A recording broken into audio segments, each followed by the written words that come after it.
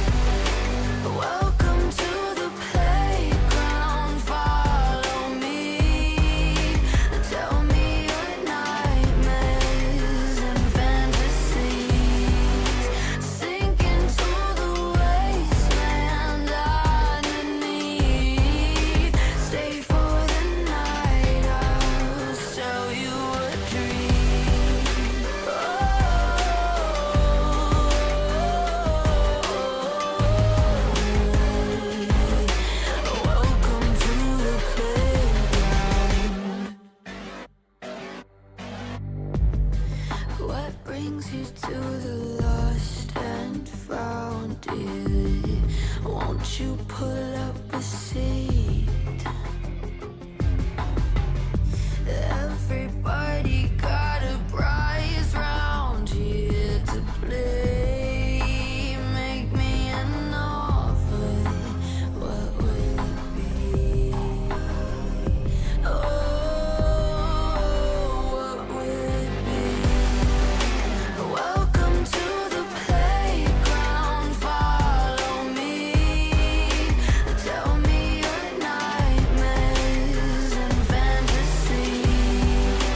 Sink into the wasteland underneath. Stay for the night, I'll sell you a dream.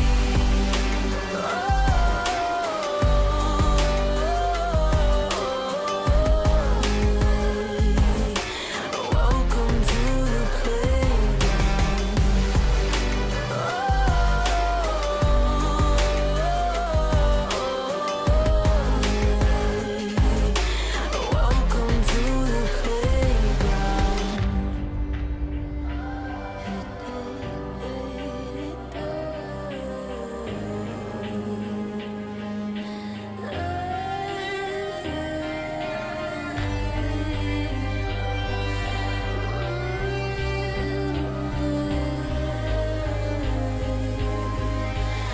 Welcome to the playground. Welcome to the playground. Welcome to the playground. Welcome to the playground. Follow me. Tell me your nightmares and fantasies. Sink into the wasteland underneath. Stay for the night, I'll sell you a dream.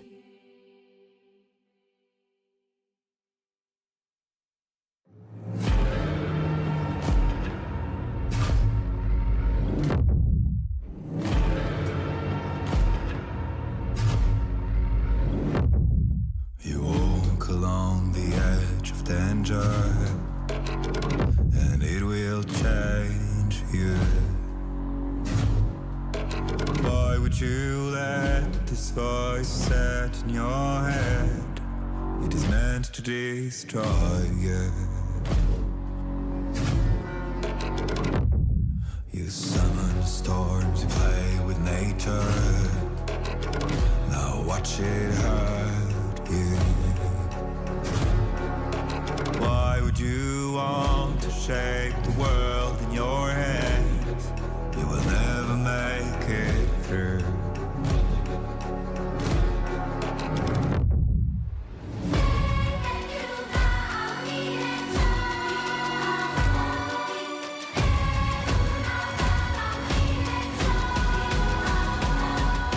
Catch the fire burning out your soul.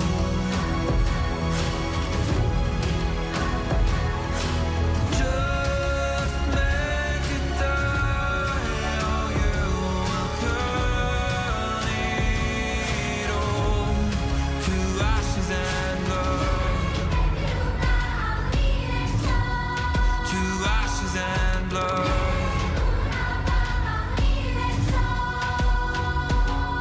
You waste your life to gain power. You shift to gain rules. How does it feel to reach the line that no one ever got to cross? Does it make you a god now?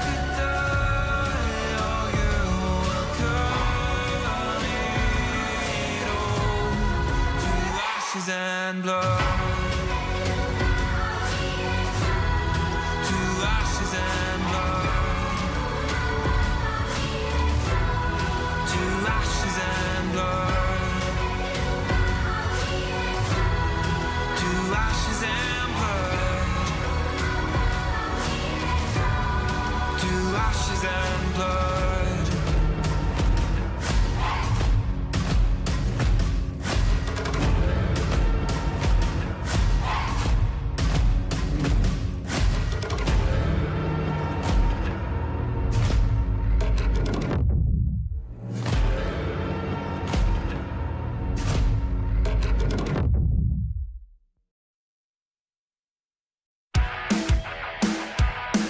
Hey, what? Hey, look up at the sky, it's just a starting line. Waltzing through the storm, feel the vibe align. Radiant rebels in the silent fray. In the pulse of dawn, we embrace the day. We find harmony in mayhem, finding our own beat. Eyes ablaze with laser focus. Dancing through the storm, we become the light. Against all odds, we'll stand and play in this never-ending fray. Eyes alive in the pulse of dawn, we find our beat when the chances take form through the noise. Hey, look down at the tide, it's our warning sign. It's time to rock the wave or get swept aside. Crash through barriers, our destinies untied.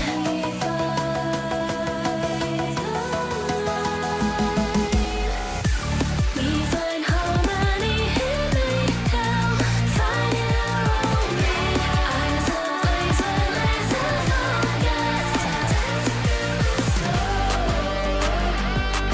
We become the light. We become the light. Against all odds, we'll stand and play in this never-ending fray.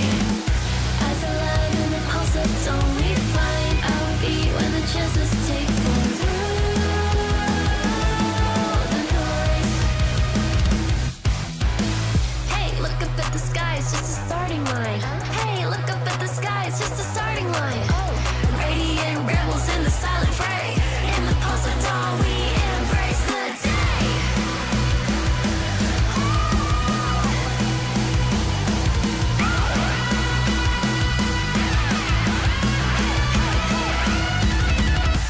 We find harmony in mayhem, finding our own beat. Eyes ablaze with laser focus. Dancing through the storm, we become the light. We become the light.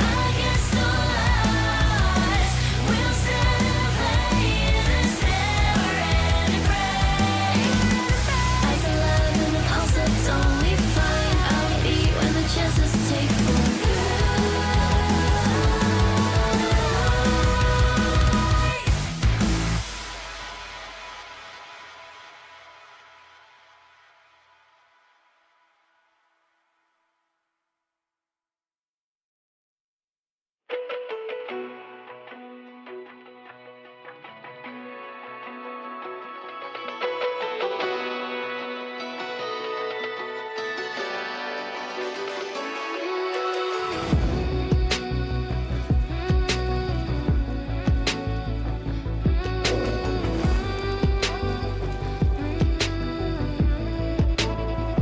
When darkness falls, you are my light.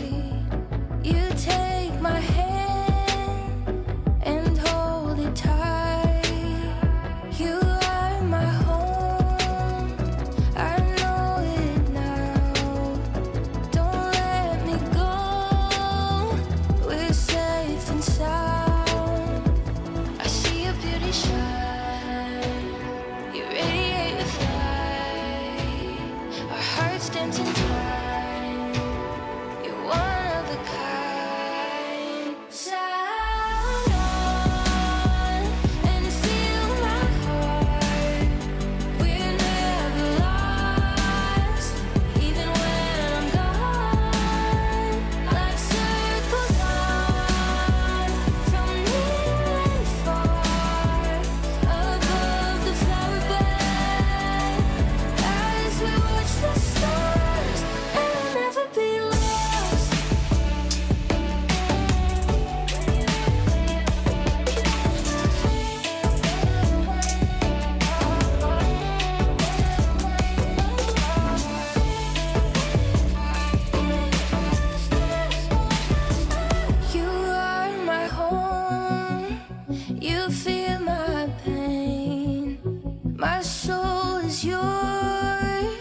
two souls the same.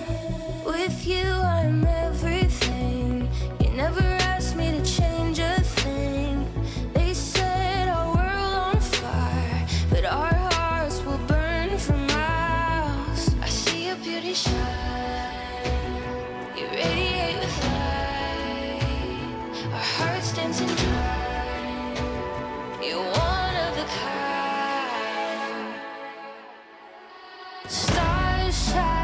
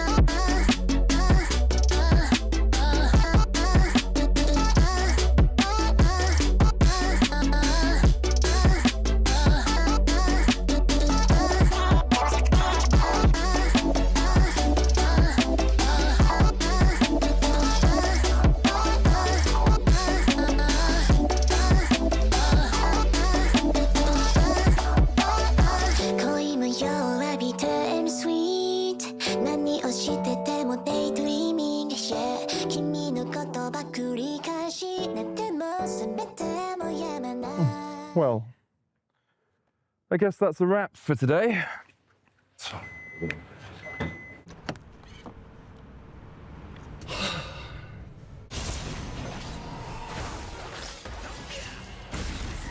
Seriously, medic? I thought we were going out for a ride.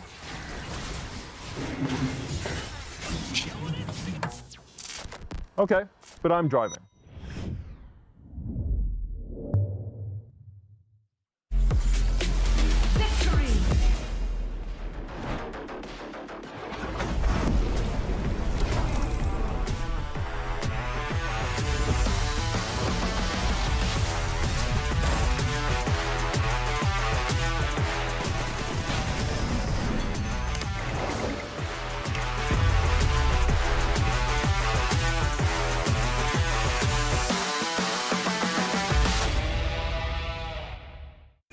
Now approaching the final pick, and what a ride it's been. A moment of hesitation, but we're getting closer to the game changer, and what a legendary journey we've been on. I mean, there's so many excellent options, but one of them has to be a perfect fit. Oh, they're about to lock in. Oh, what a pick! What a way to close things out. Book your next hotel stay in Madrid with Marriott Bonvoy. A check-in at every checkpoint.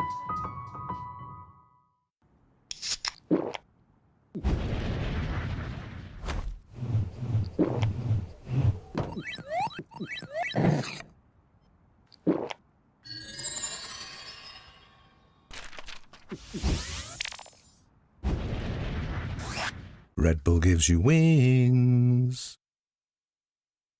No, on to 5! What an ulti! What an incredible play there from... Oh, that was incredible! You love to see it. Right, yeah, let's really What get into... a move! He's just so good. I mean, the persistence, the patience to find the angle. You just don't see that from rookies. I think he's got it all. He's got the bad. Have a break. Have a Kit Kat. Ooh, that looks good. Do you want to maybe share a little bit? Yeah. What a move. Want to level up beyond the Rift? Express like a legend and find your fastest server in one tap. Express in game without ISP throttling. Express and shield yourself from DDoS attacks. Express and choose the VPN trusted by gamers everywhere. Express VPN. Experience gaming the Express way. Fast, stable, competitive. It's time to Express. Scan to start your 14-day free trial. Subscribe to unlock free Hextech chests and keys. The human body was built to move. Not trapped at a desk in one singular posture for 12 hours a day. It's time your chair evolved. This is Secret Lab Titan Evo. Ergonomically engineered for you, gamers, hybrid workers, artists, backing your every move.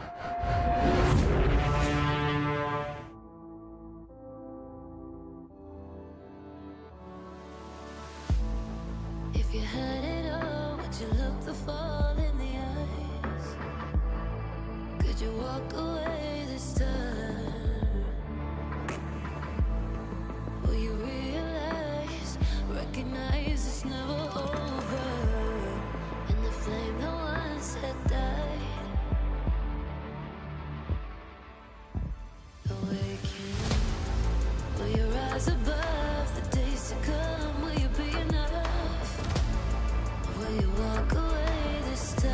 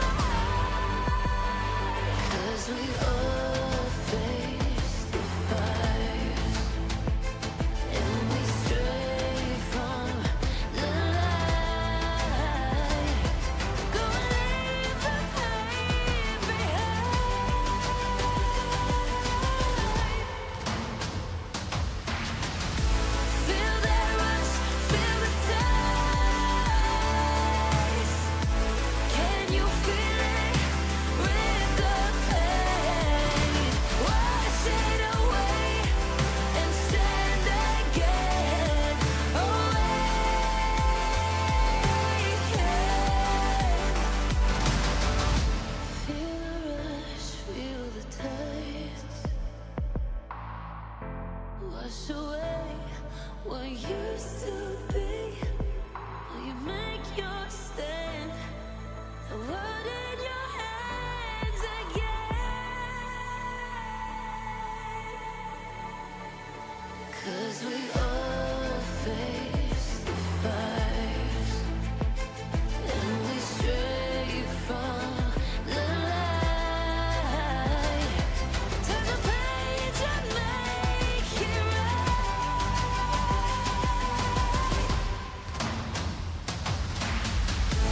Feel that rush, feel the taste. Can you feel it? Rip the flame, wash it away, and stand again.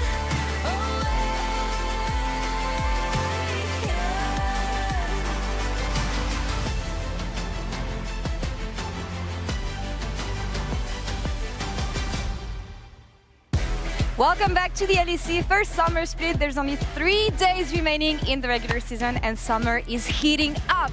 Hear me out. KC, MKOI, GX Fnatic and G2 have locked in playoffs with the rest of the league fighting for their lives. Now, for KC, a win in the first series today secured them the first place heading into the playoffs bracket. For their opponent Vitality though, even if they lose the series today, a single game win means that they're locking into playoffs. On the other side, you have Navi, and they are praying for Vitality's downfall because there's a slight window open for the miracle run, but only and only if Vitality lose all their games. It's not just every series, every game counts, so let's get into it.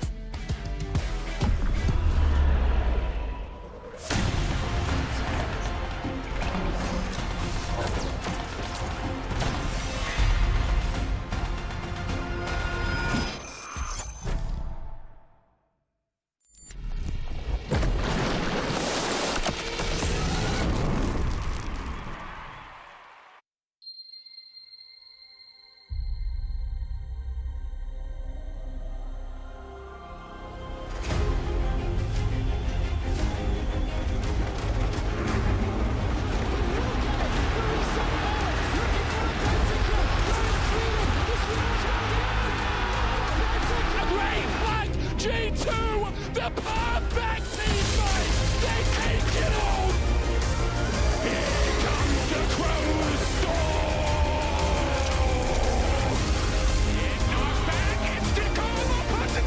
What is people? Oh my God! Claps, everybody. You know the story. You know the legend.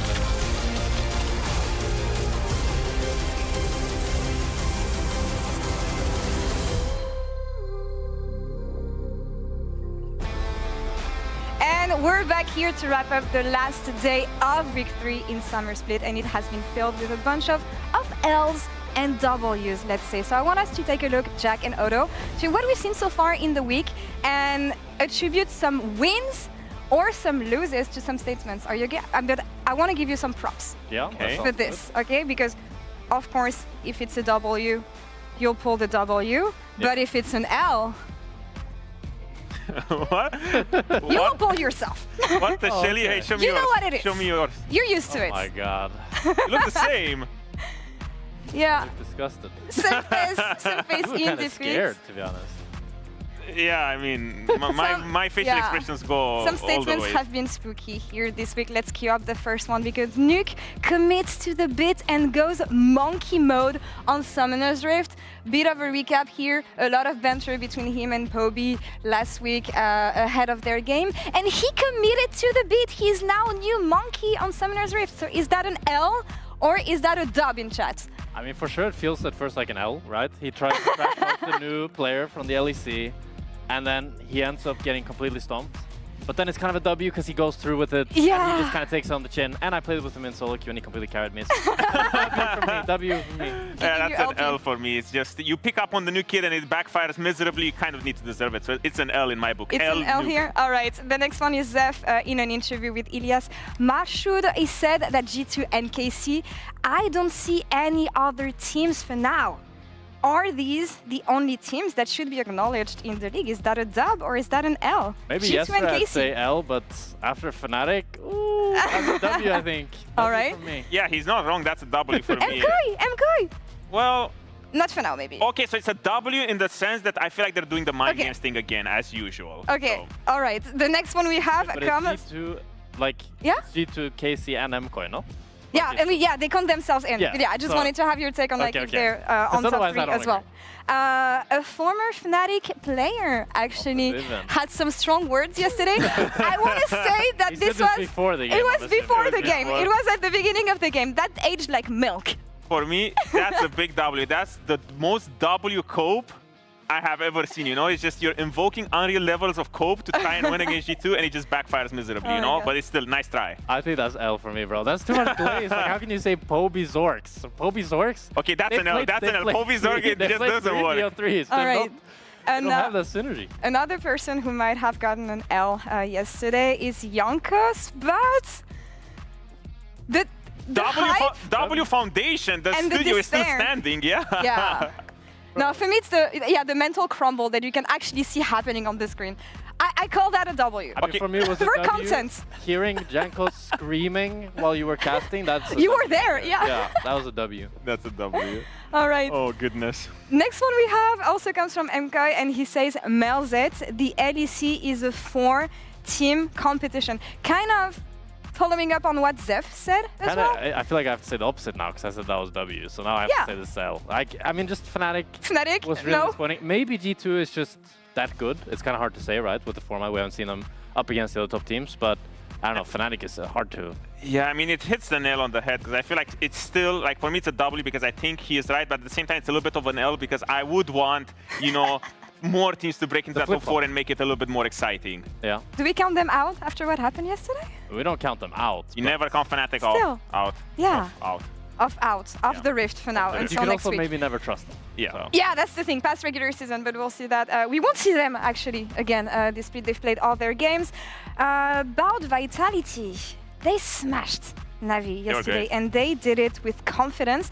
So you may be wondering, during a game like this, they should be locked in. They should be. The communication should be crisp, right? Let's take a listen. And over the wall, I'm MJ in his prime.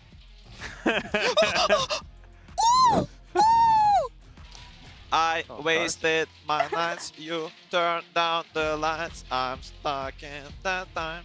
I'm out Oh of my God. people trying to go. That's a W. home. That's That's a a mega mega dub. must be so boring That's for an the L? fans to speed He it up. sings even worse than me. Let's go, Yeah, let's yeah, go. you're really bad. Bomba, bomba, bomba, boom. Singing in Rise. game is W. Michael Jordan. Okay, Rise so no W flash. sound effects, Rise no W flash, sound rise no effects from flash. Karzi. I go bro, I go bro. You've ever had communication Michael Jordan, like this? Michael Jordan, look, Or look. is it just like a Had full something like Carzy this. in your team level? I don't think anything on Carzy level. I don't think I've actually. Please let me. Yes, Yeah, yes. actually, no, I've had something Yeah, similar I to think we Carzy. should All end, right. no? It's kind Oh of no, boring. you coach the rats, other rats like this. Oh, depends on our days. On the good All days, right. you know, everyone's jolly a little bit. He reminds me of Kassing a bit. Karzi has this Kassing vibes where when I was playing with him, he was always super jolly and screaming a lot. Really?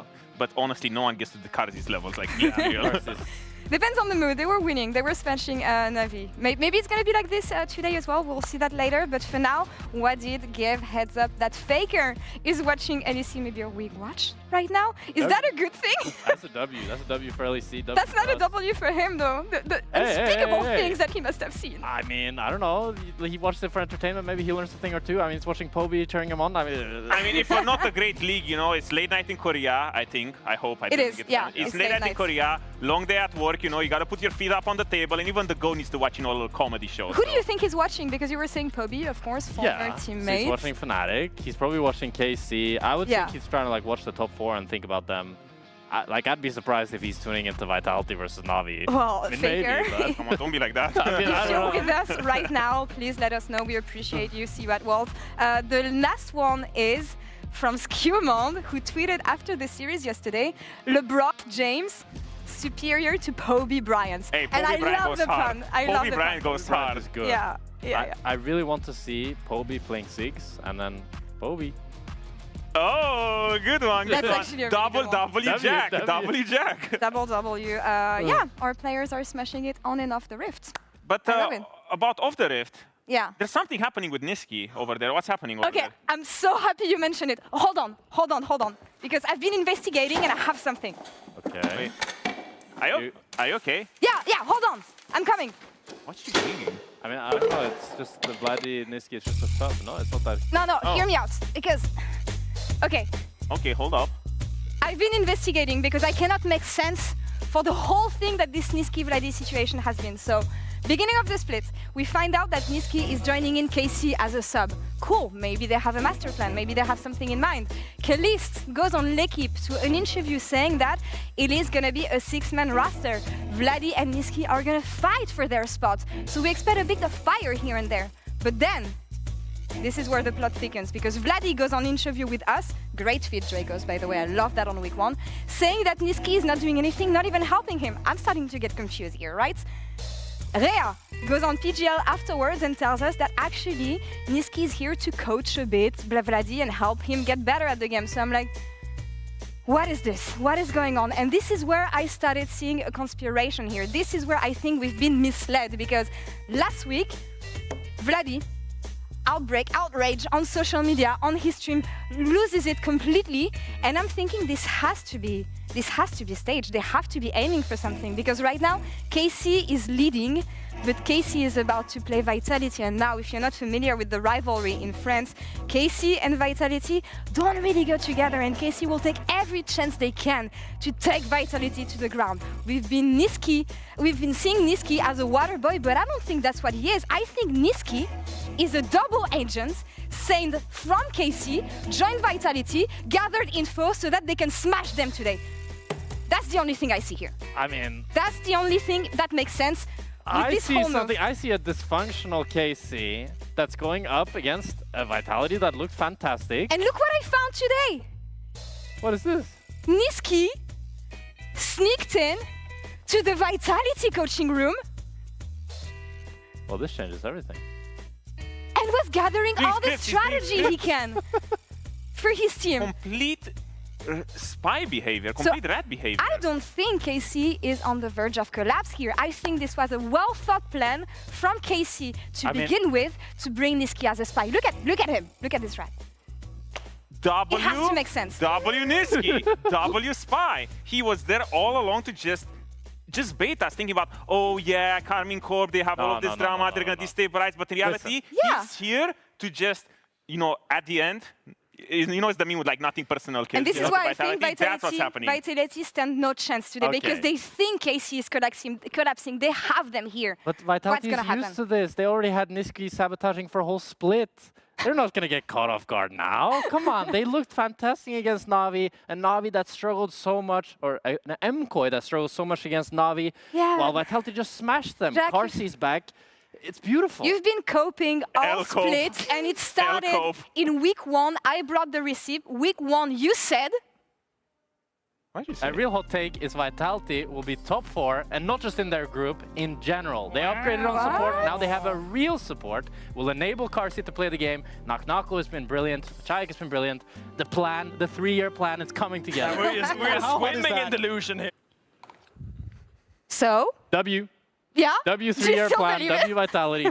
They're going to smash it. Okay, but enough about Vitality. I want to talk a little bit about KC, because, well, we're talking about Vitality. No, talk me through why you think they're good, actually. Has it been enough? I mean, I think Vitality, they smashed Na'Vi so damn hard. It was nearly a perfect game, that game 2. It just didn't look close. While normally you'd say, like, Na'Vi is really bad, but when they actually played against MKOI, they looked really good.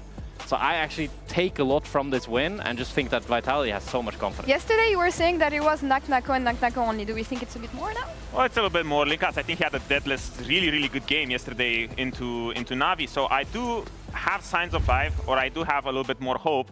But talking about hope, I do want to talk about someone who I feel like elevated his champion pool a lot more. And I do think that he is pretty much, for me, a standout, because it shows a lot of this growth. Because looking at Taramas, we always saw him as this enchanter player. Back in spring, it felt like we were seeing Taramas at his lowest in terms of comfort zone. He had to play a lot of these melee champions, you know, the Rel, the Alistar, they were staples in the meta. And now I feel like going into Summer Split, what's happening, he's transitioning more into the Enchanters, ranged supports top lane, because I'm always around there. Of course. We saw Nautilus one time, but at the same time, we did see a lot of the Lulu and a lot of the Nico. And I feel like these are his best champions so far. So walking into today and for the rest of the split as well, I am expecting Taramas to level up massively because that's where the meta on support is heading. The Lulu or the Lulu, we'll find out about that later. But I caught up with Taramas actually ahead of the series in the Marriott Bonvoy pre-game check-in.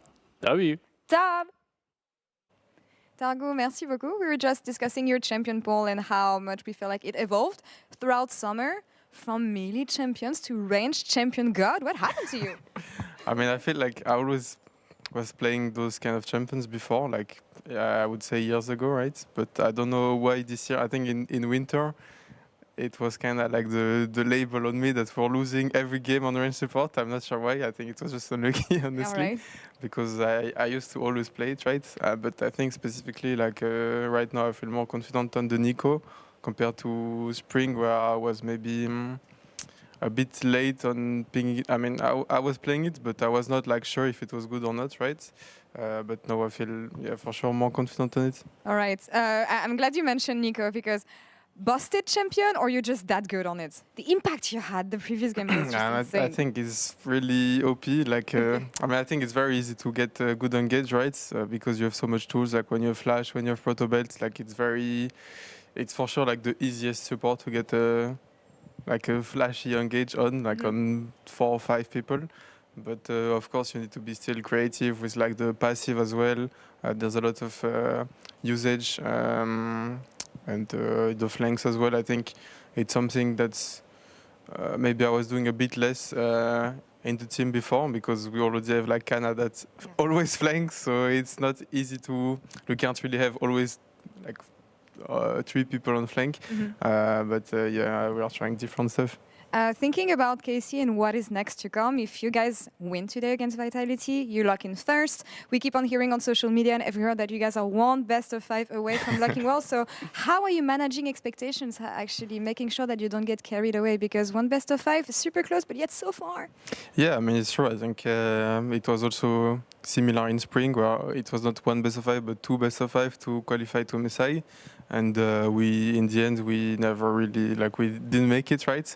So for sure, we don't want to have the same thing happen again where we are like in touching distance of qualifying and then we just fall short at the end. So yeah, we're just going to make sure this time we actually qualify. All right, so focusing a bit on today, one player that you have to be careful about in Vitality. I mean, I think Nako is probably the highlight for Vitality. Like, at least in spring, it looks like he was always very stable in the game compared to his team. And yeah, I think mostly him. All right, eyes on Nak. Let's see how it goes. Merci beaucoup. Thank you so much. Time to see if a flawless group awaits KC as their last series of the LEC summer lies ahead. On the other side, Vitality, who we finally got to see again yesterday. They got back-to-back days, they got back-to-back games, and after their win against Navi yesterday, they're in a pretty good spot. They looked pretty good yesterday. I really liked how they kind of played around Linces, looking for plays on side lanes, getting those leads going for themselves, and we'll have to see now if they can do it against KC, because KC are a very different beast. Oh yeah. Definitely a step up, and honestly, I think the big talking point for me is going to be this top side. Like, Kana versus Nako is such an insane matchup to keep our eyes on. One of them wears a towel under the desk while he's playing. I just noticed Nako, he's got his own branded towel, but not just that. Wait, Fleshy's got one as well. But I truly wonder if it's got his own name on it because we saw it in the header yesterday in the intro of Vitality coming back to the LEC. And it's just such random merch. It's also just random that it's still, it's like a jacket. They're just wearing it on stage as well. Must be cold up there. Towel? I do want my own towel. I'd love my towel to say Kazi on it though.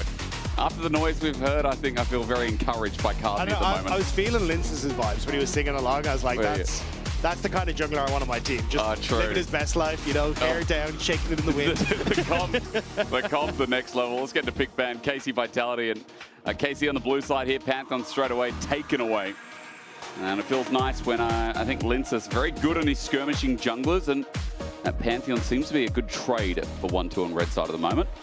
Now kind of surprising to me. I didn't expect that to be one of the bans that came through on KC's side, but we'll have to see what the game plan is. Either way, Azir more than likely going to be taken away. We're still looking at things like the Talia can be gone as well, and even Gwen still up and available. So there's a lot to look at as we start to go through this next couple of ban phases. Especially when Kana has been a bit of a tank player. Sion, Casante's most played, so if Gwen is left open here, KC, if they don't pick it up first, they will lose out on that opportunity to play a safe tank early on. Now, Jarvan's gone as well, top jungler at the moment, especially when we have a lot of more immobile carries.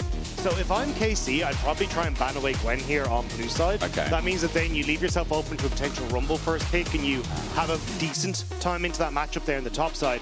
The Ziggs ban, though, says that they're actually prioritizing the Azir more. Remember, Chayak brought out that Ziggs is an answer into the Azir. Yep. So unless this Azir is banned away, you probably see this on this next rotation. It's interesting. Yeah, again, we don't normally see that many Ziggs bans, so a bit of an obvious fish. You mentioned, you know, I'll keep the Gwen in the back of my mind as well. I'll keep a support option there too, I guess. Dagger, let's just hold, wait and see. Rumble, ban. Wukong instead. Okay, Rumble, you said that is open. Is there as an option? Azir as well. Take your pick. Yeah, the Ziggs signals they want the Azir. Actually, the Yunar they're going to go for. Okay. Did you see that? So, for Chayak, you'll probably take the Azir here on this next rotation. And then if you want to go into the Rumble, fantastic. Kana has answers into it though. He's already played like things like the Galio into it. But for KC, definitely opening up for more of a team fight, strong front line is more than likely where you're going. Yep.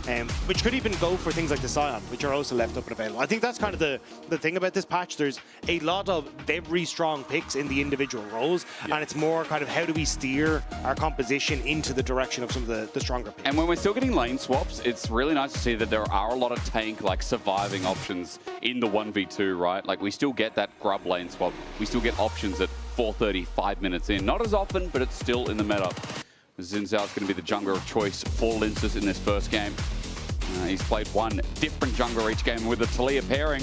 It's a strong mid jungler to be sure for Vitality's game one. Azir is still fine for me here for Vladdy. I think you're happy. It does well into the Talia. True. And then you'd like something, probably the Trundle, to be honest, just to try and fight against the early attack power that Xin Zhao has, especially when it comes towards those early skirmishes. And from there, KC, again, just lean in towards potentially a tank in the top side for Kana, and you're happy out. Then you have a good front to back for KC, and if I look at KC, I think that's one of their strengths. We talk about their team fighting. They feel like they're McCoy right now. Definitely feel like one of the most fun, team fighting teams. KC seem a little bit more routine. What's the word I'm looking for, Doug? You know English better than me. I think KC have just shown that they are one of the strongest teams that we have when it comes to those late game team fights. Their setup is really strong. Their coordination, really how they rally around Taramas with a lot of these strong engages, particularly if he can get his hands on something like the Nico.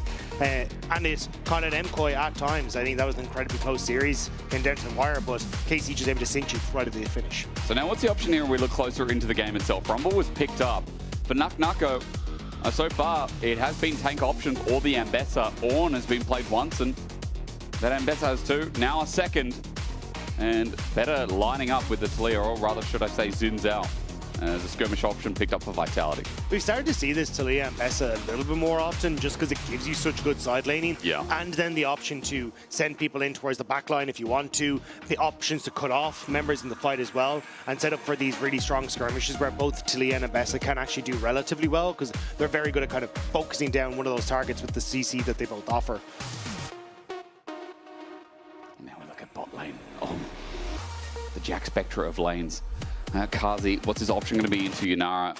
I mean, again, we already talked about like the Ziggs and maybe some long-range options. Aphelios, Jinx have come to mind. What about yourself? I really like the Sivir here for Vitality. I think you have good wave clear. You've got the opportunities to kind of speed up multiple members here. Yep. And also the chase down and catch potential with the long side of Talia and Ambessa. I think can work really well here. Otherwise, at least what KC are looking at is, hey, we can go for, all right, they want something that's a bit more self-peel reliant.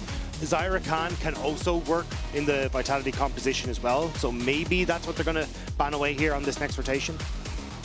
Let's say because, I mean, if you get rid of like Zyra or Rakan, either option's nice. I feel like Fleshy and Kazi on those individual champions has been insane. Fleshy's Rakan game was nuts.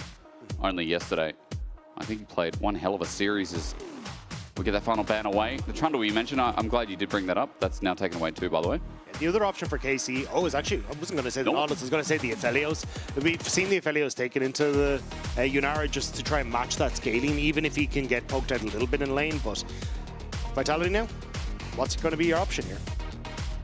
I like when you ask questions, Dagda. It gets me asking questions. It gets everyone at home asking questions. And they say, the question is, how far can we send the dive? Vitality fully committing now. And not only are we picking off, I mean, they're just going to send it. Simple. It is a bit odd to see the Kai'Sa for me, though, because traditionally you see it with a Nautilus or something that enables backline access, even a Wukong, or something that something that wants to dive into the backline, ISIS shotguns in, and you try and assassinate someone. But you don't really have those tools here. Like, sure, you've got the Embassy who can try and do it, but it's less ideal than something that's a bit more point and click. So I thought they'd end up going for something that's a bit more, hey, wave clear in the mid lane, try and win that mid lane skirmish, and we can then lean into sides. But what do you think about this? There's a Poppy here for disengage, Bard for long range engage. Rakan feels like he can follow up a little bit easier. Where do you slide? I'd rather something like a Rel in this position. I think having something that's a bit easier to, sorry, not easier, but tankier. Snap engage as well, right? Right, yeah. It's just the problem with Rakan is that you kind of want something that enables him to dive into the backline. Yeah. Something that can play frontline is the Poppy in that sort of situation where you jump to Poppy, then go for the all-in. But it's less ideal than, say, something like an Alistar or a Rel. I think you're right about that as well. So the engage not as, I guess, sudden, as straightforward. The Rel's just going to be taken. You said for Vitality, you know, a way to get the backline. I guess, you know, Rel doesn't do that as much, but at least there is some reliable engage for the shotgun you talked about earlier on. It's just, when I look at KC, there's pretty long range. Both Yunara has decent attack range. Yeah, she does. And you've got the Azir. You've got the ability to reset fights really well with Poppy and also this Azir shuffle. So for Vitality, I think they're going to struggle to gain access to some of these carries. The good news is, apart from the Poppy, no one on KC is actually particularly tanky. So if Vitality can get onto someone, they can very quickly snowball that into a victory.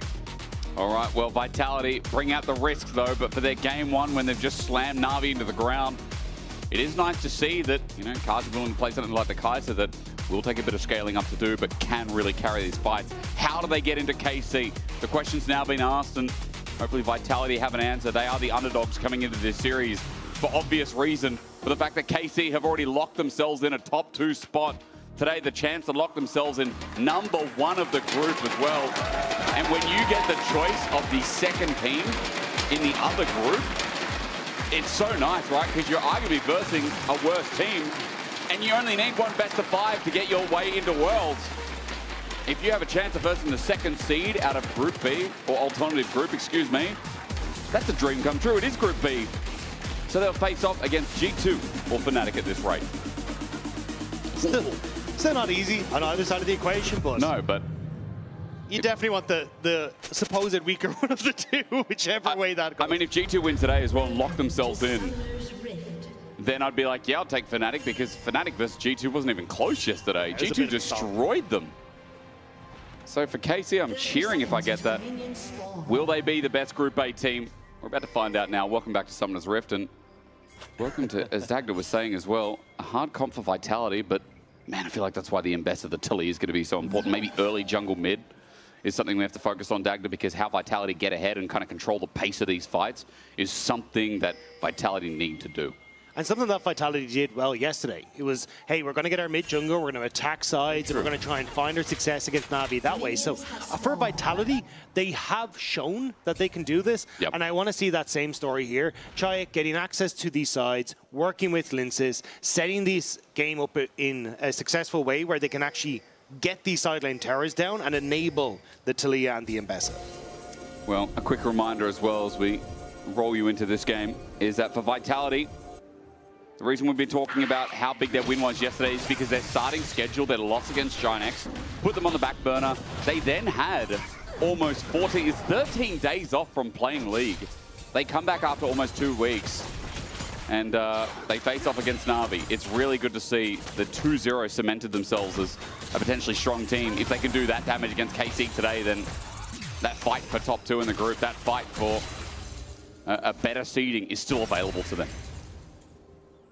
Even just getting this win against either KC or MCoy, not only just for, you know, the notoriety of being able to take down the top 2 teams, or the expected top 2 teams in the group, but being able to set yourself up with a guarantee that you are going to move on to that cross-play qualifier is just going to be so nice.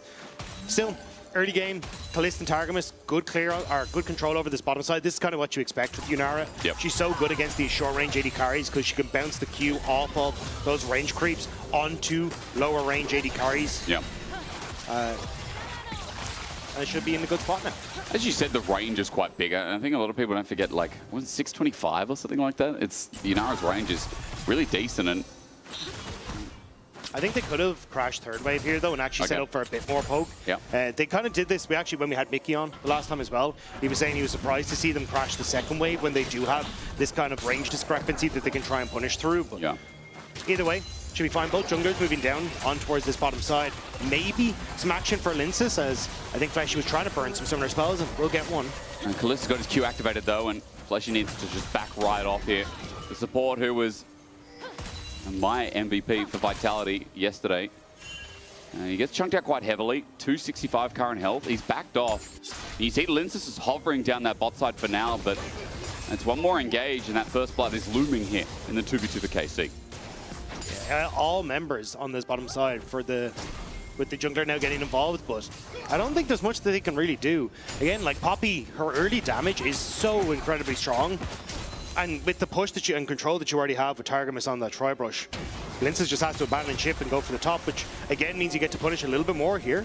Yeah, coming in with a flash at the ready as well. Fleshy gets a quick shattering strike. There's the flash unmatched. Kazi's out of there, and he's out of there in the nick of time, but look at what you missed. You're just talking about it, Dagda. Massive wave on the horizon, and KC are going to have a gigantic lead from one simple play. The fact you get a place and deny so much of the CS is huge. Yeah. Like, you can see 300 gold essentially kills worth there in the bottom side of the map now for Kalist, and you get this reset back into, hey, you can take your choice of where you want to go on the map as well. This is a really big win for the KC bot lane. So that singular plate taken, Vampiric Scepter for the trading in lane. Fleshy comes back, and he rather just left the lane, went up, got a deep ward in, which is nice on Raptors, but Kaji's going to be behind the curve a little bit here as well. Remember that Rakan, one of the best roaming champions too, he can easily match, so bot lane in isolation is going to have a good advantage for KC. There's not really any way that Vitality can match on the map though. Yike is already recessed, which means that he's up, as you can see, those early items. So if it ends up being a bit more of a confrontation in the mid lane, say, you'll end up with that extra advantage for KC. So Vitality more trying to scare KC from making a play on mid wave and ensure that Chai can actually bounce that wave effectively. Well, talk about Yike, he's pathing towards bot. And as Dragon spawns Dagda, you know that feeling when you have to sneeze, but it doesn't come out? Yeah. And so you just stuck mid-sneeze. I'm glad that's not happening to you now. No, it's not. I'm there, but I need to sneeze, and I need to see this gank happen as well at the same time. Let's see which comes first. It's an entrance. It's Taramas with the knock-up, and Kazi, he's going to ghost, but he has no flash from the previous play. Fleshy gets into the wall, thanks to Yike. It's a hammer fest, and Kalist gets there first. This bot lane is falling apart for Vitality. KC have set their sights firmly on getting Kalist ahead, and it is going fantastically for them. 600 gold the lead. We are 5.5 minutes into the game, and Kalist is up. Almost double longsword. Yeah, thank you very much to our production team. I said thank you, observers, yesterday when they showed total gold, and I got a note in my ear. Sorry, you know, everyone works hard here. So does Kalist at that note as well. I'm curious to see what he gets on the way back here. Look at where the wave is. Equalizer, meanwhile, Nuko. Comet comes down. Kana doesn't flash.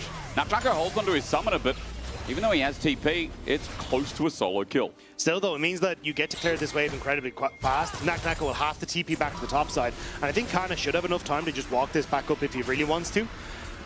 And you end up in a spot now where you're a TP advantage thanks to Kana. And Kana has been a shining light for KC. He has been so fantastic on that top side. It's hard not to say that he's looking like the best top laner in the LEC right now. I feel like we've had that conversation so many times. Like, Kana has been, you know, one of the smoothest. And I also feel like if you're looking at shining light for Vitality over the course of this year, Nuko's also been there. Like, we give him his credit because he's a very ambitious top laner. He's a playmaking top laner, and even on tanks, I do feel like this guy, you know, even only just debuting, has got a lot of promise.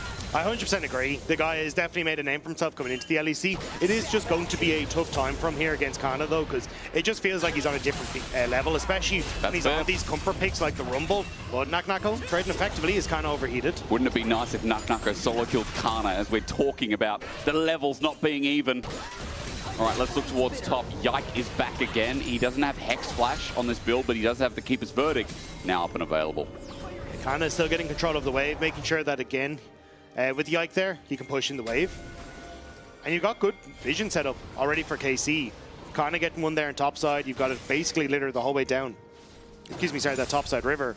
And it's just making it difficult for Vitality to get much access to anything. Now, level hit 6 has been hit for Chayek, which is where my eyes are kind of drifting towards to see if we can get a play with Linces towards mid, try and buy some space for Chayek to then get access to these side lanes. So start getting that movement, because so far there's been no interaction with mid jungle. So far there's been nothing really to speak of from Vitality in this early game. A 1,000 gold lead.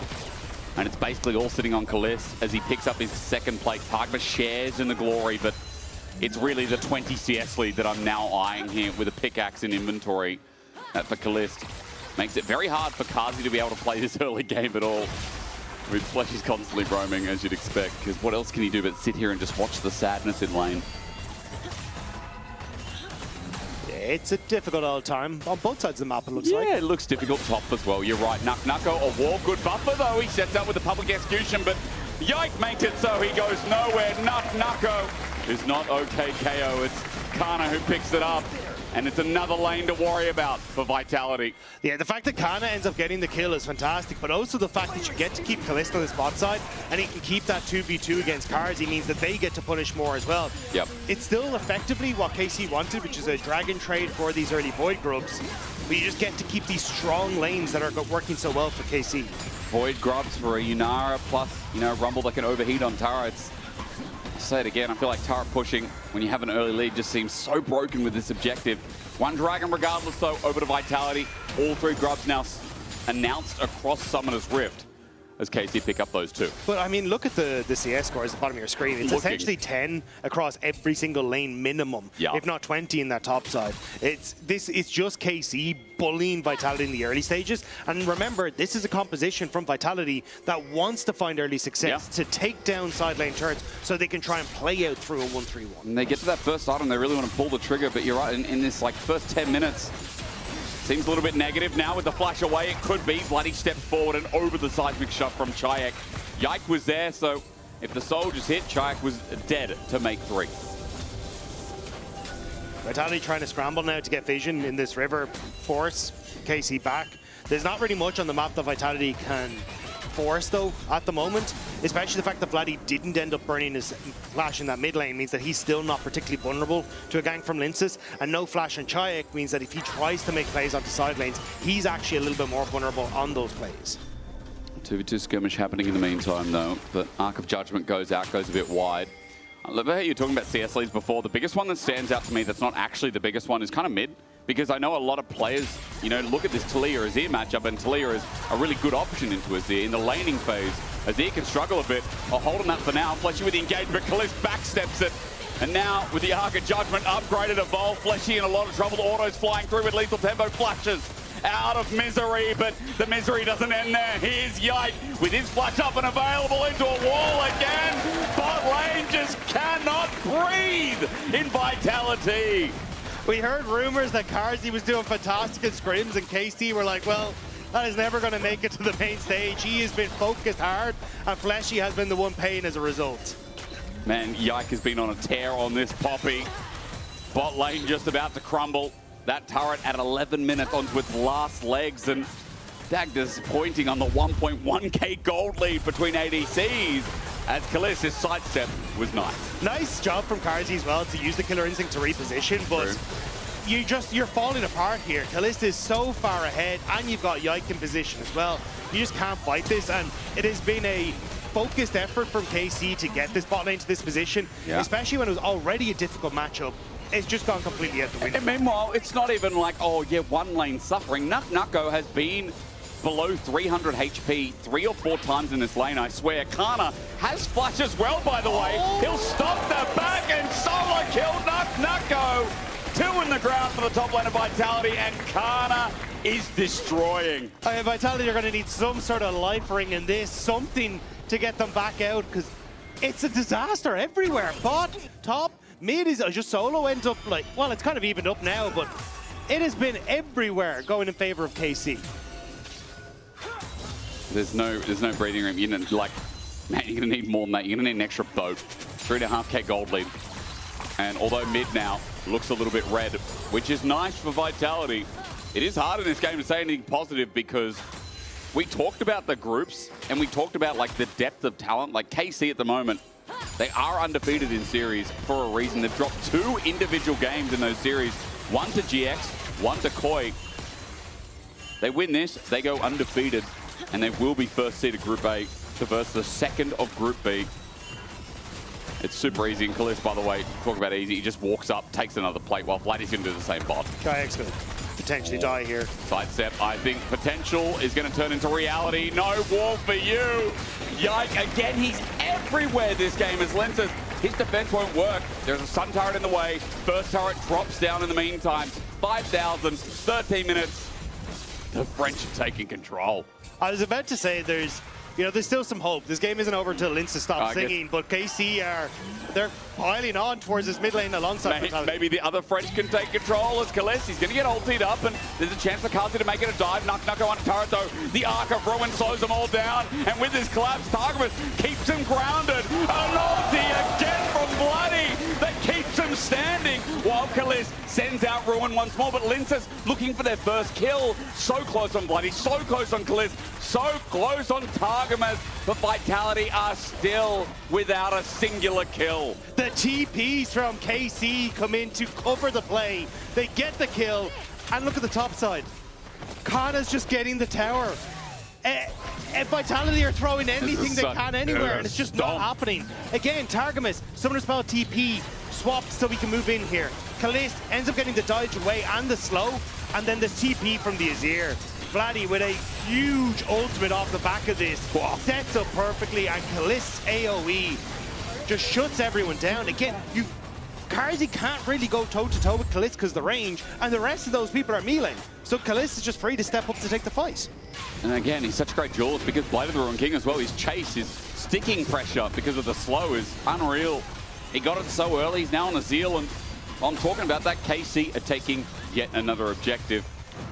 I mean, they've taken 2 turrets so far. This is their first dragon, but now looking for enemy objectives. Vitality group up as 4, just trying to defend their own blue buff.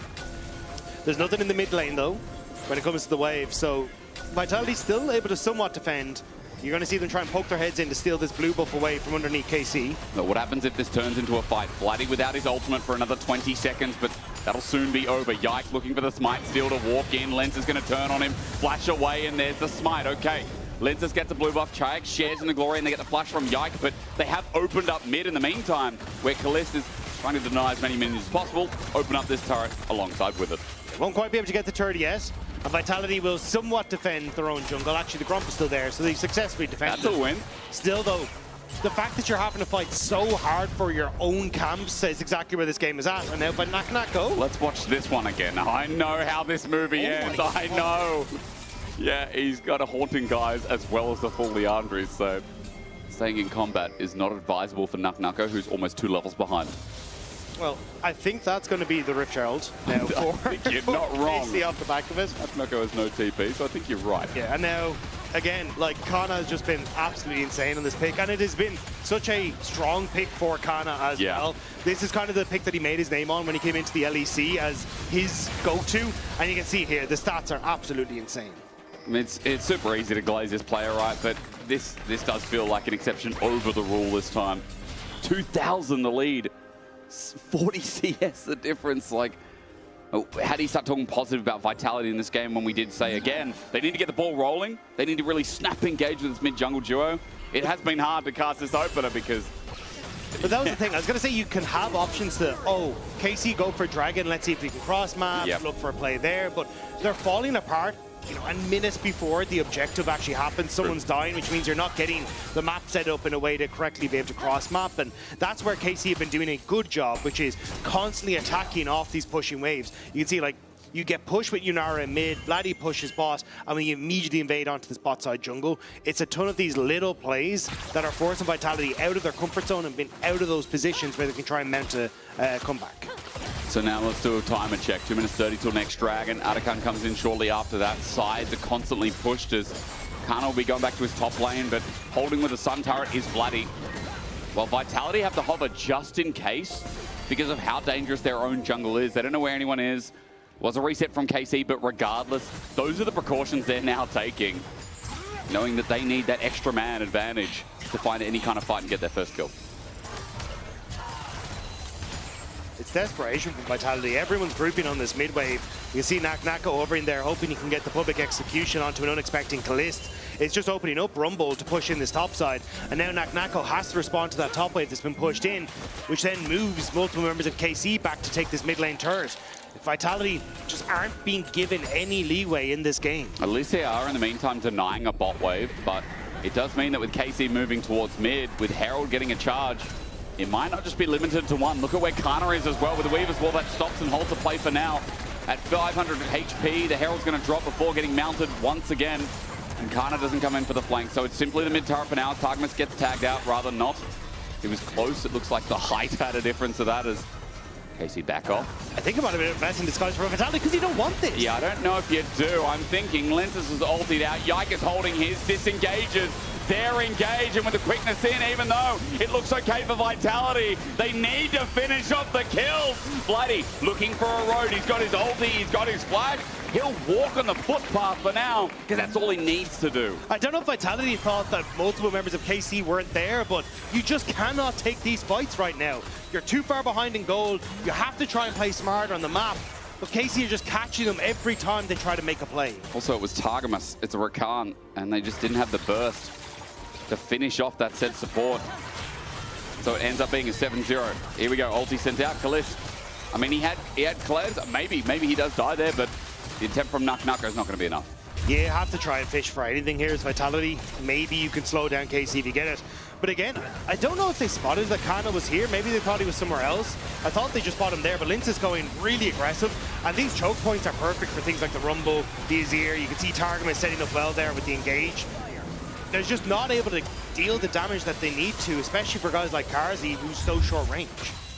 Stuff again that Vladdy knows he doesn't have to commit. No committing ulti before the Dragon either. Yeah, a lot of damage from top and 80 carry, but Vladdy hasn't really had to be in many fights. He's just been farming up as Azir's do, and now the Dragon starts. Vitality nowhere to be found. They're looking more towards the top side for now, seeing if Kana over pushes, but of course he will not. Just pushes the wave out a little bit so they can't try and get to the turret and then backs on the way to keep themselves safe. Again, this is what we're saying, like the moments for Vitality to try and cross map are just so few and far between because KC have been able to attack them about a minute 30 to a minute out from these major objectives. 2 dragons now, Baron going to be up in about 5 minutes time, but still I think KC just scrape away the last of, well, Atakan and these outer turrets and then just fall back to the Baron once it spawns. Now Vitality are hoping this is a mega throw, but KC, it's hard to believe how that's going to work. Fleshy coming from a unique angle from the bot side, but Kana now coming in from top. Nako's going to have to get an ulti of the gods. Fleshy is dying to a Sun Turret and an Azir. The all-in again, a wall presents itself, and Lensis at half HP. Equalizer beautifully placed, and KC are running him down again. This time Taramas pops his own ulti, and there will be no escape for Nako. Drakehound step is still burning him down. The victory lettuce on the side will result of nothing of the sort. And this game in the toilet because Vitality have not been able to get any breathing room from the start to now. They got a singular kill, Dagda, but that's it. They were trying desperately to do anything, and Karzi had to even flash into his death just to pick off Targamas at the end of that fight to make sure they got something. But Vitality, they're hoping for anything, but Vladdy forces Fleshy out here, back underneath the Sun Disc, so he ends up taking a ton of damage. Yike gets a good engage here, thanks to the help from Targamas on towards Linces. Break Rumble ultimate, breaks up the fight and sends Shayak into the waiting hands of Vladdy. And Nako, nice here, where he uses the ultimate to actually reposition and escape away for a moment. We see here, Karzi gets knocked in, flashes in just to try and finish off Targamas. And KC members essentially unscathed as they chase down the rest of them. I mean, this does feel like it's happy gaming for KC, but not like the BLG version, you know? It is just happy times for all. It's 21 minutes, a 10k gold lead. And yeah, move to game 2. That's what they're thinking. And I think it was said, you know, it was said yesterday by Yankos on desk. It's been said by all of us a lot. I feel like there's a lot of games where you look at them in like Well, maybe a front-to-back draft. Whatever version you can cook up of it, a simpler to execute draft would have just been the get-go. I don't think you can give a team that is as good at team fighting as KC is Rumble, Azir, and Yunara. I mean, that is also very true. I look at left and I see Exodia, and I'm just like, hang on a minute. How did they get Azir, Rumble, Yunara? And then Poppy against this comp also feels really nice when a comp wants to dive. You know? Yeah, it's also like, in general, I think in LEC, we don't utilize Talia for all of her strengths, and you can kind of see Vitality struggled to get her out towards side lanes in the early stages as well. True. I think we should be valuing Azir just higher in general because of the way the region plays, and Casey kind of correctly identified that in the draft. Linces is getting half HP by a Poppy. That's the state of the game right now. Round and round, Linces ult sets up. The Arclight of Ruins there again. Beautiful engage. Targamas does it so easily with Rakan. Kalish chasing them down. He gets over the wall with an untouchable shadow. And Fleshy thinks he's out for now, even though the Arclight of Ruins not aimed at his way to heal through. But Kalish is speeding down. Back again with Judgment. And Fleshy will be judged severely. Kill number 14. And this game getting closer to finally ending. And Barrett isn't even up yet. They're just going to crack the base.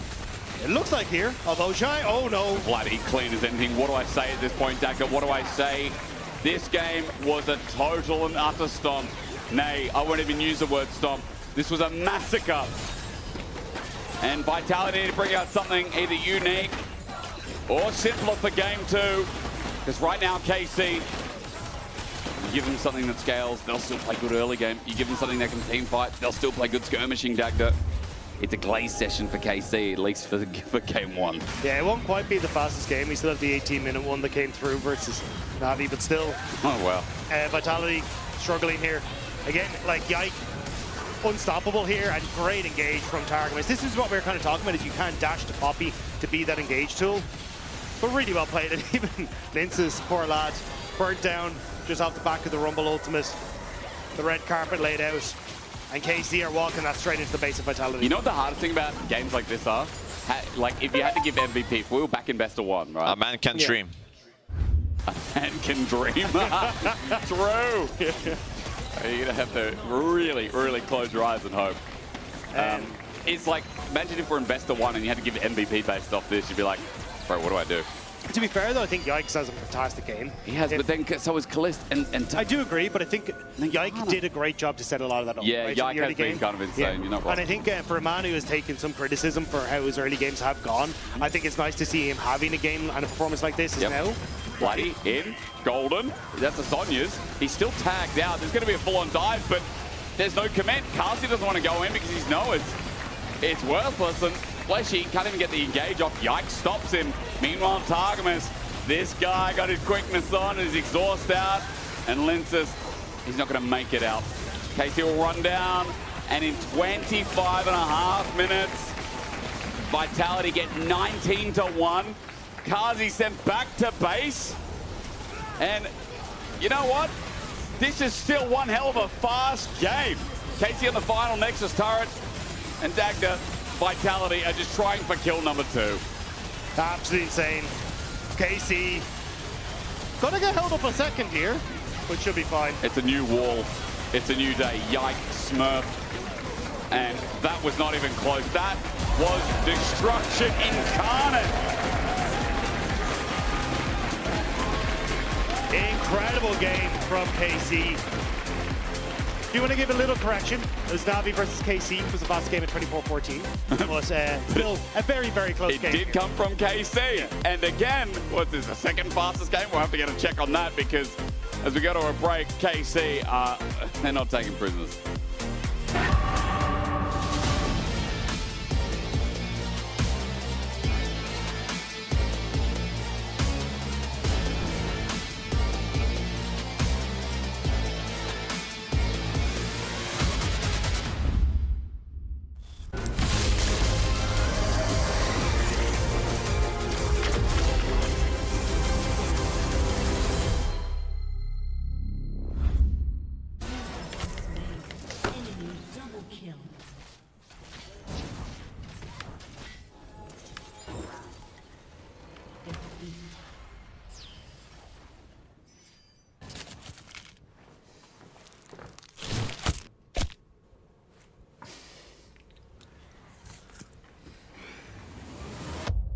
Have a break.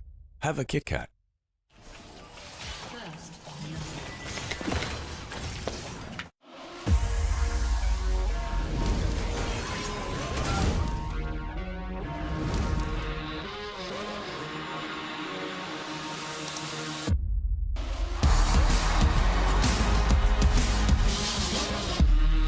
Join the WhatsApp. Join the WhatsApp. Have you joined the WhatsApp? You should join the WhatsApp. Join the WhatsApp.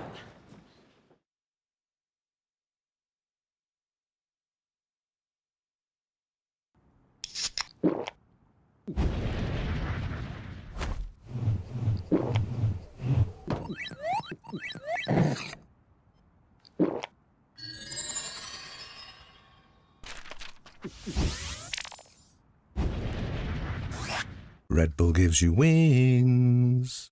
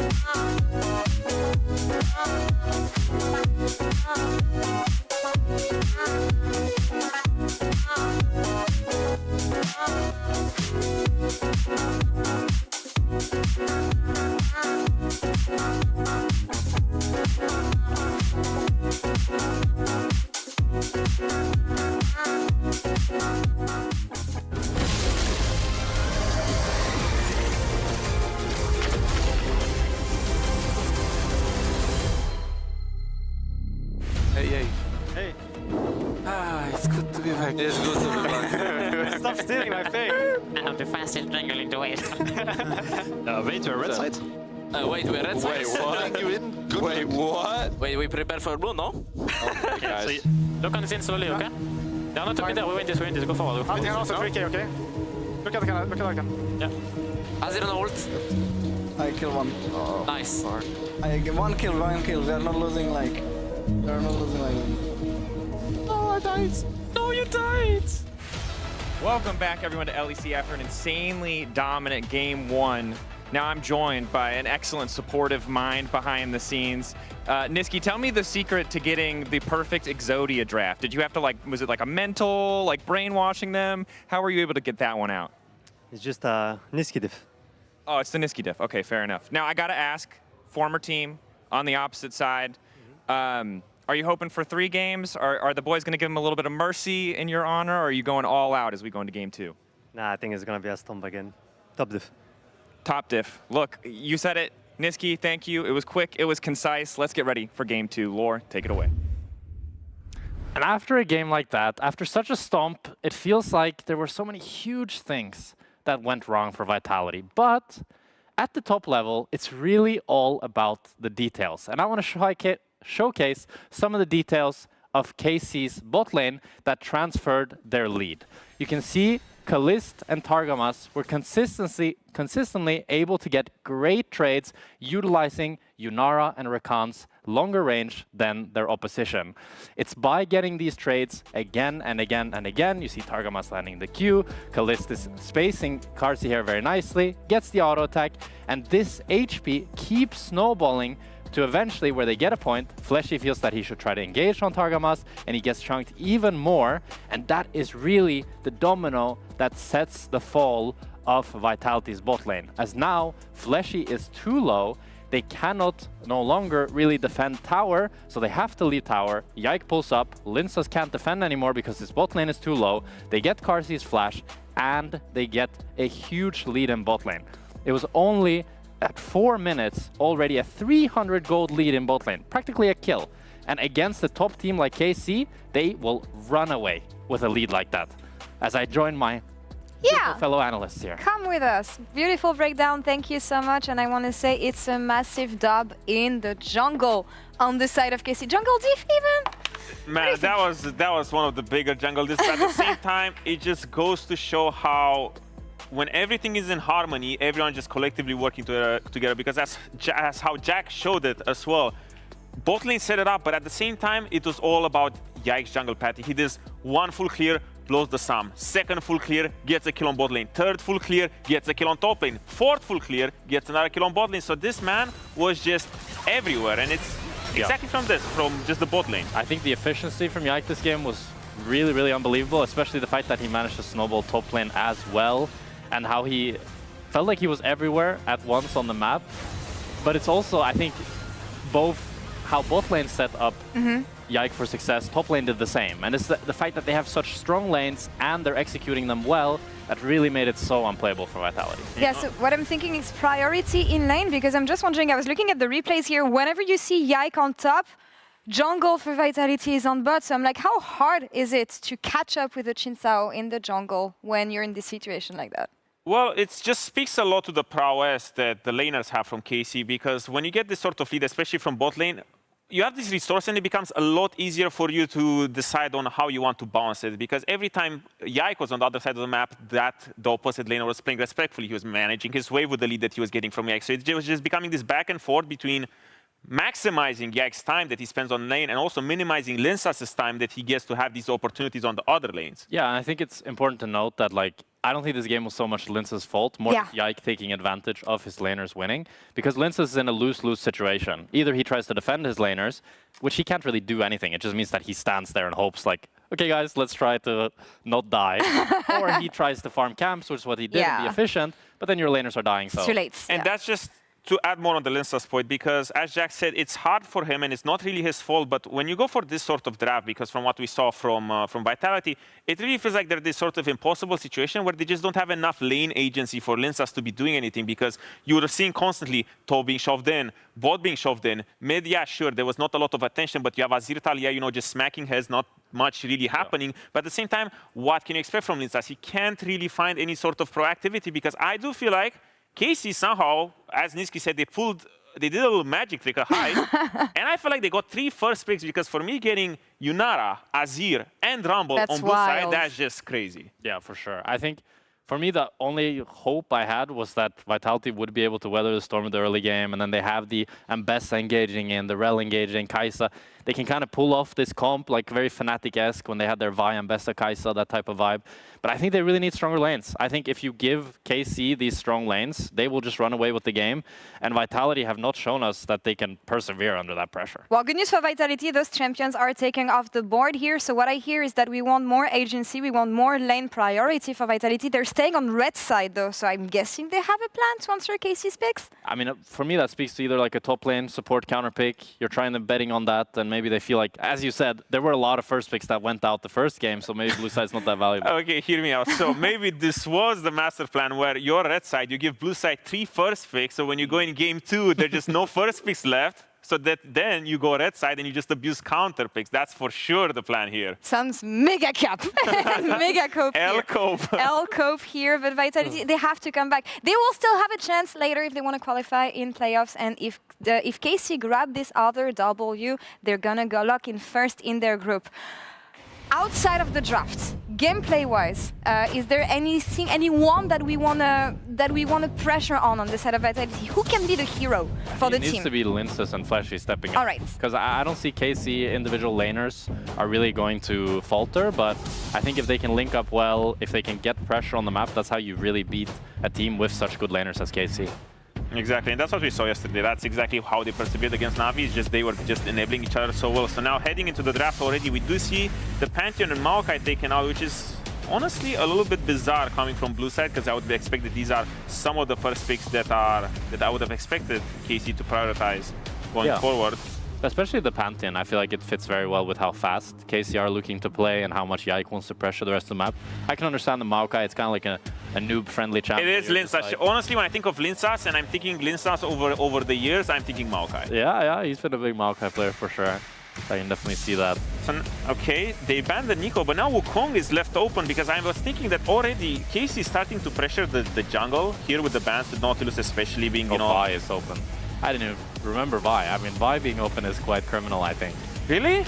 But it's Yike Vi. Even Yike's Vi? No, it's fine. It is Yike Vi, that's true. But this champion, I mean, it has had very high pick ban and has been very, very strong. We saw it. I think it was it was SK versus Team Heretics, where it just looked unplayable for Flacket to play against the Vi. You really want something like the Saya, something that can really peel for both carries. So we'll get to see what Vitality can find here. Yeah, I'm looking at Vitality. I mean, I do expect the Wukong to come in, because once you decide to just go on red side again, you just want to utilize counter picks. Rise pretty much screams proactivity from the mid lane. You want to get Chaik involved, because I do feel like even in spring, when we were seeing Chaik persevere and have one of his better games was on this Talia, on this Rise, that he's just roaming across the map, finding, unlocking pretty much everyone else, especially top lane with Nako. So I do hope that now they're going for this sort of 2v2 mid-jungle style, where they can unlock each other and transfer this pressure to other lanes. But for me, it reinforces the fact that they want to have prior lanes, because Rise playing from behind, that's going to be even more unplayable than the previous game. Jarvan is locked in, so is that the kind of jungle mid-duo that you want to expect here?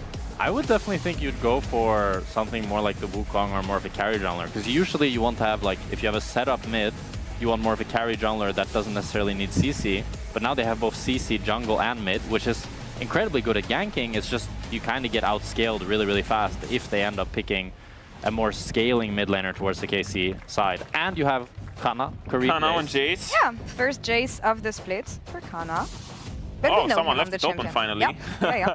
Because I feel like for the past 2 splits, everyone was just terrorized by Kana's Jace, and now seeing it open at the same time, it is a target for them. And the Annie is coming through already. I feel like KC is finding great firepower here with very strong top lane. I feel like there's barely any counters to the Jace right now. The Annie maybe not the strongest mid, but at the same time, you look at the combo, you look at the Annie, you look at the Vi, they work together so well, so that I have point and click on both of them. And the Yorick is one of the more annoying Jace matchups, because realistically, Jace is just gonna bonk Yorick's head and the ghouls for pretty much 6 minutes.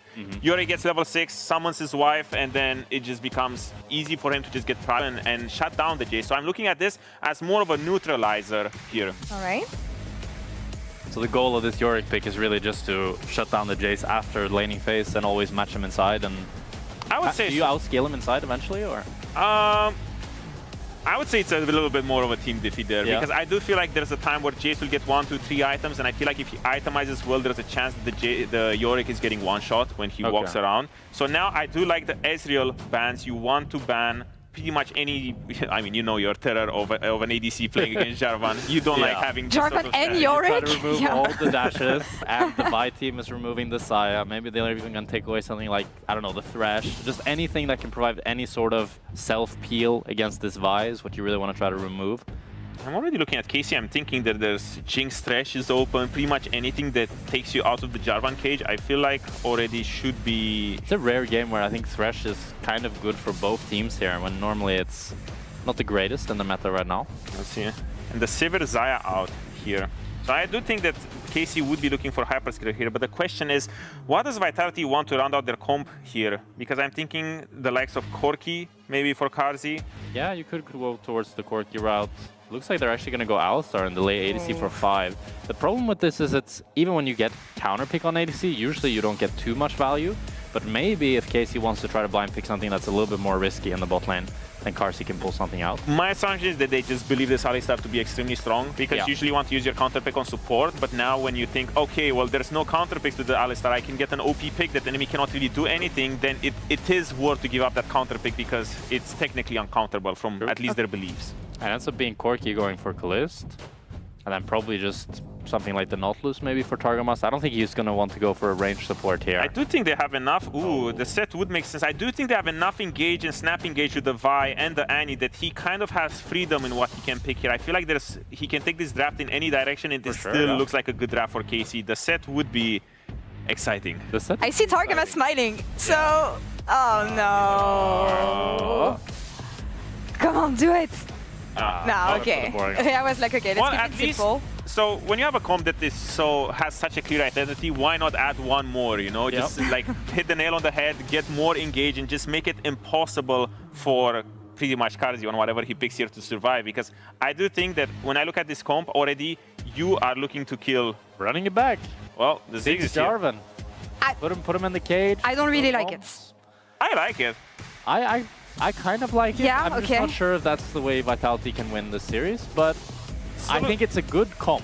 So look at it from KC's perspective. Your whole identity of your team comp is to find and dive the enemy backline. But are you diving the Ryze that is building tanky? Are you diving the Ziggs that is standing a mile away? You have Alistar to peel off from you. So realistically, this will, I think, turn out to be one of these team comps from KC where they just having the threat of the backline walking forward will deter Vitality from moving forward, and then it just becomes a battle of like which frontline survives more. But that's for later. We've talked about early game and more agency for Vitality. So do we have this? Yeah, now? for a bit sure. more? Definitely. Okay. Have a lot more agency. For me, this game is all about mid and top. If they can carry and be strong in sides, they can make so much pressure happen. Then let's hope for the Beast. That is going to be the winning matchup and the winning combo here to come back against KC. One more win for the Blue Wall, and they lock in first in their group. Let's time to set it to the Riftcasters. Over to you guys. Thank you very much, Law. And first of all, we have a laundry list of announcements for you all. Dagda, start us off. Go, quick. We don't have much time. So I found out yesterday that if you keep going north, eventually you will be going south. But if you keep going east, you will never actually go west. You'll just keep going east. Because you go over the poles. Yeah. Do you hear that? Everyone think about that. Go break your brain while we get into game 2. And I'll tell you what's at stake. If you keep going north, you'll eventually be going south. But if you keep going east, you'll always be going east. The world is round. To some people it is not, but you guys are silly. Okay, now listen in. There's a lot at stake for both teams. KC have not only a lock-in for first with this win, but also they have the fastest LEC best-of-3 time ahead of them if they can win this game within 27 minutes and 51 seconds. If they win this game within 20 minutes and 42 seconds, it is the fastest LEC best-of-3 in history. Yeah, that'll be a tough one, I'm going to say. It is pretty impossible not without having Baron anymore until 25 minutes makes that a very difficult one. But last game was a little bit of a stompy, so maybe KC can make the magic happen. But the 27-51, I'll definitely be keeping in my head. Yeah, that's right. So fastest best-of-3 in 2025. That's on the horizon. Now, I didn't say it before, but there are really big stakes for Vitality as well. They simply need one game. If Vitality win a single game in this series, they'll lock top 4, and Na'Vi will be our first team eliminated in the LEC 2025 summer. They will be confirmed out 0-3. They're hanging on by a thread right now. But Vitality, they can be kingmakers of themselves, get themselves into the cross-play playoff deciders, which are not playoffs, but are playoffs. And that means that they get another chance. They get a best of 5 to fight the 3rd seed of the other group, which is huge. I mean, best of 5 could be, you know, anything could happen. So a big deal to remember here. That's what is all on the line for, because we're getting towards the end of our regular season, Dagda. This is KC's last series before they get into playoffs, before they, you know, play their best of 5 in the upper side of the bracket. It's the last look of KC in this 1 or maybe 2 games, depending on how this goes. It's a nice start from Linces, though. He's got into this topside quadrant of KC, managed to steal away all the camps here, and now he's going to be able to go back in towards his own jungle. And I am like, Yike might be able to figure this out by the fact that Linces hasn't been spotted on that ward that was placed over by the Vitality Blue. Yeah, he definitely knows that something's up now. Look at the timing as well. Linces has already backed away. He's got his recall off, so Yike's next move is pivotal. He's going to go for a topside invade, but you can see Linces is there to cover. Yike's going to queue over the wall, and he avoids vision, I believe. But look at where Linces is going. So usually you'd see people try and move back down towards their bot side here to try and protect against the invade on the lane that's pushing in, but Yike now has avoided this and actually gone for the gank. Bloody has stun, there it is, and Chike won't be able to flash yet. Vault Breaker in, Chike flashed, but it's going to be late matched out, and Yike turns it into a gank first blood. Brilliant adaptation from Yike. Actually just goes for the play mid, and now because you've got a ward on the top side and in this bottom side, and Linces hasn't shown up, Yike is just free to go for this invade. He is push on bot, has control over the mid, and Linces now desperately trying to get back to his bot side now to defend against this takeaway. I think he took Krugs and now he's like beelining, right? He's like, okay, I've got to steal this back, get some tempo on my side. Yike smites it though, Targos with good help, and Kalista is moving up to help zone. That's an engage from Fleshy, but Kazi won't be able to follow up too much from a bouncing bomb and a satchel charge. That's about it, with Scuttle being taken on bot. It's a recall for Yike, who assisted in the first blood. Yeah, I think Yike wants to reset and try and march his way up towards this top Scuttle Crab just to guarantee himself another camp. You can see basically he's got absolutely nothing. Actually moving back down towards this bottom side. I wasn't sure if he wanted to try and go for the top Scuttle just to, as you see Linces moving back up towards this top side, and you would have the better reset, but not going to be the case. Happily just continue on to the bottom end. Target's close with the Zenith Blade as Kazi, the bouncing bombs on the full. When you have someone like Orcs as a Zogs main, sorry, Ziggs main, called Zogs. You know, you look at all these little... You know when someone plays a champion long enough in League of Legends and you just think, man, that guy must like sleep. I feel like Orcs is that with Ziggs. I feel like you're that with Thresh. You must dream with Thresh Orcs, no? Have you had League of Legends dreams where you dream the champion? Yeah, a little bit. Yeah, when you dream the mechanic. I did it with like the 200 Renekton games or something. I was thinking, I'm like, oh, that Ruthless Predator wasn't a 50 Reign of Anger, and my problem was the slice and dice I used it to go in instead of just quick burst trading. I had dreams like being Renekton. That's was it from like a first-person POV, or was it still? I had both. I was playing as Kalista's out with Valkyrie. Quick heal from Taramas to help out. Nice engage. Linces is back on the top side. I'll bring us back to the game because this is important. The jungle invade, the repeat on timers. Yike is there to cover.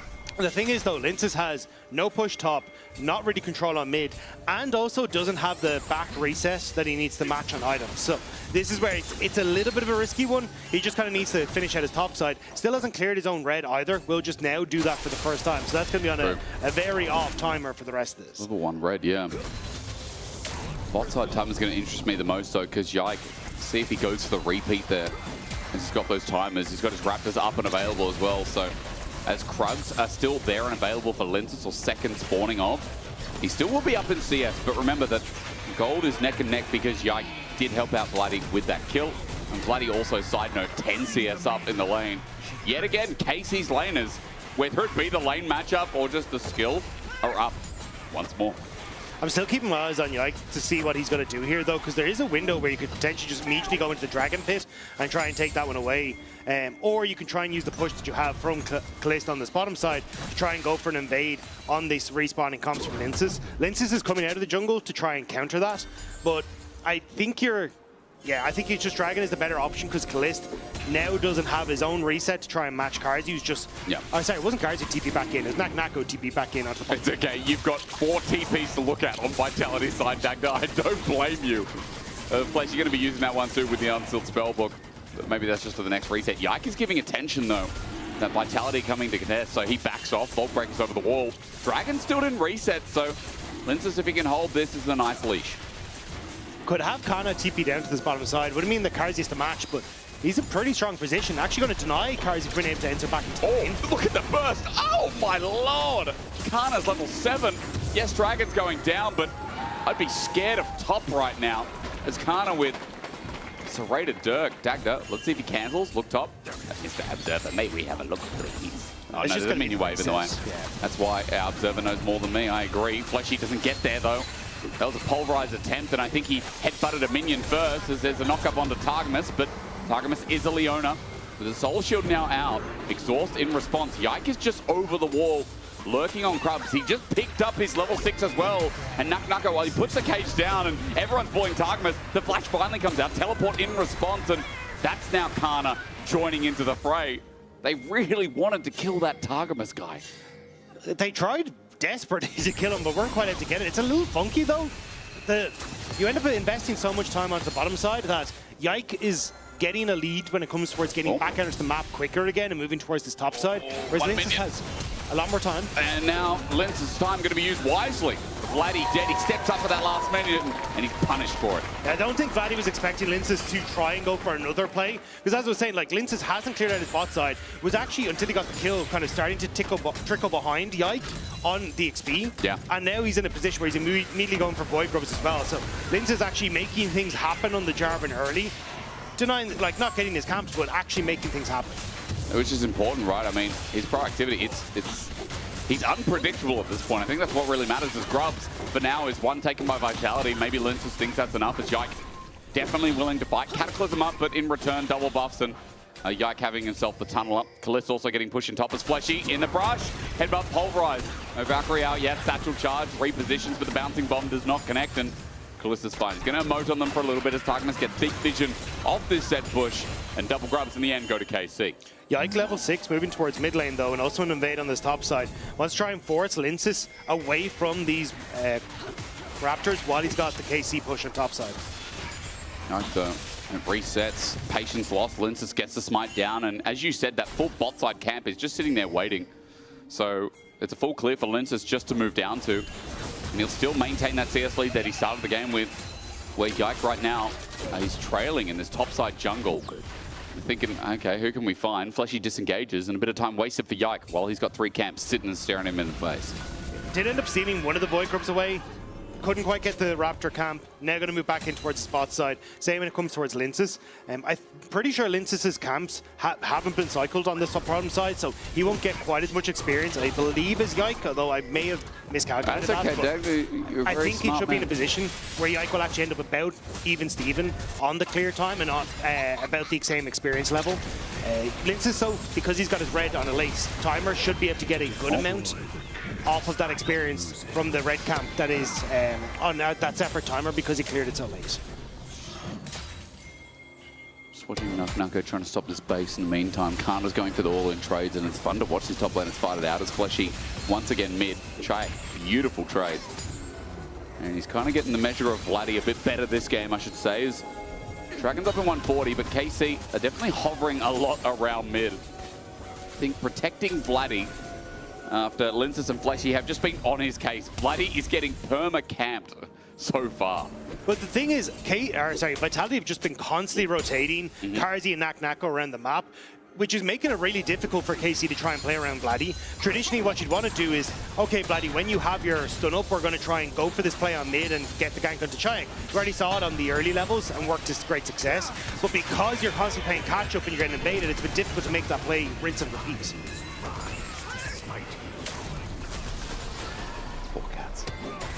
Nako, his wife is out again. Wait to see that if this Jarvan can get anywhere near this top lane. I mean, Kana's just receiving the wave for now. Teleport going to be burned. That's Taramas getting closer towards that dragon in 45 seconds. Yike has gone into the alcove here. I don't think Vitality is... Oh, they did see him now. Like, hang on a minute. What is Yike doing there? And he'll probably get cancelled by Kazi this, right? We'll see. No, wave gone, and he stands back. A little bit of an awkward spot here for Yike, though. His topside camps are going to be spawning in just a few moments and wants to move up there, but you got Dragon in 20 seconds. So I think this should be Vitality able to try and transition down from Lince's pathing towards this bottom side into a Dragon take, especially with Kazi at least being able to match some of the push at this stage. And you're still waiting on these first items to be completed by KC as well. So at this stage, Vitality have done enough pressure in the early game to try and avoid too much. Oh, no, flash knockback, beautifully done. KC bring 2 to the party up in top lane, they make it even. And Nuck goes wide, trying to get him off, but Kana still gets the follow up. And in the end, Yike takes the kill. Really slick movement from KC's duo. Great insect by Kana, and knocking them back straight into the hands of Yike. And this is what I'm saying, like, Yike wanted to be on this top side for his camps, but hang on, bot end. Valkyrie's going to turn into a headbutt pulverize, and Fleshy waits for it, then pulls the unbreakable will out of the bucket. Jayax there. A rune prison corrupts, and a flag, and Drag says, thank you, ma'am. Lenses with a good knock-up, and he's there to receive. So initially, it was a good response by KC to get to play on top lane and avoid that Dragon push, but that was an even better response by Vitality because they got the Dragon, immediately moved in towards that bottom side, and they're also going to be able to steal away some of these camps that have just respawned for Yike on the bottom half of the map as well.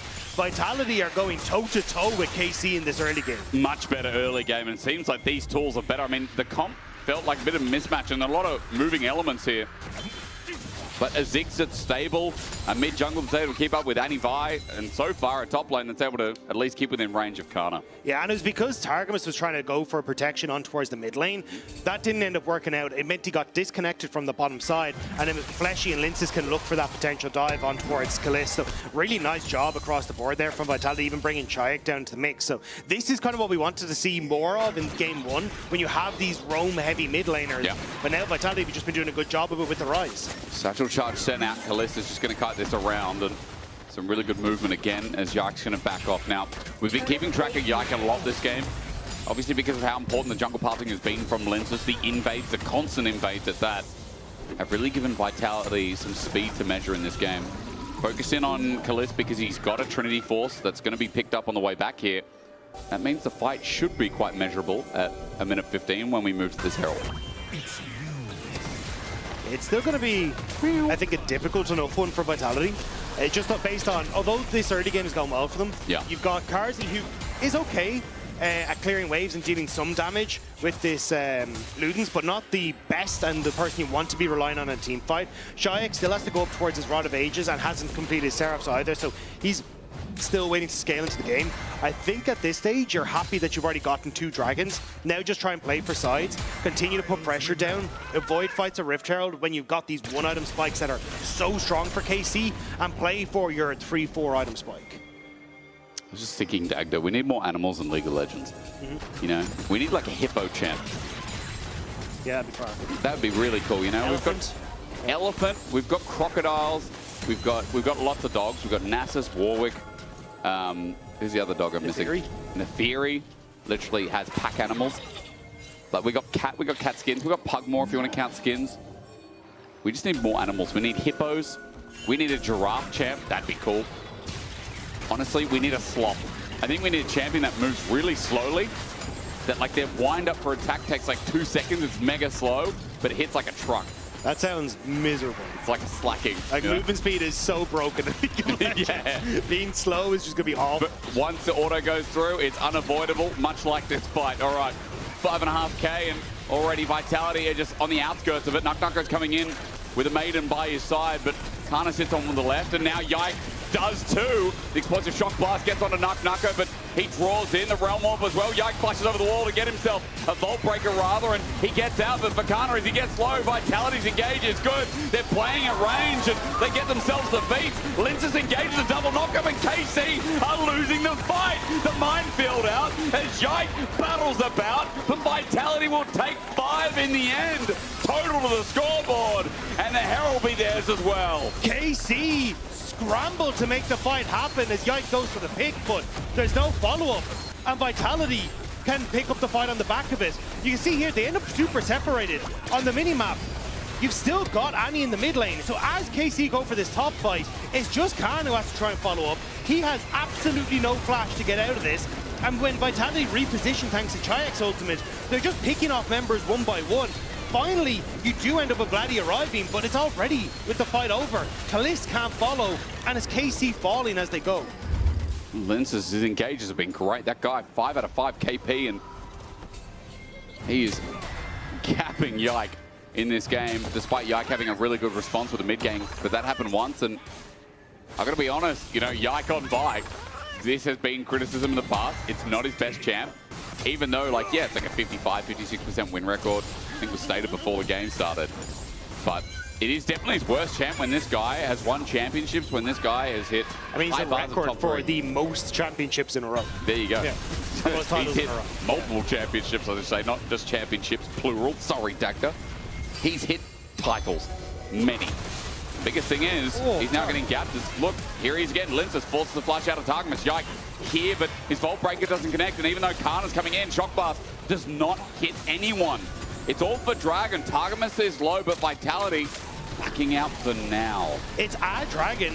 If Vitality want to just end up leaving this, maybe you just look for a cheeky smite with Lince's, but the top tower is being pushed by Nako. Mid tower, as he says, is being pushed by Karzi. Vitality are happy to give this, and this is what I'm talking about. Vitality don't have to take these fights if they don't feel like they got a good window because of that early success they found with stealing these dragons. It's a nice play. It's a goal play for Vitality. Remember, they got the first 2 anyway. So you're right, like not being forced into any of these movements as Vladdy is on the roam. Fleshy, that's an ingenious angle. He took the blast cone and Vladdy's like, wait, someone's coming. Sees the cow, but in the rear vision mirror, he's hitting 110.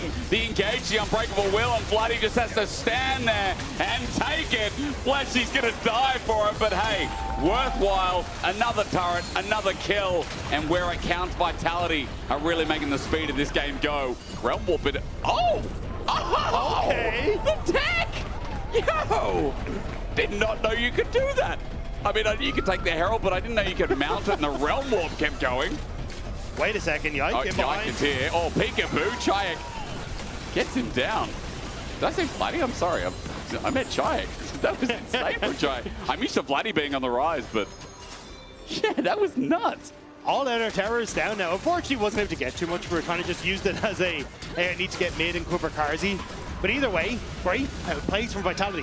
Top down, they get push on the top side, so you end up losing that wave as KC. You got control over mid, and you get the bot tower with the kill.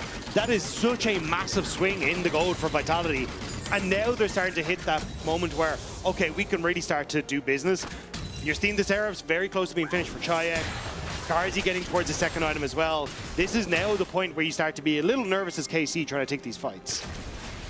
This 4K gold lead, you definitely feel that they should be nervous at the very least. KC such a stomp in game 1, but this game is completely different. Feels like Vitality I don't know, it's weird that they're thriving with this comp. Like, I mean, again, it is off the back of Lince's. We talked a lot about him in game 1 where he couldn't do much. He felt kind of flat. But the games where Lince's is able to I don't know, outpace enemy jungle. But it's also just the decision-making in fights from KC. Yeah, at least that Rift Tower wasn't great, and Vitality did a good job of punishing that and targeting the guy that had no flash. So, like, as much as it's Lince's, it's also the team as a whole from Vitality working well. And now, as long as they can try and keep playing this 1-3-1, I think they're in a decent spot, and Kana may not be. He's found a good sidestep. He jumped into Krugs, and that saves his life. Shock Blast also blocked by a Katten. Kana just going to back out after taking the camp. Now, Arakan is up. Arakan has spawned on the top side of the map this game, and Vitality already there hovering just in case, but Chayek's scared about going over Vision. Vladdy lurks in the wings, and he'll just go for the wave and nothing else for now. So we are chilling until next drag in 2:15. Lince is here to ensure that Chayek can actually get the push. Don't want to try and lose Rise on the top side, and then immediately KC can turn over towards the Arakan. Really? To say that, it's Vitality who are starting it up. I'm kind of surprised. Like, you still have to get that push from Karzi in mid and then rotate him up. There's a lot of damage. Maybe trying to draw Yike in with Karzi and Fleshy on the way up. It's still being channeled, like, Patience not dropped. On a ward now, they see 8k. And KC moving up. Kana's stuck under turret for the time being with the TP. I think you want Vitality to just pull off this. Karzi wants to get more poke down before they fully commit to this. But now, half HP, KC going to try? It looks like, actually, I think they're just happy for it to reset. I mean, they look like, Vitality, like maybe we can keep it aggro, but they pull off, you're right. But KC, I mean, it hasn't reset. It hasn't reset. Fleshy goes for an engage and fails. Meanwhile, top gets a little bit dangerous. Remember, no reset here. Yike comes in. There's the engage from Linces going deep. Vitality have to be careful how they cook as Taramas is set up in the ring field. The minefield flushes out, and now there's no field for him anymore. Yike is also caught with an ultimate that comes from Chayek from downtown. Nice realm war by top laners fight, and I thought it was sketchy for Vitality, but they pulled the trigger first. Linces ends up jumping on towards Taramas, and Yike tries to help him. But there's just nowhere for the damage to follow. We'll catch it in the replay in just a moment. But everyone on KC gets completely zoned off. Again, Yike just going that bit too far forward when it wasn't ready. Like, you'll see it as you move up into this position. Watch how you just completely zone off everyone here, with Chayek being able to push Kalist back, same with Fleshy, and then the Realm Warp to reposition up into the top side to finish them off. Like, both Vladdy and Kalist could do nothing in that fight. Could not. KC, 4.5k down, 4,500 gold down rather. This is third dragon for Vitality. And I'm sure KC feel the pressure to deny this dragon, not allow another opening in this game that would be sole point for Vitality that have mustered up something special here. Walking into Chayek, Taramas now going to deeply regret. Also, Kalist is already a little bit low to start off the fight. Taramas gets out space, and with the TP coming in, he just gets solo killed by Chayek. This guy Tokyo drifts, and then he just wins the whole movie by himself. That's third dragon for Vitality, and then he flies forward. Chayek feeling himself. Linces gets the engage, Kazi gets the kill, and Vitality are running KC down. The other French squad, they got too much praise from game one, and Vitality here to shut them up. Vitality are determined to hit the postseason. Plays like that are class to see from the Vitality side. And the fact that Chayek just feels so confident to flash forward there, lock people up, knows you got Karzi in the back, and Fleshy to follow here. He's just walking under turret into a tippers. He doesn't care. Realm Warp going to be used. Fleshy has to use Unbreakable Will, so I will say, even though they get out, it's a little bit dangerous for Vitality, but hell, why not? You're so far in the lead, and now sole point on top of that 6k gold margin. Okay, maybe roll it back just a smidge, Yeah. but this is really cool to see. Again, Chayek, great positioning here, picks off Taramas, who this again is the second time we've seen him just solo face checking towards a dragon, and then Chayek finishing him off. But understanding again, you've got this 6, and he is so good when you can get that lockdown to guarantee him the sweet spot for the ultimate, and Chayek does just that onto Kalist. You then get the full-off knock-up from Linces, but I honestly don't even think it was needed. Vitality popping people where they stand on KC. He's got fancy feet. Yeah, this individual skill from that man was insane. The Flash E was a rune prison, if you're wondering why Kalist couldn't move after the fact. And then Linces just knocked the ball down. 4 minutes till Soul's on the board. 40 seconds for Baron now. Maybe we got ahead of ourselves when we said KC were chasing their record of 27-minute win to make the fastest best of 3 of LEC this year. At this point, Vitality had this game, and it is up to KC to say otherwise here, with gold leads in every single lane. And Nucko is forced to be reckoned with. I mean, Kana had a huge early game lead, and he's getting out split pushed. But this is the problem for KC now. So you almost always guarantee that you have this mid push thanks to the Ziggs. And as well, he can always just roam slightly down onto this bottom side and have access to this entire bottom side to keep himself in check as well. And keep his top laner within range of that ultimate, so it's never a fair fight. And Nak doesn't realize on a ward though. He does not, so Vladdy gets a stun up, and with this duo, he should be dead. I mean, this is the mistake. He flashes over, gets out. Kana doesn't commit the flash yet, but hold on. Wait for the shock blast, and if there's enough damage is my first question. He flashes in. Kana! Shut down! Other people wouldn't commit for that, but they ain't Kana. Especially when the Ziggs is on the opposite side, and we're just saying he's got that long range ult, but Kana with the phase rush, able to get in and get out, smooth as you like. And that's what KC need if they want to try and slow down this Vitality war machine. But with Baron up, I don't think they're in a position to really go for it, and Vitality are still holding here just in case KC try to poke their noses in. It's an annoying brush, but there is a good ward there from Lenses. They need to clear that. They don't see them in the brush, but they see that, you know, this is quite obvious right now. Fleshy Looking to clear that? Yeah, he will. And then the river's quite dark. Vitality holding in this position, though, is enough to get Kana to reset. Yep. You can see him kind of waiting there to see where Vitality showed on the map. They weren't sure if they were going to try and turn over because you have that TP advantage for Nako. Yeah. But KC ended up not getting that bot lane tower off, and that could have been some nice gold to get into the hands of the Jace. Now, I did misspeak a bit. I thought the river was a lot darker, but there are a couple of wards up it. The one from Baron is now control water, but there's that one that Vladdy's walking over now that KC are pinging. That is giving a bit of information as to where the next play is. Yike's going to be ganked on top of his wolves. He flushes out, he bolt breakers. And there's another summoner biting the dust. Still need someone to answer for Jace on that bottom side. Kana going to start to push in. Vitality looking to play off 2 waves. Maybe they... Actually, to be fair, I don't think the wave clear is good enough from KC to really deal with Vitality if they just set up the siege. So I think it's a good call from Vitality to just trade this bottom tier 1 for the potential top tier 2 here. Yeah, right. And with Ziggs at this point in the game with 2 items, I feel like Fakazi, like, his wave clear is insane. They can push turrets that quick. Satchel takes it down.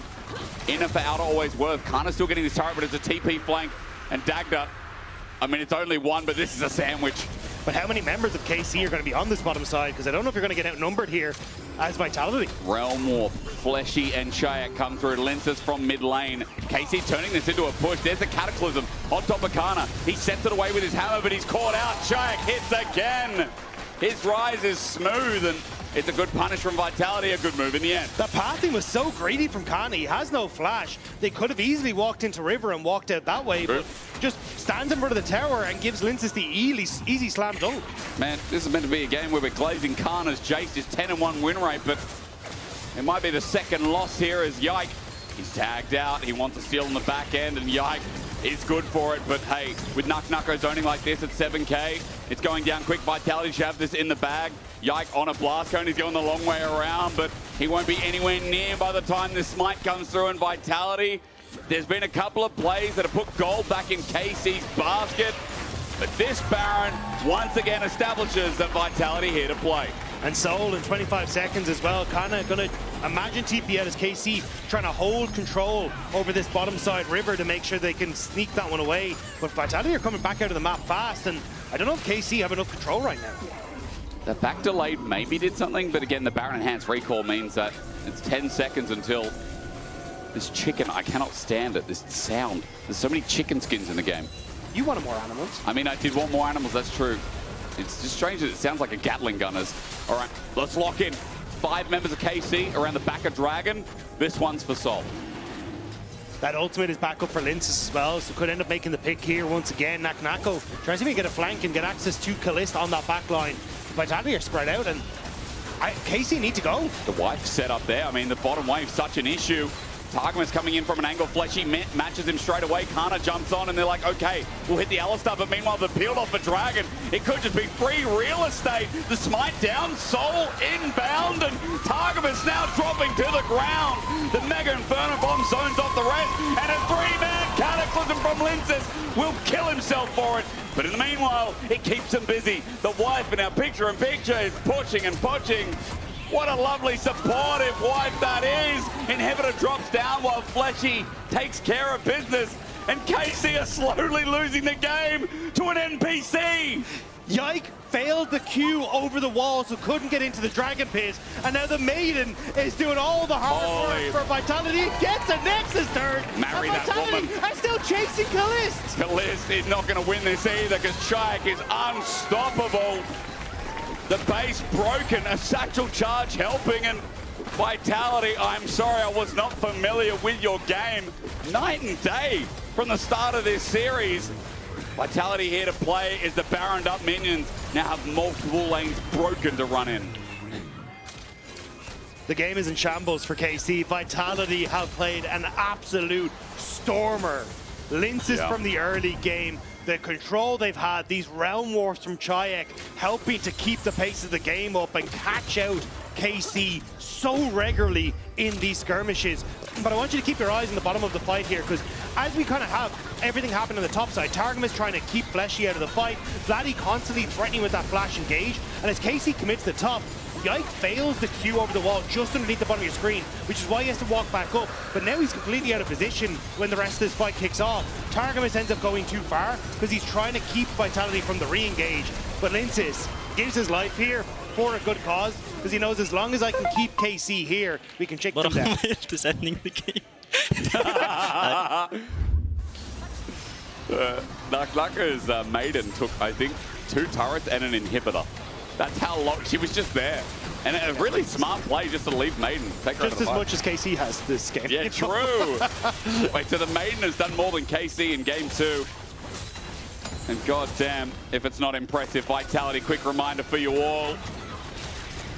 With this last inhibitor turret, Vitality moments away from taking down Na'Vi in the process in their debut split. As the Maiden's back in again, infuriating, trying to get back to Nucko as it's not pressed R. But with a Ziggs, I mean, the siege is just unbelievable when a Ziggs ahead. How do I step up? All those minions are dead, hang on. There's 1 minion, oh, went over a minefield. And now there's double super creeps to the bottom side, so Vitality gonna go. They're gonna lose this game ever so slowly. Fleshy with the 2-man knock up. Mega Inferno Bomb onto Taramas. Tibbers comes out, but Flatty is now isolated. Kazi's just loving life right now. You gotta hear the comms for this one as the Realm Warp sends them in, and yeah, Nucko is gonna help with that as Chayak is just taking names. What a performance out of this blue man for game 2. As Kallista's the last to go. Everyone else lies deep in grave dirt. Nucko's the one who buried their graves. Last Nexus turret. And Dagda. You take 2 games as a sample size. Kallista's going to flash away and try and play this game a little bit longer.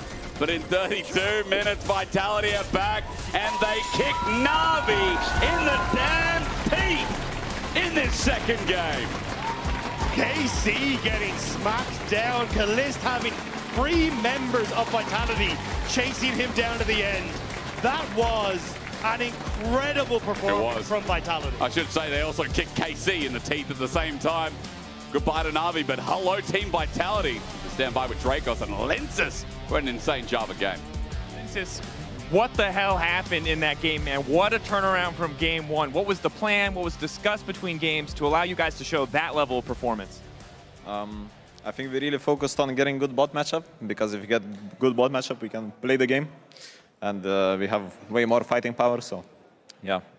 That didn't end up to be the truth, to be honest, but the mid jungle was kind of popping, so that's nice.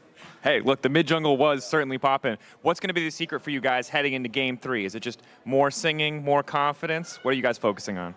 I mean, staying confident is for sure important. I think just having a good draft that can fight a lot, because they are players that fight a lot as well, so we need to match that, and I think it will be all good for game 3. Sounds good, man. You can head back to your team. In the meantime, as we head to a quick break, over the last month, you guys have been spamming Unara, so let's take a look at some of the best community highlights before we come back for game 3.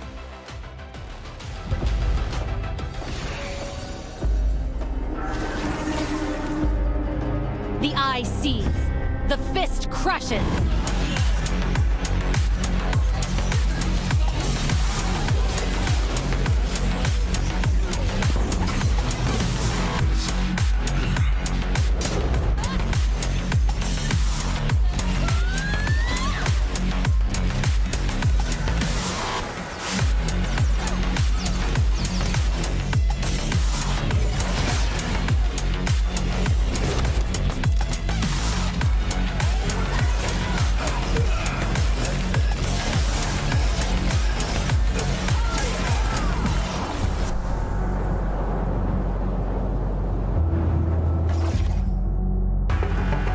c'est mieux avec Yungtal et ça se nage aussi avec le E.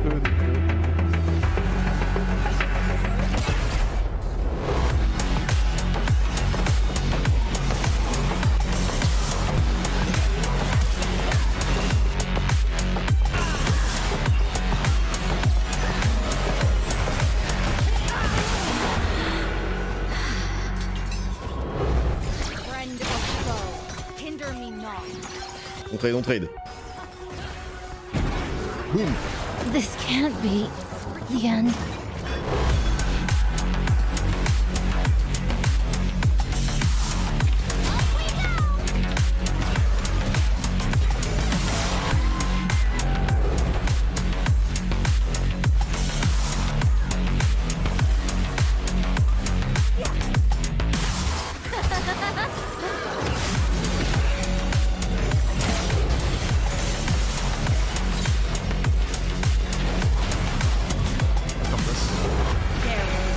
mercy, no absolution. Not for you.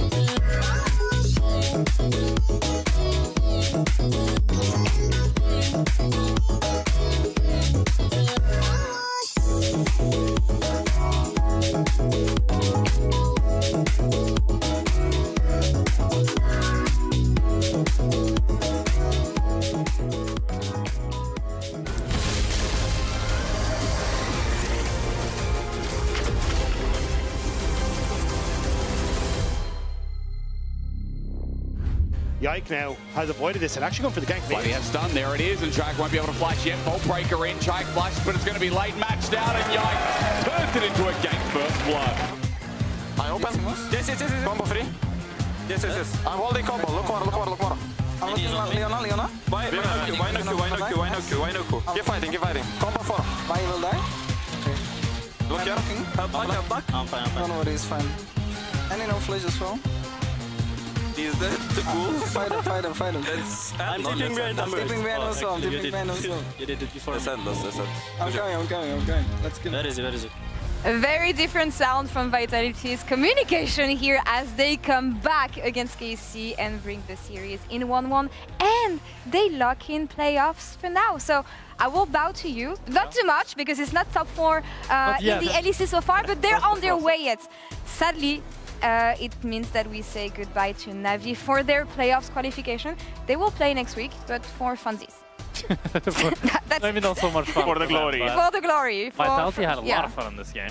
They really had. And we've talked about jungle diff last game. Do we want to reiterate, but on the other side of the ring this time? Yeah, reverse jungle diff, or maybe it's only laners that matter that set up their junglers for success in this game with a different draft. It was laners that set up their jungler. This time it was for Vitality's side, or it was just jungle diff.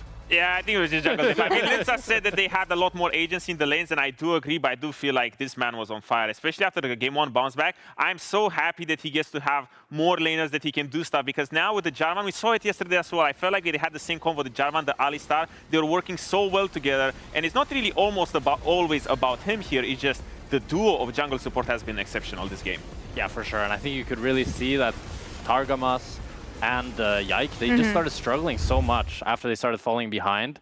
And I didn't think I'd say this, but Vitality had their number. It was really clean. Are we opening the Vi case or not? The Vi case? I mean... I mean, it's been open for a while now. Yeah. No. I like the fact that they keep on trying. Sometimes it hits, sometimes it misses, and here it played in Vitality's favor. Everything made sense around objectives, though, for Vitality. So I want to ask you guys, do you feel like it's KC that was behind on tempo, or just the comp that was hard to play for them to be on objectives? Because, yeah, as you said, Vitality had their phone number here. Well, it just really felt like the way the comps interact with each other, because you couldn't really say that KC didn't have tools to engage or fight, but it's just one of those things where, yeah, you get the picks that you want, but at the same time, enemy team comp doesn't really give you, options, because we said from the draft already, they don't have good targets to go for. They went for the Yorick in this case, where it's just like, a super tank, and it's just, when you're so squishy and you don't find this sort of engage opportunities because you're so limited, the counter engage does so much. The Ziggs is just buying so much space. The Jarvan and the Alistar are buying so much space as well. It just becomes now impossible for KC to replicate their performance from game one. I mean, I feel like it was just super disjointed, honestly. You see Yike and Taramas in this fight as well. They get so cut off to the side. And then the thing is, nobody on KC can help them. But Vitality have a Ziggs. He can throw the ulti, he can throw the Qs. It's so long range that he's just able to kill them from a screen away. And KC can't do anything. And that's what happens around these neutrals. It's just such a dance for space. And when you're KC, you're just constantly pushing forward to find the target. And if the Ziggs is baiting you in and out of range, well, all that time, you are trading HP for that space, but then it doesn't lead to anything. Just props to Vitality to how they played. For me, the thing that made it even more fun to watch and impossible for KC was the fact that they were playing 5v5, and then you have the wife pushing at the Nexus, pushing at the inhibitor. It's like a very intense fight. Yeah, W wife here. That's the benefits of Yorick. He's a family man, because when the game looks rough, laning phase wasn't really the greatest, but look at him. When you have family on your side, the wife and the kids push down the side lane, they generate you gold. He's probably getting last hits on all of these minions, and all of a sudden this game became not the 5v5, but it's just 6v5. Waarom is ending the game? I left it 2 minutes ago. Left it 2 minutes ago, and yeah, she's doing God's work here. Obviously, Yorick is going to take an off the board here in this PLF draft. Once again, sides stay the same. KC chose blue side here, so I expect that they trust the first pick that they want to have in next game. I mean, I think for sure the Vi didn't work, and it's often not maybe worked, but I want to see from KC, I think, trying to recreate their game one game plan, having more proactive lanes that can actually win lane. Because we saw now, when Vitality had a neutralizer on top, they had kind of a neutralizer on bot as well, to be honest, and then a playmaker on mid. The game looked so much easier for them when they didn't start bleeding from early on. So I think KC needs to go back to the drawing board, get some more aggression, get some more early game champions that can actually make something happen, so that they can enable Yike to be better than Linces. Anything else that you want to see in this game 3, Odo?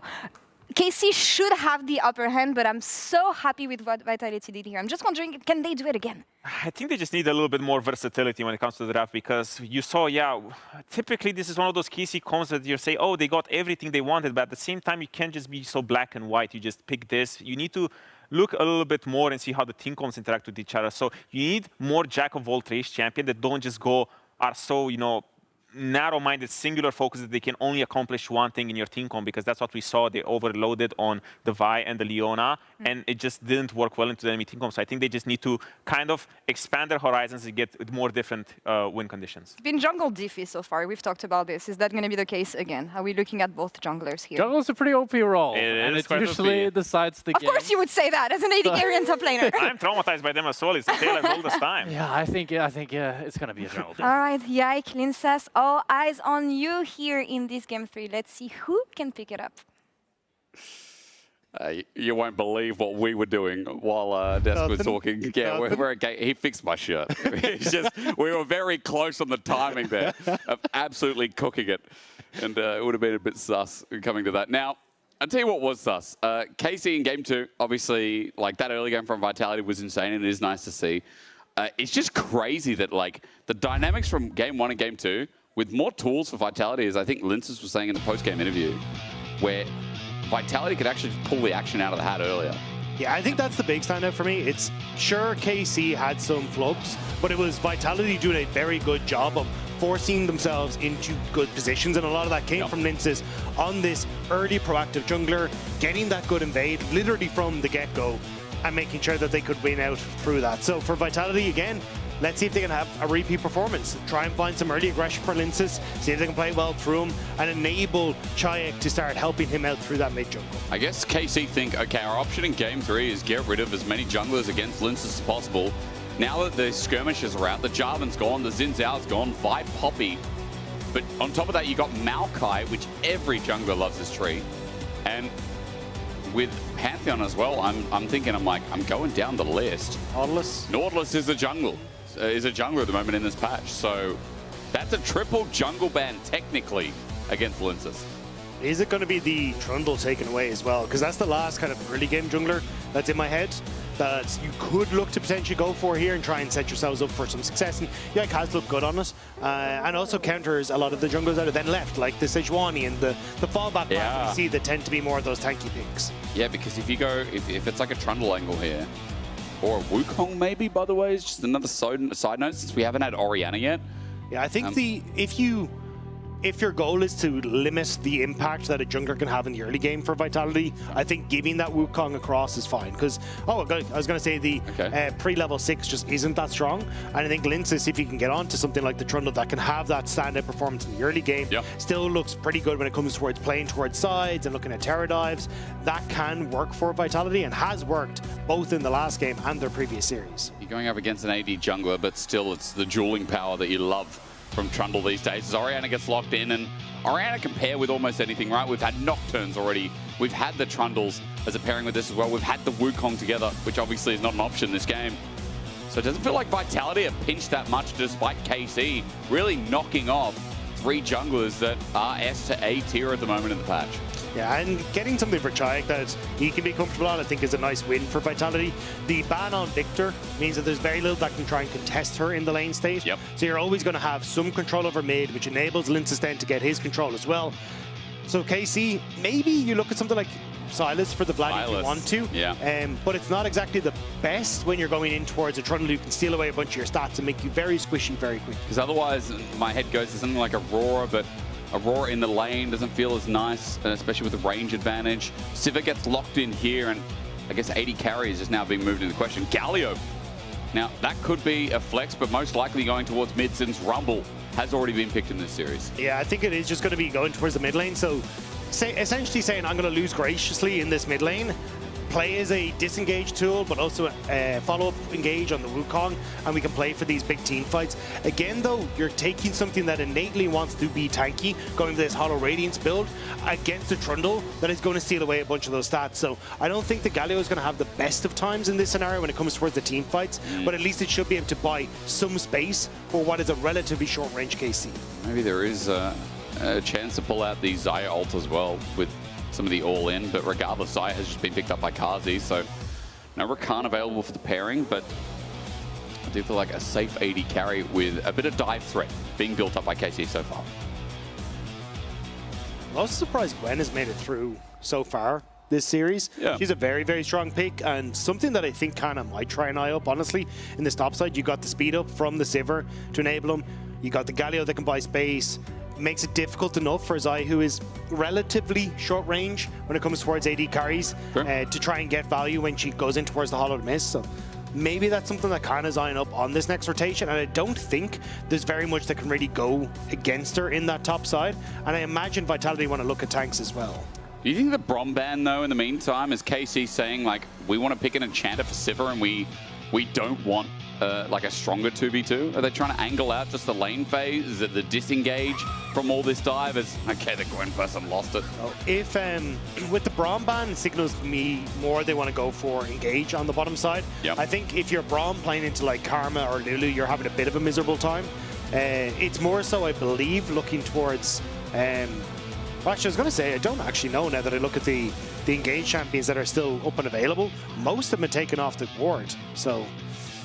Yeah, normally it'd be like, okay, like what's going to run into me? But right now, yeah, that is a question. Like, what is going to run into KC? Where's the engage going to come from? Who's going to give a bold delivery? Maybe KC are worried about a strong level 1 from Vitality, where you've got the invade that can come through with the Braum, the Trundle, and the follow-up. But yeah, I'm not entirely sure what Taramas is going to go towards. Now, you already heard the desk talk about it at the start of the day, how Taramas has been going more towards these Enchanter supports over the last little while. Like, we saw the Lulu, we've seen the Milio as well in their last series. So it's definitely something that he has brought back into his wheelhouse. But yeah, wait and see. Now, if KC go Enchanter here, remember something like a Blitzcrank is still up and available. I'm just going to drop that in there. Na gets picked for the first time this split against a Cassante to bring a range matchup into it. But I do feel like Cassante in the past has been okay with the matchup, considering that he just never takes damage from anyone. That's his kind of thing. An Enchanter you asked for, Karma Siva, would add a bit of range to the lane, Dagda. But surely, Fleshy has a response for this. There's Blitzcrank.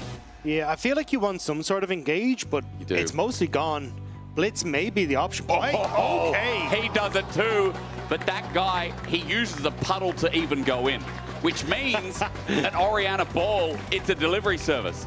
And I just thought about this before we talk about the draft, Dagda. Can you imagine a League of Legends delivery service where food is delivered in an Orianna ball? That's good. I had to say that on broadcast in case anyone comes up with the idea, and then I get them for copyright, and then it's my idea, and I make bank off it. That would be a great idea, just like I think Vitality said with their Pyke. What are the stats for Fleshy on this one? I mean, 12 games played with an 83.3% win rate. Not bad for the Vitality support. Definitely, like, it's his 5th most played champion of all time. So definitely something that I'll be keeping my eyes on, because this is comfort for Vitality. And for Fleshy, new to the LEC stage, for him to be able to flex his muscles on this pick is going to be something to behold. Really is. In a game 3, Vitality, they've not only done the unthinkable, taking a game off KC, but they're now on the finish line. If they win this series, they're already locked into the top 4. This group is not secure yet. KC, the only ones locked into top 2. Vitality could end this week with a 2-1 and then go up against Movistar Koi next week in what could be the battle for a top 2. And then Jack Spectra would be right. It's crazy. No one thought ever before that that guy could be correct. But here today, maybe he believed when we all did not. Maybe he was right as we get into our 3rd and final game of Vitality versus KC. And I did just get the confirmation from Arna and from Molecule in the production side. The Fleshy did used to be an OTP for Pyke. So this is sick. I think it's really, really cool when you get to see these players that are new to the LEC stage showing what they're worth on champions that they've already made them a name for themselves on. Pyke's going Halo Blade, so quick trades in lane with lethal tempo, not Conqueror on the Xayah. So I feel like I like that anyway with some of these hardcore trades. Bone Skewer, the pullback. Let's not forget that little slow, that 90% for a second after you get pulled back. It's really deep. As, okay. What a tweet. Nice. I can't tell the difference. It is subtle. It is subtle. It is very subtle. There's a lot of personality on this team, and that's what's really nice, you know, like, as we're seeing, you know, the comms have been... It's hard not to be fans of them. Yeah, that's right, you know? And hey, I mean, look, KC are meant to be the best. They took it to the best, and right now in a game 3, KC have a lot to prove that they are still at the top of this group by finishing off this series. This would be their first series loss. As he decided to opt in for the Na. We have not seen Na this split. Kind of fell out of priority, Dagda, but a bit of team fighting pressure. However, he's hoping for the lane here and the range advantage that he can force out and win against Nucko. Yeah, and essentially that's all he really wants. And I think that's kind of been the playstyle of Kana, right? These lane bullies that he can get big advantages on and then bring that into team fights and have outstanding performances. Nucko was able to get the better of him in the last game. Yep. Still, the Jace did well, but it was Nucko won out with that maiden performance in the end. Oh, yeah. That lovely wife did so much here for Vitality. And I have to say, it has been jungle story as Bone Skewer not going to connect onto Kalisk. Good sidestep. It has been about Yike and Lenses. They are farming towards the bottom side now, so all roads lead south. As just a quick reminder of how much work they did in their own respective rights. There were individual step-ups, game 1, game 2, respectively. Lenses Going to start to creep on in here. Knows there's a ward in his own tri-brush, so not sure if he's just trying to sneak around and to make a play on the bottom side. So yeah, he is. Will be spot out. Great play here from Yike, though. Ends up moving around to spot out this. Second fiddle might work out. The pillar's up onto Taramas. He flashes away, though, and the Ghost Water Tide matches. Taramas dead. For Yike can join in. He flashes. He bongs, but Fletchy, even on vision, is not going to be able to heal up. And exactly because of that, Cliff picks up the kill in response. A 1-for-1 bot to open up. Nice play coming through from Vitality, but it's spotted by KC, who are able to turn that back. A kill apiece for the AD carries means that it's going to be all even Steven, but I was also keeping my eyes on the mid lane as Chayak with a great trade on towards Vladdy. Will end up getting the push and get a quick reset for himself. Matchup feels easy, but I feel like Chayak's probably exemplified from the second game. That Rise game, he was feeling it. Maybe he's just turned on in the series as well. Kalist getting the push here, which is nice, and Fleshy can't cover for this, so Kazi will miss a couple of minions. And with that kill, that means that Kalist will get probably the biggest advantage out of that 1-for-1 trade. Yeah, we're going to get to play on the bottom side. So Lince's got a great pillar to keep Targamas away. Has to flash early then, and it means that then Fleshy can follow with the undertow. And unfortunately for Fleshy, then tries to use the sweeper to stop the vision, but KC, we're always going to be able to follow him to get the kill. And so in the end, as I said, the wave denied. That's 6 minions in total as a lead. 200 gold now as Kazi comes back to lane. You expect Fleshy to start looking at how he can roam soon. He's got tier 1 boots, and as he Ghost Water dives, you'll see about how he can impact mid, I'm sure. Sneaks into brush. Targamas going to step up. Minion dies. But there's no bone skewer to be seen. We ignore that one. This should give Kazi the push that he wants, but in theory, actually, I say it as Targamas actually able to ult Q the wave. But if you can get this shove. Oh, there it is, bone skewer. Kalist. Our root is all over the place now. Yeah, no feather going to collect. Yeah, Kalist did a good job of maneuvering around, so he didn't end up having to burn the spell shield on the potential pullback from Kazi. There you go. Nice. Or on the hook from Fleshy. So, or sorry, the undertow from Fleshy.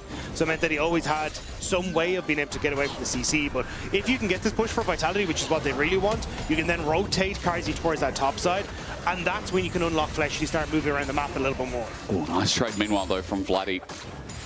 Unlocking Fleshy, you're right though, is going to be a huge priority here in this game. And I just feel like Kazi he's picked desire in this game to just survive and just get through this early game as much as possible. Meanwhile, junglers, we talked a lot about them here in the early game. They're not being seen yet outside of that bot dive.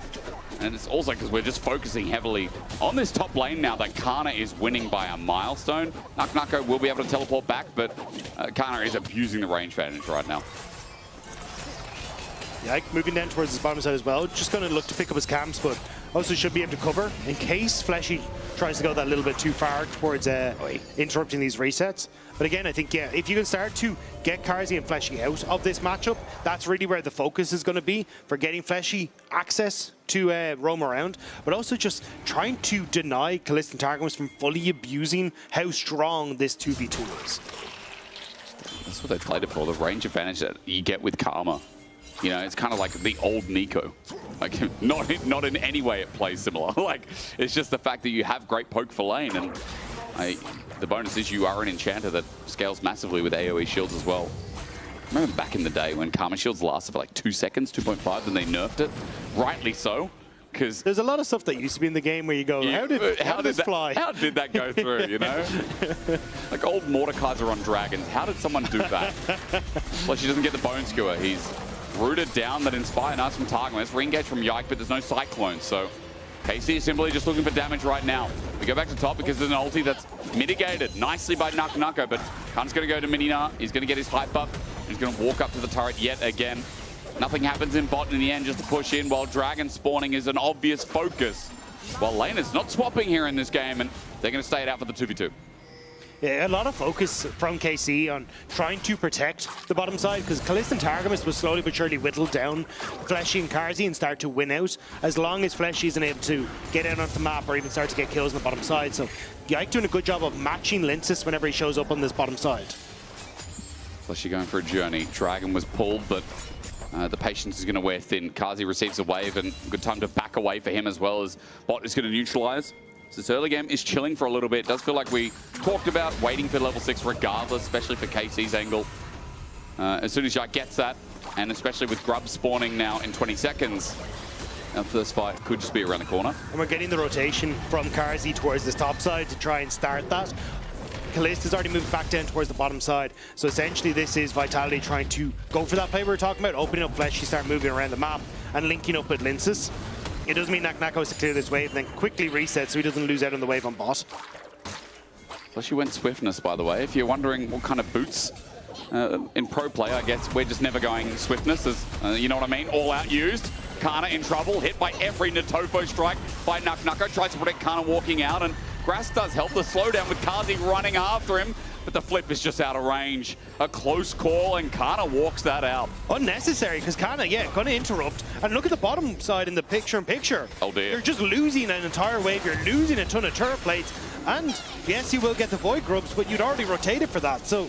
KC, can they even steal one away here? I was going to say, are you going to get all 3 Void Grubs? Bone Skewer needs to connect here. Onto Yike, it's nice, but he's got a Karma by his side. He steals one, Yike, yoinks! It's a 1-for-1, and again, Vitality needed really all 3 to justify it, but even then, Bot is a massacre. 2 Grubs taken, and KC able to defend their top turret on top of that. Kalist got so much on that bottom side of the map, and KC, Dinar is going to be fine to clear out these waves, and you've got Taramas here to support him. Bit of a whoopsie from Vitality, and it was just over-aggressing to try and get the kill on Kana when they just needed Nak to reset and match on that bottom side. Vladdy is getting bullied out. Chayak is doing his best. Shockwave interrupts, but Justice Punch buffers. That's the way Justice does it. You can't stop Justice. No. Nak did make his way down to bottom meanwhile, though, so... Him getting a bit of damage down is nice considering that Vitality lost so much with the plating, but still there is a 300 gold lead, and it does feel like that one play did cause a bit of a ruckus with set gold. Fleshy moving down towards his bottom side to match with Nak, but I think he's in an even worse position if he tries to match. Then he did match with Carzy with the Cassante, because there's just nothing you can do in this sort of situation. It feels like, unfortunately for Vitality, this early game has been controlled by KC, and you still haven't really broken that game open. Fleshy has hit 6, which will help on him working with Linces, but they really need to find these picks now. That Wombo is unreal. Shockwave, death from below. It's not as unreal as I thought it was. Nucko's in trouble. He's getting autoed to death by Kalist, and Yike is on the way in. I'm looking... see if Pike can help out this situation, but he's far away for now. Linces was starting off the Dragon. Yike sees it, and Linces, he's still hitting this, but I would be scared. Vladdy has ulti, and he's right there. Kana's just walked down for this as well. You're kind of going to help control this mid wave, which is a good call. And you've already got pushed from Kalist on the bottom side. A little low on mana, though, and doesn't have On the Hunt. Was popped already. So for KC, little dicey. It is a bit, especially since Chayak just got his Shockwave back up and available now. KC burning the Midnight Oil with their health bar. Carzy doesn't get a root in, but Dragon now at 2k, and we see that Nucko has to back away, so his TP will be late even if it comes in. There's the first Dragon of the game. Teleport late, it's on the left-hand side of your screen. Nucko joins in, and the Ghostwater Tide is nice, but the setup from Vladdy's even nicer. Yike with the Cyclone, and Carzy flashes forward. The feathers go out, but what is he going to do? Shockwave brings him in, but I think Kana was better. Linces isolated by himself, taking the fight, flashes out and says, no, that was not right. Now Vladdy for another Justice Punch. He doesn't take it in the end, but KC classed the fight. Vitality tried desperately to get that fight to start off, and it was some fancy footwork from Fleshy to make it happen. But KC knew what to do. They completely turned that fight around. And it's just unfortunate for Vitality. There was nothing that they could manage. It was like a Gnarl versus the Shockwave, and Kana was just that much quicker. Now, Nucko has a bit of help here from Fleshy. Kana, the dive. Or should I say the jump. Fleshy can't get him, and we look at a replay of what just happened. So essentially what Fleshy's trying to do as we go on to this is you can ult to, after you use the undertow, to then follow through and then flash, and does get a good stun on towards Yike. But Yike actually immediately goes in and then buys a ton of space, and as Carzy flashes forward, he gets knocked up.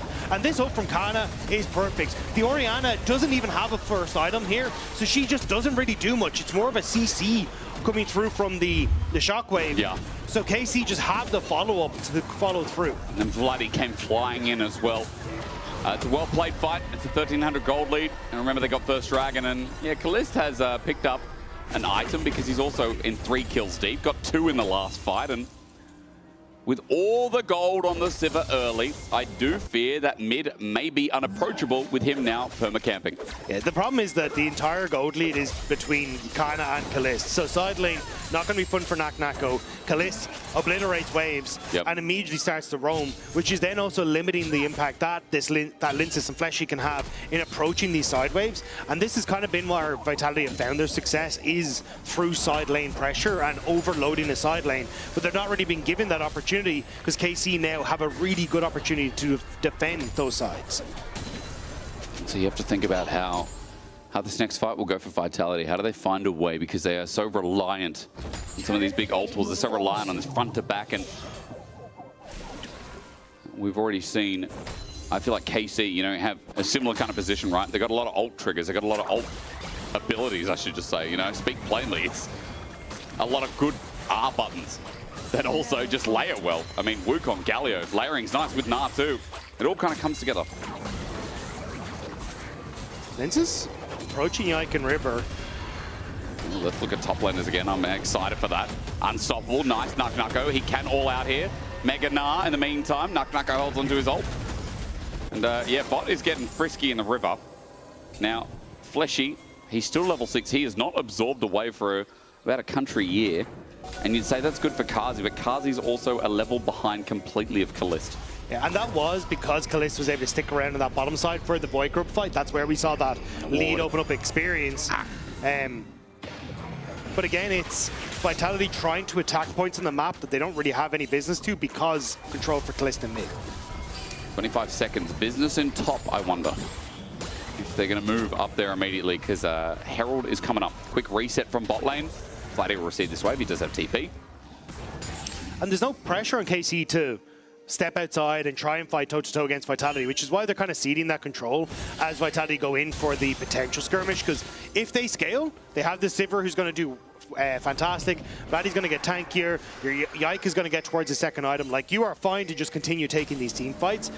And Vitality just don't really have a window apart from looking for these quick picks and quick plays. So KC, you're just happy to sit waiting for the objective fight. And I mean, look at top, like Naknako can't join in. He's getting chunked out by Kana every which way by this 20 CS lead Na, who's happy to chill in the 1v1. Linces coming in looking for a steal, but the eye is going to expose. Move down to 1k and the attempt on Kana. Chayak is going to shockwave Kana. He's not going to go flash and he's dead, so good opportunity. Eye does go to KC in the meantime, but Yike has a way out of here.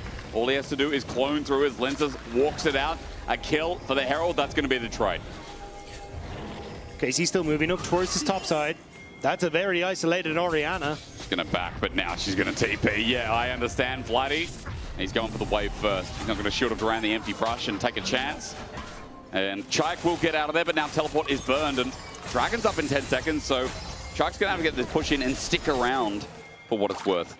Yeah, it's not the end of the world on positioning, just not being able to get the reset before is a little unfortunate. Still though, KC now coming back out onto the map. If Vitality can continue to look for some picks, maybe it can work out. But again, it's very slow. And you've got Rift Herald that can blow up in that midway. Ball out, hang on. Flatty, he's going to take damage here. Flash and Natoba strikes are hitting.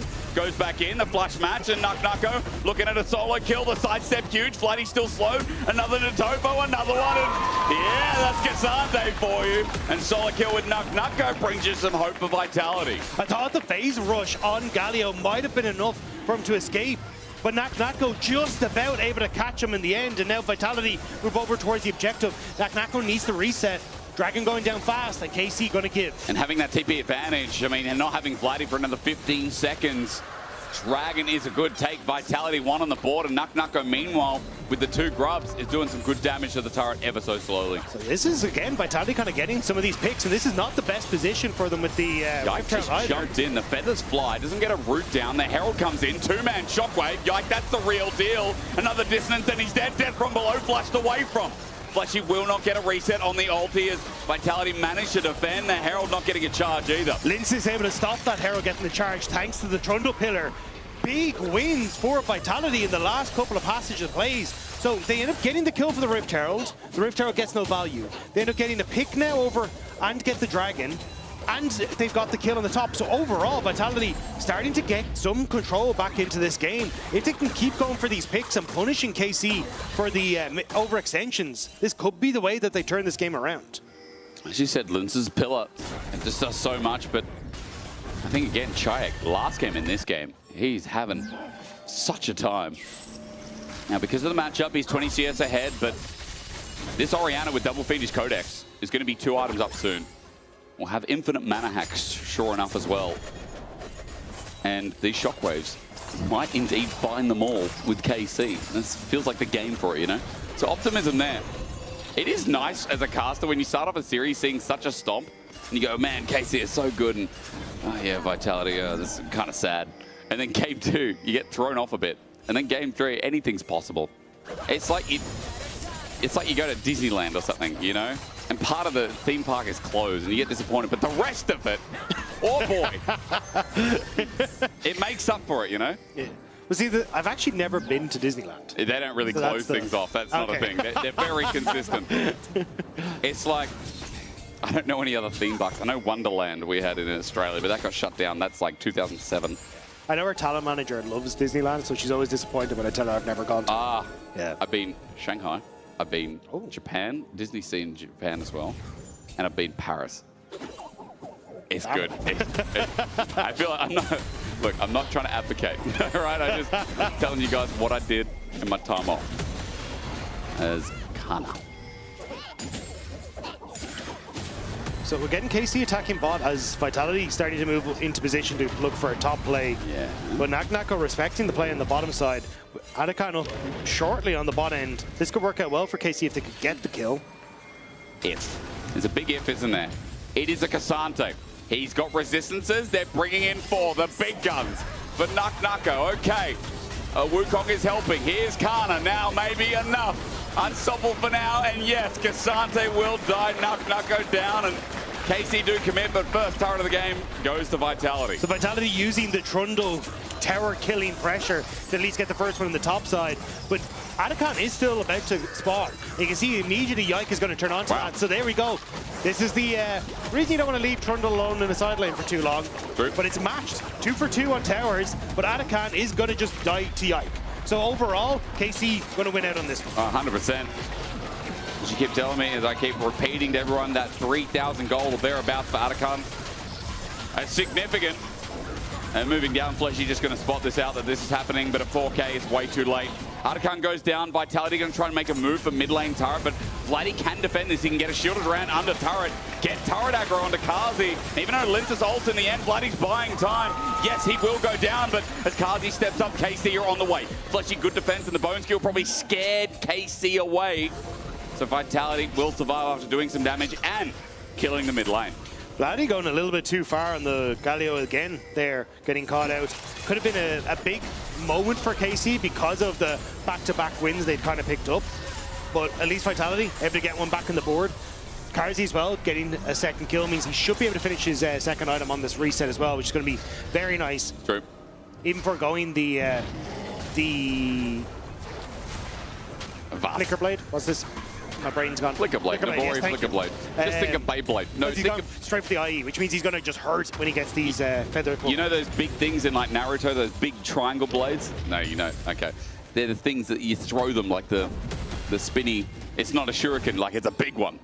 Okay. It unfolds. That's what that is. Is this a Flicker Blade or is this what Sivir has? No, that's what in Naruto, that's the thing. Oh, hang on. Where's the circle? I have power. That thing. Except it's not blue. It's like gray. And then that's what Legolas has. No. Sorry, I'm kind of losing my marbles. It is Monday. You lost them a long time. No. But I regather them. I've got a bag of marbles. Oh, we're fighting them for this dragon. We should. Let's unleash. Fleshy Bone Skewer not going to connect. Bloody came in and Lince's already flashed away, but it's doomed. Vitality lose their jungle at the start of the fight. Nako has the flash as well. The fight's so scattered, and Vladdy just showed up and said, bet. Fleshy with a good Bone Skewer. Flash away from Taramas, but they need more. Shockwave is available still, and you're right, Kana and Meganar flash. No, not needed, and Meganar now runs out. Vitality trying to push in on the mid wave. KC looking to defend as they take it, but Karzi a little bit He's far forward. autoed down with the flicker blades. You talked about the bone skewer in, but Callista's walking up. He doesn't care. Boomerang out as well. The feathers will fly, but Karzi can't rejoin. Blighty runs in. The angle's not right for the pullback. And eventually, even though it works, KC, a big win. The Chemtech Drake, and the fight seems to be going their way, is under the turret. Chayak, his back will be stopped. KC are struggling to lock people down after Yike and Khan have kind of run out of their ultimates. And wait Another fight. Nako at half HP. They're going to fight again. Okay, Vitality, if it doesn't work, do it again. There's the all-out onto Taramas, dead in an instant. Taramas is now gone, so there's no enchanter, but Kalist doesn't care. He still steps up, but hang on, maybe he should. Lince's running in. There's an ulti from Blighty defensively. The Galio's now down. He's got no mana. Yike flashed on. A bone skewer. Fletchy brings it in. Death from below. Gets a reset. And are we going again? No. Yike is just dropping cards. He's just ordering. Kana is going into Meganar Dagda. Vitality are just going in, and KC are like, okay, we'll do the same thing. Vitality come out of the woodwork and end up picking up a bunch of kills off the back of it. Nako goes for Taramas, knowing that he has no flash, he can pull him back and get the kills. Lince is then able to get the speed up to chase down Kalista as well. Bloody, like a good taunt, but underneath the tower means he has to peel. What happened? And again, Lince is the movement speed perfect in getting in and out. And then they just chase people down here. Fleshy with the flash forward, catches onto Bloody. Karzi's getting good damage down, and Fleshy's starting to get the resets. Kana in a great position then on the top side here to actually get some damage on towards Karzi. But it's Vitality just being able to pick off members because they thought they could stick around and get that mid lane turret. So, who won that? The fans. Good one. I think, so Vitality got 3 kills, but KC did manage to get the mid turret and get 1 kill back. So I think for Vitality, much needed gold to try and help them out. But for KC, having mid lane Terra down now makes it easier for them to push mid with Kalist and move up towards that top side. So I think in the long run, it gives more map play to KC, which is great. But Vitality kind of just needed the gold. So at least if they can find these fights, say when Baron spawns the next couple of minutes, it could help them out there. The gold in question as well went to this man over here. So even though he gets some assists, I mean, he's slowly just clawing ahead. Nako is getting chased down, and this is big with Black Cleaver as well going into Meganar. Nako, he's going to have to unstoppable if there's a Meganar, but there is not. Total gold right now, Kana is obviously ahead. He's 1.4k up. I already mentioned the Black Cleaver before. It's quite large. 3 items now, though, with an LDR for Kalist. This Sivir scaled early. This Sivir's still scaling. And obviously, saw in the fight, his ability to walk up was huge. He's now a full item ahead of his counterpart. Yeah, and now they're in a position as KC where, oh, hang on. Come on, minimap. There it is. You basically guarantee your push for Kalist here. You can then shift that pressure up in towards the top side and help the Galio who is already pushing in towards this top wave. And you then just get to litter all of this position here with a bunch of wards that is nigh on impossible for Vitality to clear because Bloody can ult on towards Yike. You've got a boomerang, you've got a bunch of ricochet and blades. Like corridors like that are petrifying for Vitality to try and contest. Now getting darker as well. Vitality have to walk into this eventually because KC have gotten rid of all but 1 ward. That ward there, right in front of Kalist backing. That's really nice. They're going to see the 80 carry moving away. Vitality starting the fight. Kallista's gone. Kallista's gone. Yike exposed and Lince is hitting away. Shockwave brings in 2 with a fake clone, but Yike, there's a pillar in the way. He has to go back in, but Double Cyclone now down. That ward may have won Vitality the game, or at least put them into a position of power. Bloody ulted in to die. Tiger was pulled back in, and again, that pike finds a pick of legends. Kana's in the side lane trying to get some gold back, but Vitality just killed 3. The fact that that ward spotted Kalist backing was a catalyst for everything. Baron will go to Vitality, but Kana, can he be stopped? Nako doesn't have anything, but eventually he will have to run away. The base is cracked, but Baron is taken. It's blow for blow here between KC and Vitality. Going towards bot immediately, but the backward Baron's going to be swift. 35 seconds on the next dragon, and we'll look again at how this ward changed the game. It's the second Kalist is gone, Lince just unleashes onto Wukong and Chayak. Perfect timing on that ultimate. Pulls back both the clone and Yike, and now you get that follow-up as well with Fleshy in a position here to help chase down. And I love this hook. Doesn't even go for the already expected kill onto Vladdy. He just turns on towards Taramas and finishes him off as well. Fleshy has been pretty slick in some of the plays, but as we get a TP in, it's Dragon time, and everyone's up from KC, but no heroic entrance. Cyclone just came up about now. Mega Narbar is worth looking at as Vitality start the Dragon. Carzy soloing it and spotted. Is Khan in the pit now. But he's got no Mega Nar. He's just going to be an Autobot for now. Nucko happy to face check. Vitality to beat KC, to beat the 3-0 team. It comes down to this, and Carzy steps up, already does so much damage, but Kalist auto-attacking with a good shield of Durant from Vladdy. Justice Punch doesn't work, and Fleshy wants to reset with a boomerang blow. Kalist hurts like hell. And that guy at full HP with an enchanter is worth stopping. But if they can, Vitality just lost all their bars, and walking back in is suicide. They have no TPs on either of the solo laners. Vitality are desperately trying to keep KC at bay and buy some time for some resets to come through. Kana has gone Mega Nar though, which I think is why Vitality are willing to try and push through here. Vladdy has reset, but he has the ultimate to get back in. Vitality, they're on the Scuttle Ward, so it's very obvious what the HP is. Yike for an angle here with Smite up and available at 5k. The root for the feathers and the Smite. Valentis comes in with the engage, sets up for Vladdy into the back. Double Cyclone as well. The fight's all over the place as Jake has to run for his life. Kalist does die though. Kalist does die. The raid boss is down while the Dragon Flip comes in, and Nucko gets it. Nucko, what goes him? Death from below. Bone Skewer. We're doing it again. It's a clone, but Vitality have blown KC out with Nucko pressing the Q button. Operation Assassinate Kalist was a goal from Vitality, and they want to keep it going. Linces on the push, but KC, they're looking to turn. Linces went a bit deep. He went a bit deep, and now that his pillar's down, the chase is hard. Kana is going to hop, but he doesn't get a double hop. So Linces survives, away from the Boomerang Blade, away from it all. Vitality with Baron, and the slow game with the Dragon #2 being their own. Taramas looked like he got past the ball in this one and didn't know how to stop the onslaught. Watch everyone just dive immediately onto the back line as his ult comes through. Carzy flashing forward.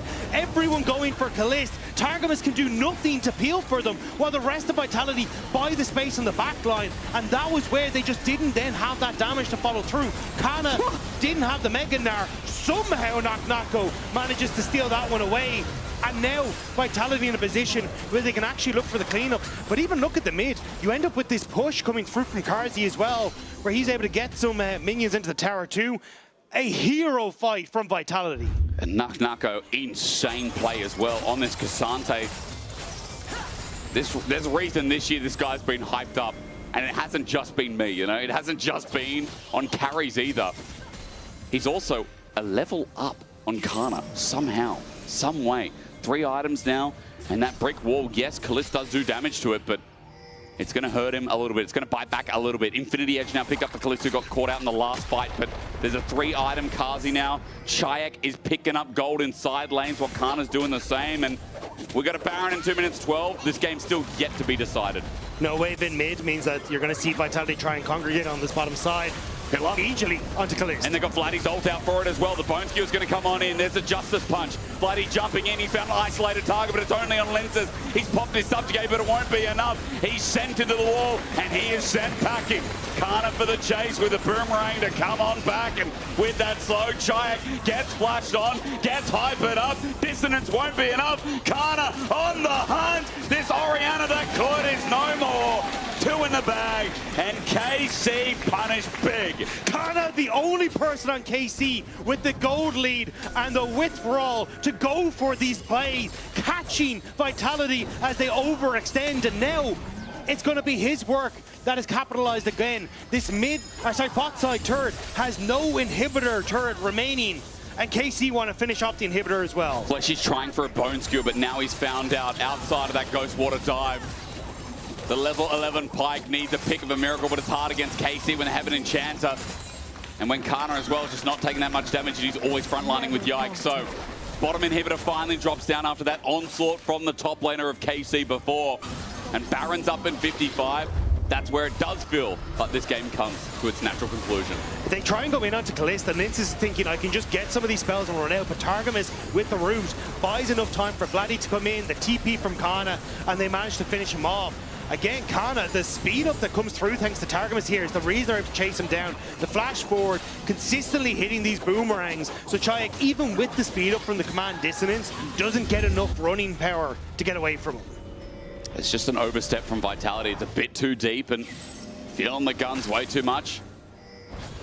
Gold doesn't matter at this point simply because gold is even. Yes, it does matter for items, but across the board, I mean, 2.6k gold lead, but against a supportive AP tank, you know, Vladdy's not going to care too much. His role is to jump in and save. And you know Kana's is the same as well. You know that Kana with the Negatron Cloak now as well, he's a bit more durable. Baron's air dagger, but Dragon's up in a minute. Timers might coincide, but it would be third Dragon only for KC or Vitality. I mean, Linz having the Subjugate is going to change so many things for KC. Yeah. Both Vladdy and Kana are pretty reliable targets to just steal all their stats and burst them out, especially when you look at how impactful Kana can be in these moments. And for Vitality, the Zhonya's for Shayak means that he can actually try and play up into these big shockwave positions, try and put threats onto Callista and still have that survivability. But would really like to finish his Rabadons before he can really be the big damage dealer and turn the tide of the fight. Flashy, Bone Skewer gets Vladdy, gets him over the wall, but it's a double taunt, flashes over. Nice pick, but Nuko steps forward. They get a summoner. They get a big summoner, and Flashy, that Bone Skewer has big impact. Vladdy, I think, panicked a little bit. That may have been the moment KC could have gone forward. Shayak was showing on that bottom side, and KC had the speed up to try and go for it, but didn't want to end up following, and Nako could have got caught out. But now, Baron in their sights, control there. Chemtech Dragon is up, and it's been soloed by Callista right now. Do you think the trade's worth it? Vitality will take this down quick. KC know they need to get in. Yike is looking for a steal, but Callista won't be here for the fight. Dragon will go down, but look again. TP committed. 5, 4, 3, 2, 1, and it's down. Baron and a shockwave. No Mega now. Nugget pushes them into the wall and kisses them together. Kana's going to go Mega, but where is he in the fight? He's running for his life. Cyclone's now down, and now that Callista's here, Vitality move ground. Vladdy joins in as well, but he's going to get sandwiched. He's going to get hit by a ball. And Oriana, who tries to find them all, but only one for now. Vladdy's damage is good. Running for his life. The fight on the back end dangerous as well as Fleshy's caught out and dead to Kana. Vitality in a choke. Let the feathers out. Vladdy goes golden. Oh no! KC running amok. Vladdy running up. Kazi's big, but Callista. Where is Callista? He's dead. He's gone. He's gone. I just saw Callista disappear in front of my eyes. I thought, where is the Sipper? Vitality get back on the Baron buff as well, and 2 are dead from KC. Somehow alive, Vitality stand. KC just want to knock as many of these Baron buffs off as possible, but they're not going to be able to do it. Vitality protecting crucial members in this. You get to see the initial fight where Vitality think, okay, we just need to try and escape. After this great shockwave comes through, they're like, nope, we're going in. Managing to get the pull on towards Yike, towards Kana, keeps him at bay where he can't get mega value from the Mega Gnar. And Vitality, I was very worried about Chayak up on this top side, but watch the Trundle Pillar as it comes through. Denies Callista Targamas to follow up perfectly, which means that then Vitality are able to get Chayak into a much better position and continue forward. But then the turnaround here, as the feathers go down from Karzi, he's able to get a lot of damage down very quickly as Callista watches he comes through. Gets caught by all those feathers and immediately goes down. Karzi playing that so well. He disappeared from my screen and I thought, we've got to watch Callista in this fight, but it was 1 second, 1/2 of one. Vitality, they've got the gold lead. And again, I said what I said, which gold doesn't matter too much, but now there's a crucial lead that is leading to potential 4th item Oriana, potential 5th item for Kazi as well. The 80 carry who was behind an item, no more. He's up in gold and he should have what could be a GA here on the next back. Kana just trying to be that split push nuisance on the top side of Chayak, who's set to answer him. Rabadon's death cap very close to completion for him.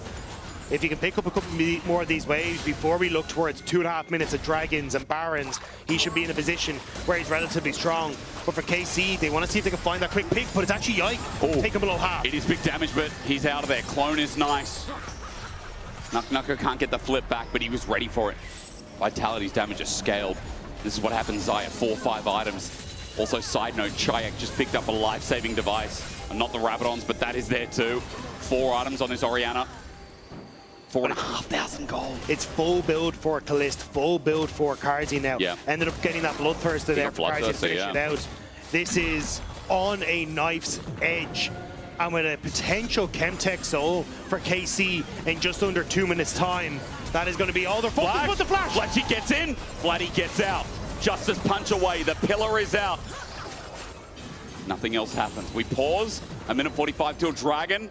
No summoners burn in the process, apart from Fleshy burning his flash. Vitality were trying to find a window where Kana was on the bottom side. He just got Mega Gnar, and maybe they could get that quick play, but just the wrong target in the middle of everyone there. And now Vitality still stepping forward. This pillar could be pretty big here. It's a big pillar. It's on to 3. It's Kalist who's front lining. Vladdy protects him for now. The heroic entrance nice, but look, Cassante on Kalist, trying, Nucko trying, gets the GA, while the rest of Vitality are here to stay. Lintus in the way, and Targmas Vladdy can't get in the fight. Kana's got no Mega Gnar. Strong like a bee, I hear it buzzing for me. Kana running and trying to save this game, but I think it's done with a Mega Gnar out and Vladdy, who did a weird TP to save his top laner. KC are raw. Vladdy just wants to cut the wave. He's trying to buy enough time so then he can respawn. And I think he just got it. There is no wave in mid. There is no wave bot or top. Vitality don't have any way to get through these structures. That's why we work in pairs. Dagged a good catch on that one as well. So Vladdy's TP for a 55-second death time. It does feel like it's worth it then. Nucko's going to go back, so the game goes on. And yeah, maybe that TP was just the savior of a lifetime here as Vitality. They're winning fights. They're going big. Linz is going to try and tank this one up so they can run on in. No, he's not. He's like, no, forget it. Members are coming up. I'm not risking it. TP going to be burned. Vitality, 5-man strong mid. The 5v4 will have to come through. They should be able to get this. Maybe they back away, but Vitality, they want to just go for the end. Kana still in 16 seconds time. But Kalist is up. Kalist for the wave cleave. Kalist survives. It's okay, but yike. Cyclone defensively. Look at the boomerang. Look at the boomerang. Vitality, be careful. Kalist sends it out. The wave is now gone, but they run forward. Carzzy makes him his little prince. Kalist sent him to the ground, and Vitality stopped the flawless run. Somehow. Vitality blow KC out of the water. An insane couple of fights back to back. And a hero pillar from Linces turns that game around. What a play from Vitality. We were only questioning yesterday if this team could beat Na'Vi, and then they just scaled into a KC matchup. Yeah, that was not what I had on my guessing game for today. There was nowhere near Vitality with an insane performance as you vote for your Kia Player of the Series on X. Nucko, Linces, or Chayak, and that will be a hard one. Insane. I don't know what just happened. I don't know what just happened. I am going to be full biased. Linces' pillars on this trundle were game defining. True. Keeping Chayak safe at that Baron fight, catching Kalist in that last engagement. Like, Linces had a mega performance game 2 and 3. He did. The Jarvan was insane as well. And then, I mean, Carzzy scaled into the game. You know, Fleshy got a couple of really big bone skewers that forced off summoners in the late game, which means so much. Nucko's Cassante was crazy on on Kalist at the end of the game. Like that Cassante play was kind of nuts where he 1v3'd. That is insane. They got GA in and they got to snap back for the rest of the fight. Now, Vladdy tried to save the game, but in the end, the wave came through, and with Vladdy still dead for so long, I guess that TP didn't work out the way they wanted. I hope really that Dracos with Chayak in the Famarian post-game interview can give us some insight into what the hell just happened. Thank you very much, Hysterics. We are here for the Mary Bomboy post-game check-in. Dude, I just talked to Linces. I didn't think you guys were going to be able to repeat it. What is going on in this mid-jungle synergy? 2 games back-to-back. Game 2 was all you guys. This game, it feels like it's so much of what you two are doing. What glow-up happened this week? What occurred behind the scenes of Vitality that allowed you guys to just completely pop off? I would say we just stopped overthinking. We just play a simple game. Like, I think week 1 was a lot of overthinking. Like, we were scared to play the game. And I don't know, I think we just transformed into a complete different team from the week 1. Yeah, so what do you feel like is the biggest change you said when it comes to that overthinking? Is it just that you're more confident to make plays together? Are you just working better together? What's the biggest shift you've seen? I think we we just play, you know? We just try not to overthink stuff like, oh, they could be here, maybe they can't be here. It's fine, we just send it, you know? Like, if it doesn't work, like, we will try to rebound. If it works, it's perfect. Like, that's kind of how we play right now, I would say. Look, man, it worked pretty well. 2 wins back-to-back, you guys are looking good. Of course, you had already locked playoffs, kind of getting that first one at the start of the series due to tiebreakers, but now you're feeling good, you're sitting pretty. How do you feel about that cross-group decider? A lot of potential opponents on the opposite side. You'll get your chance at a best of 5. What's going through your head about that? I mean, I'm really excited. I think, like, we're showing pretty good League of Legends right now, and I'm looking forward to play anyone, actually, from the other group.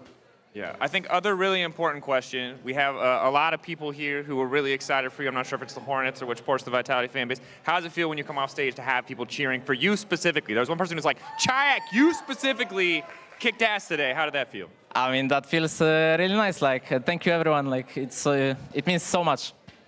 An awesome thing to hear. Thank you, Berlin. Thank you. Last question for me. This one not serious at all.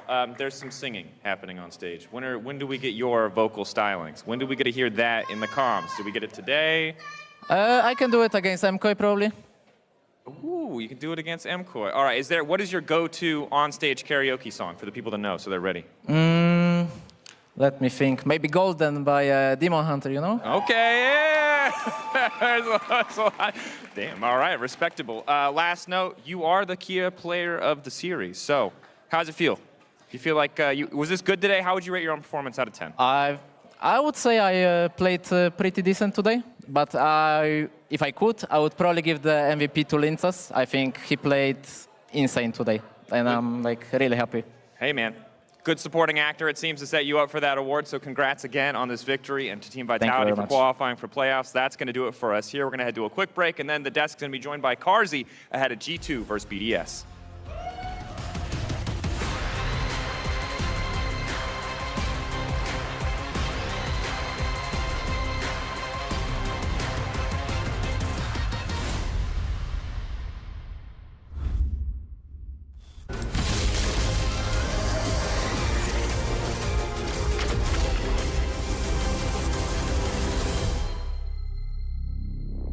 That is the changing lanes guy. Is he switching lanes? He might have said it. He should change his in-game name to Changing Lanes.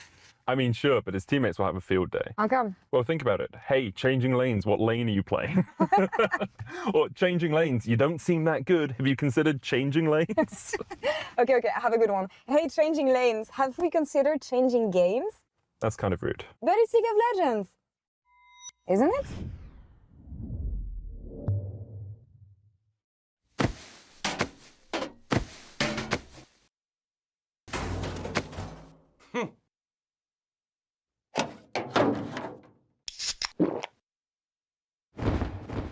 Red Bull gives you wings.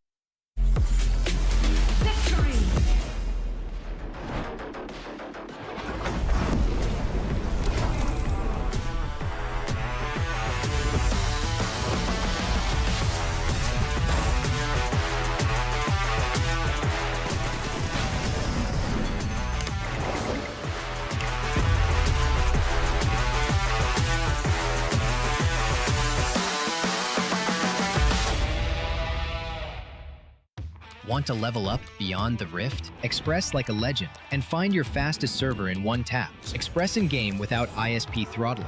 Express and shield yourself from DDoS attacks. Express and choose the VPN trusted by gamers everywhere. Express VPN. Experience gaming the Express way. Fast, stable, competitive. It's time to Express. Scan to start your 14-day free trial. Subscribe to unlock free Hextech chests and keys.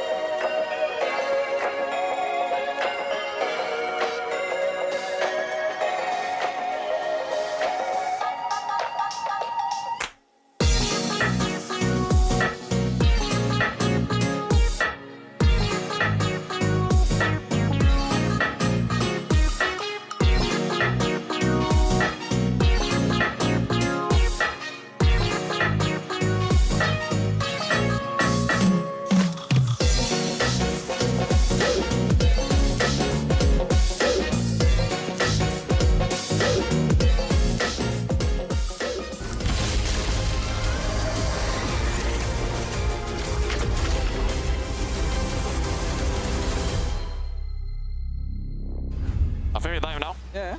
I'm coming, guys, okay? They're coming. Yeah, don't like. Nice play. He will die, he will die. Nice, good job. They all die. Fight. We are going around, we are flanking. Go on, Galio. Galio is gonna ult, look here. I'm looking. We can ask guys, no? Yeah, we can. Kill him. Karma. No flash cam as well. Who's good? Oh, Turkish combo! Sivir. Look, front. Nice. Hit the turret. Turret. Nice. Good job, guys. Good job. Go! Nice. Well played, boys. Amazing comms once again from Vitality, who reverse sweep KC here and deny Navi a chance to advance to the playoffs. Now we're going to talk about what happened here because we've locked in our top 4 teams for Group A: KC, Movistar Koi, Team Vitality, and GX. But the seeding is still up in the air as KC is locked top 2. For Vitality and MKOI, they're fighting for that remaining seed that auto advances into the playoffs. For the 3rd and 4th seed, they will play in the crossplay decider to advance to playoff. And for now, GX is guaranteed to play in that decider as the highest seed they can now earn is top 3, 3rd position. Now let's turn our attention to Karzi, the victorious Karzi, the loudest moan in the LEC, let's say. How are you doing? After the Secret Lab ad, of course. But yeah, how are you doing? I'm doing fine. Fine, okay, yeah, let's call it that. I mean, it could be better. I'm kind of sad about my own performance in the last game because I had some like choke moments, I'd say.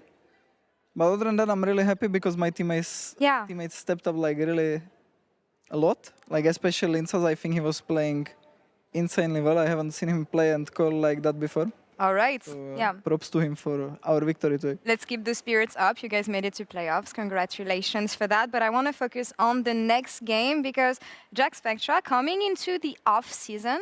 Yeah. Skewmond on the side of G2 and Paris on the side of BDS were the hottest prospects that we had for entering players in the LEC. How have they developed respectively? Yeah, it's really interesting. I mean, I'm sure as you're probably scrimmed BDS Academy, they were like the best DRL team with Paris and Skewmon leading them.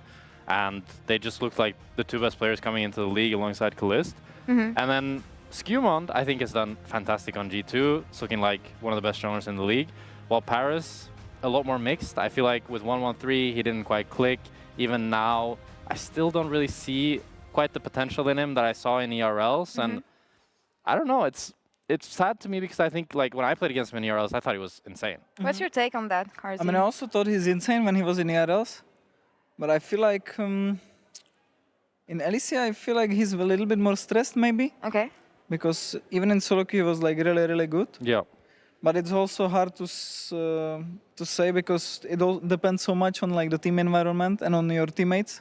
And as a support, usually, like if the people around you are not good enough, you will not look that good, you know. So it's really hard to say. Maybe it's just team issue. Yeah, I mean, I can imagine, especially with all the roster changes that they had. What do you feel like BDS is missing so far in summer with everything that they've tried to revamp? Where are they going? I mean, for me, it was weird because I felt like BDS was starting to kind of play a lot around 113. He was playing like Nidalee and stuff and carry junglers. And then they replaced him. And now Bukada is more like kind of this facilitator.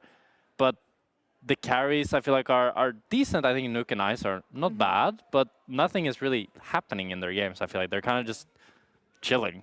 There is no real proactivity in their games. Yeah. All right. Yeah, I mean, hopefully that's something that they can get against G2 because G2, I feel like, they pushed to 5 gear, honestly, on all the games that we saw, especially coming against Fnatic yesterday, 2-0 against them. We've talked about Skewmon, but LeBron, man. LeBron James. What a legend. On the All-Star yesterday. We can talk about the laning phase. I feel like there's a lot of improvements to come here, but Karzi, as someone who has to play with supports, what do you think of LeBron in summer so far? I think he's playing really well. I was a bit worried when he joined G2 that he would have struggles with performing under a lot of pressure. I mean, he's doing God's work on and off the Rift, selling merch, engaging with Alistar, but yeah, please go on. I think he's playing really, really well. He's like lately, like the first 2 splits, it was not so hot, I'd say. Yeah. Or like the expectations were a little bit higher for him.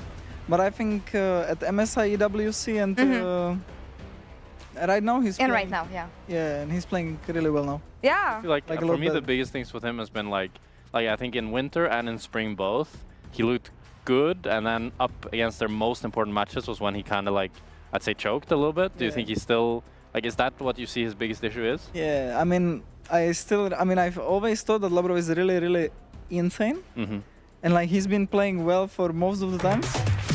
But then in finals, when it matters the most, like some crazy stuff starts happening, you know? Like I remember this from my 2023 finals against BDS, where like Labrov, in my mind, like he played, I could play that game super brilliant. Oh my god! But any other game he's playing like really insane well, yeah? Yeah. I'm not sure. Maybe the nerves here, but hopefully the nerves shouldn't kick in today, as I would give the edge to G2 in this matchup. And we have Urame joining us. We're going to be doing the draft here at the desk with Karzi. Of course, you're going to stay with us as well. Are you a draft master? Well, we're going to find out. Leak all the strats. So what's the first pick? What is the first pick? What are the bans? Tell us everything. You scream those teams. You should know. Actually, you know, I never want to go to analyst desk. I'm going to be... When you retire? No. But yeah, it looks like a mismatch on paper, honestly, especially given G2's level lately. I want to ask actually a bit off topic, but why was the Wukong prio so low in your guys' series? Do you not think Wukong is OP champ? I mean, I think everyone thinks Wukong is OP champ. Yeah. But Linsas has been doing really, really well on Jarvan, so he just felt confident playing the Jarvan. Yeah, fair enough. In the second game. In the first game, I don't think... I mean, to be fair, I don't know. I usually don't pay that much attention to I say one of those guys that just sleeps in the draft meeting and just chills. I mean, we don't even have that many draft meetings, which is really behind our backs. We just come. There's a lot of topic. Yeah, I'm putting a pin on that. There's a lot of topic that I'll talk about with your coaching staff maybe and investigate what the hell is going on with Vitality. What do we want to see here? As G2 is going to be on this side. Honestly, pretty much anything from the Azir, the Wukong, it's kind of the choice you want to make right now, because game 1 fearless, they're just, I feel like most of the time both sides get a lot of the OP picks and are quite happy with the trades that they're making. I wouldn't really say that there's a correct thing that you do. Right now I'm looking at probably an Azir Wukong trade. There's probably... I mean, Karzi should know about this. You guys gave an Exodia draft to KC in game 1. So how do you make sure, now that you lived it, that they don't... Yeah, there you go. History repeating itself in front of our eyes. Now if you're Vitality, you give them Azir as well, right? And now, okay, preferably. So that's what BDS should not pick. Just don't pick them so that the blue side gets them all. Exactly. Hey, it worked for you guys. Game 2, it was... Yeah, see, it's happening. Yeah, I mean... There we go. Another blue side, three first picks. There we go. Here we go again. Is that a flex Nautilus? It is a flex Nautilus, I think. Alright, we haven't seen it in jungle yet. Speaking of Nautilus jungle... It's a myth nowadays. W or L? I mean, I think it really depends. I think with Talia it can be good, probably. Yeah. Since it was already good from support. Yeah. So that would make a lot of sense. I don't see it work that well into like Trundle, yeah. Like he hooks pillar, gets one-shotted and... Yeah.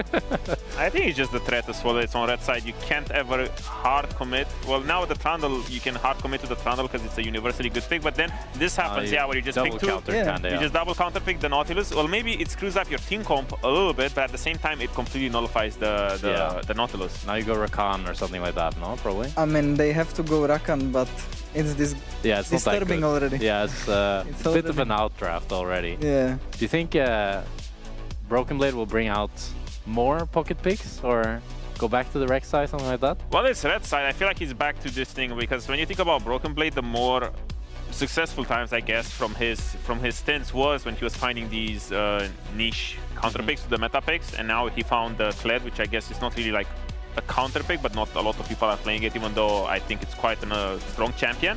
And with the Rek'Sai as well, so I do feel like... Did you think the Rek'Sai one is kind of a blind? Because when Rek'Sai tank top was popular, you just like pick it into whatever. Yeah, but the thing with Rek'Sai, for example, was the fact that you could just like Q poke range champions and you would just do whatever. Now I feel like you're a little bit more restricted. So now on blue side, I do feel like he's going to be forced to interact a little bit more and pick up a blind pick here.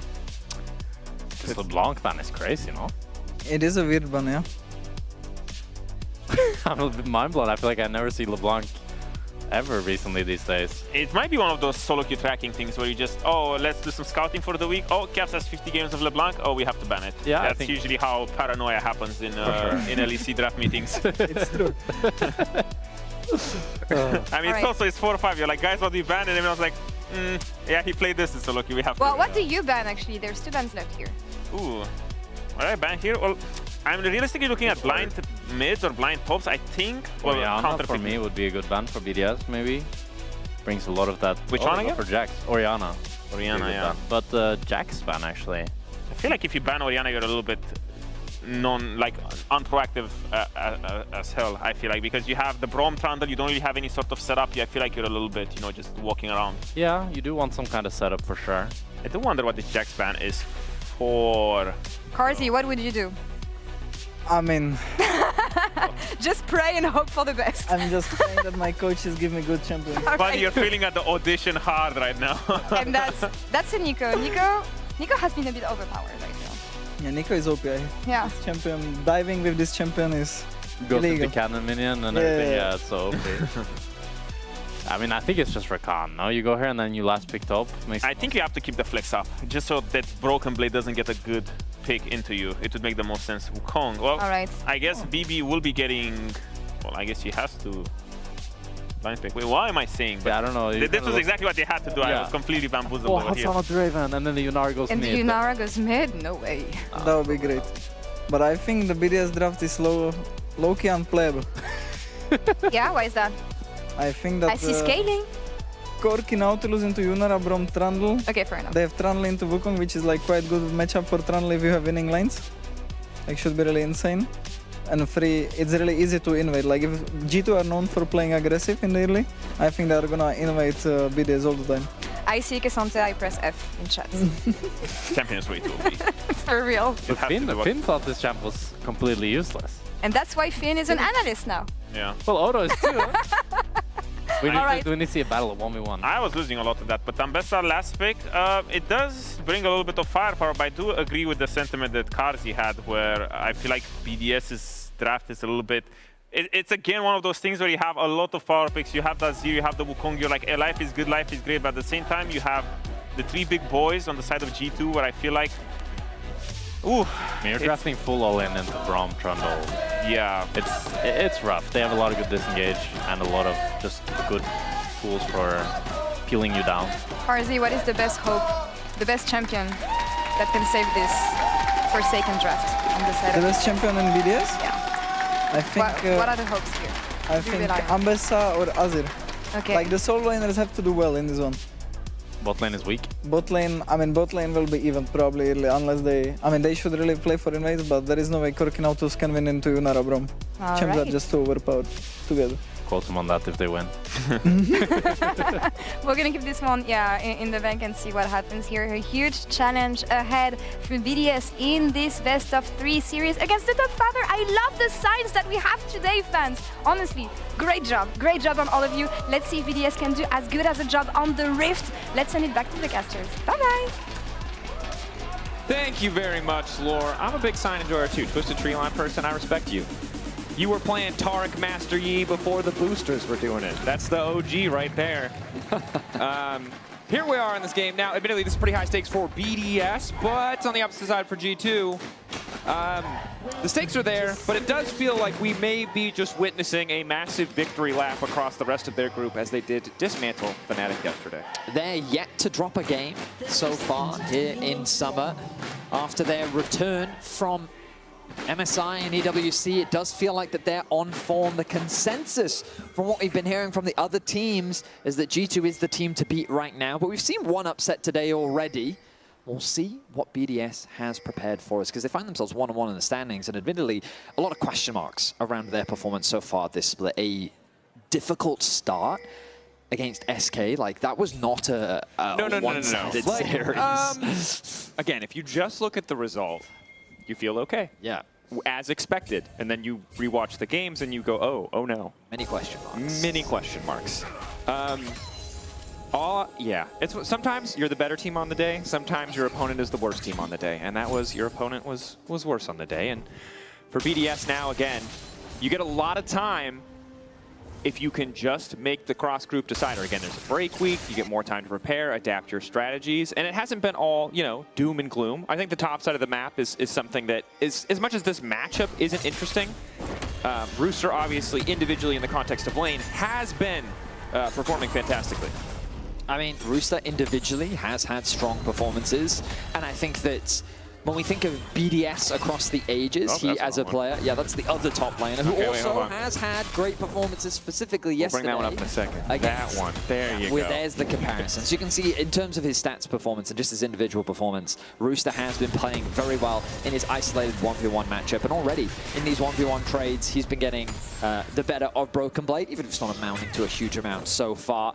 But ultimately, he is kind of one of those players that we are keeping our eyes on. Oduwamne talked a little bit about in the draft. It gives them a little bit more firepower. It gives you a little bit more skirmishing potential when looking to attack the side lanes, maybe. But Kazi was quite confident that BDS would have very few options playing this draft. Yeah, he was not a fan. He had strong words, you know. That said with the man who just took down, or the confidence of the man who just took down KC, That's right? true. So it's I feel inclined to believe him, to be completely honest with you. But a part of it was because exactly what we're seeing right now in the bot lane, it's G2 that gets that push. On the top side of the map, the Rooster. He's ducking, he's diving, he's dancing, he's up a pot. Oh, he's used the pot. He's up the health that the pot gives him. But yes, as Kazi was highlighting, it's a very difficult matchup. Ooh, Ice is stuck around. Good block coming in from Lebrov. Eric's just going to back up. The slow going down on top of Ice. He's forced to cleanse as well. We are witnessing live exactly what Kazi meant. Oh, and the laughing emote. Hans is such a nice guy, too. If he's PMing you, uh-oh. Ooh, ruh-roh. Oh, yeah, there it is. Thank you, production. Well timed. The BDS draft is low-key unplayable, said Karzi.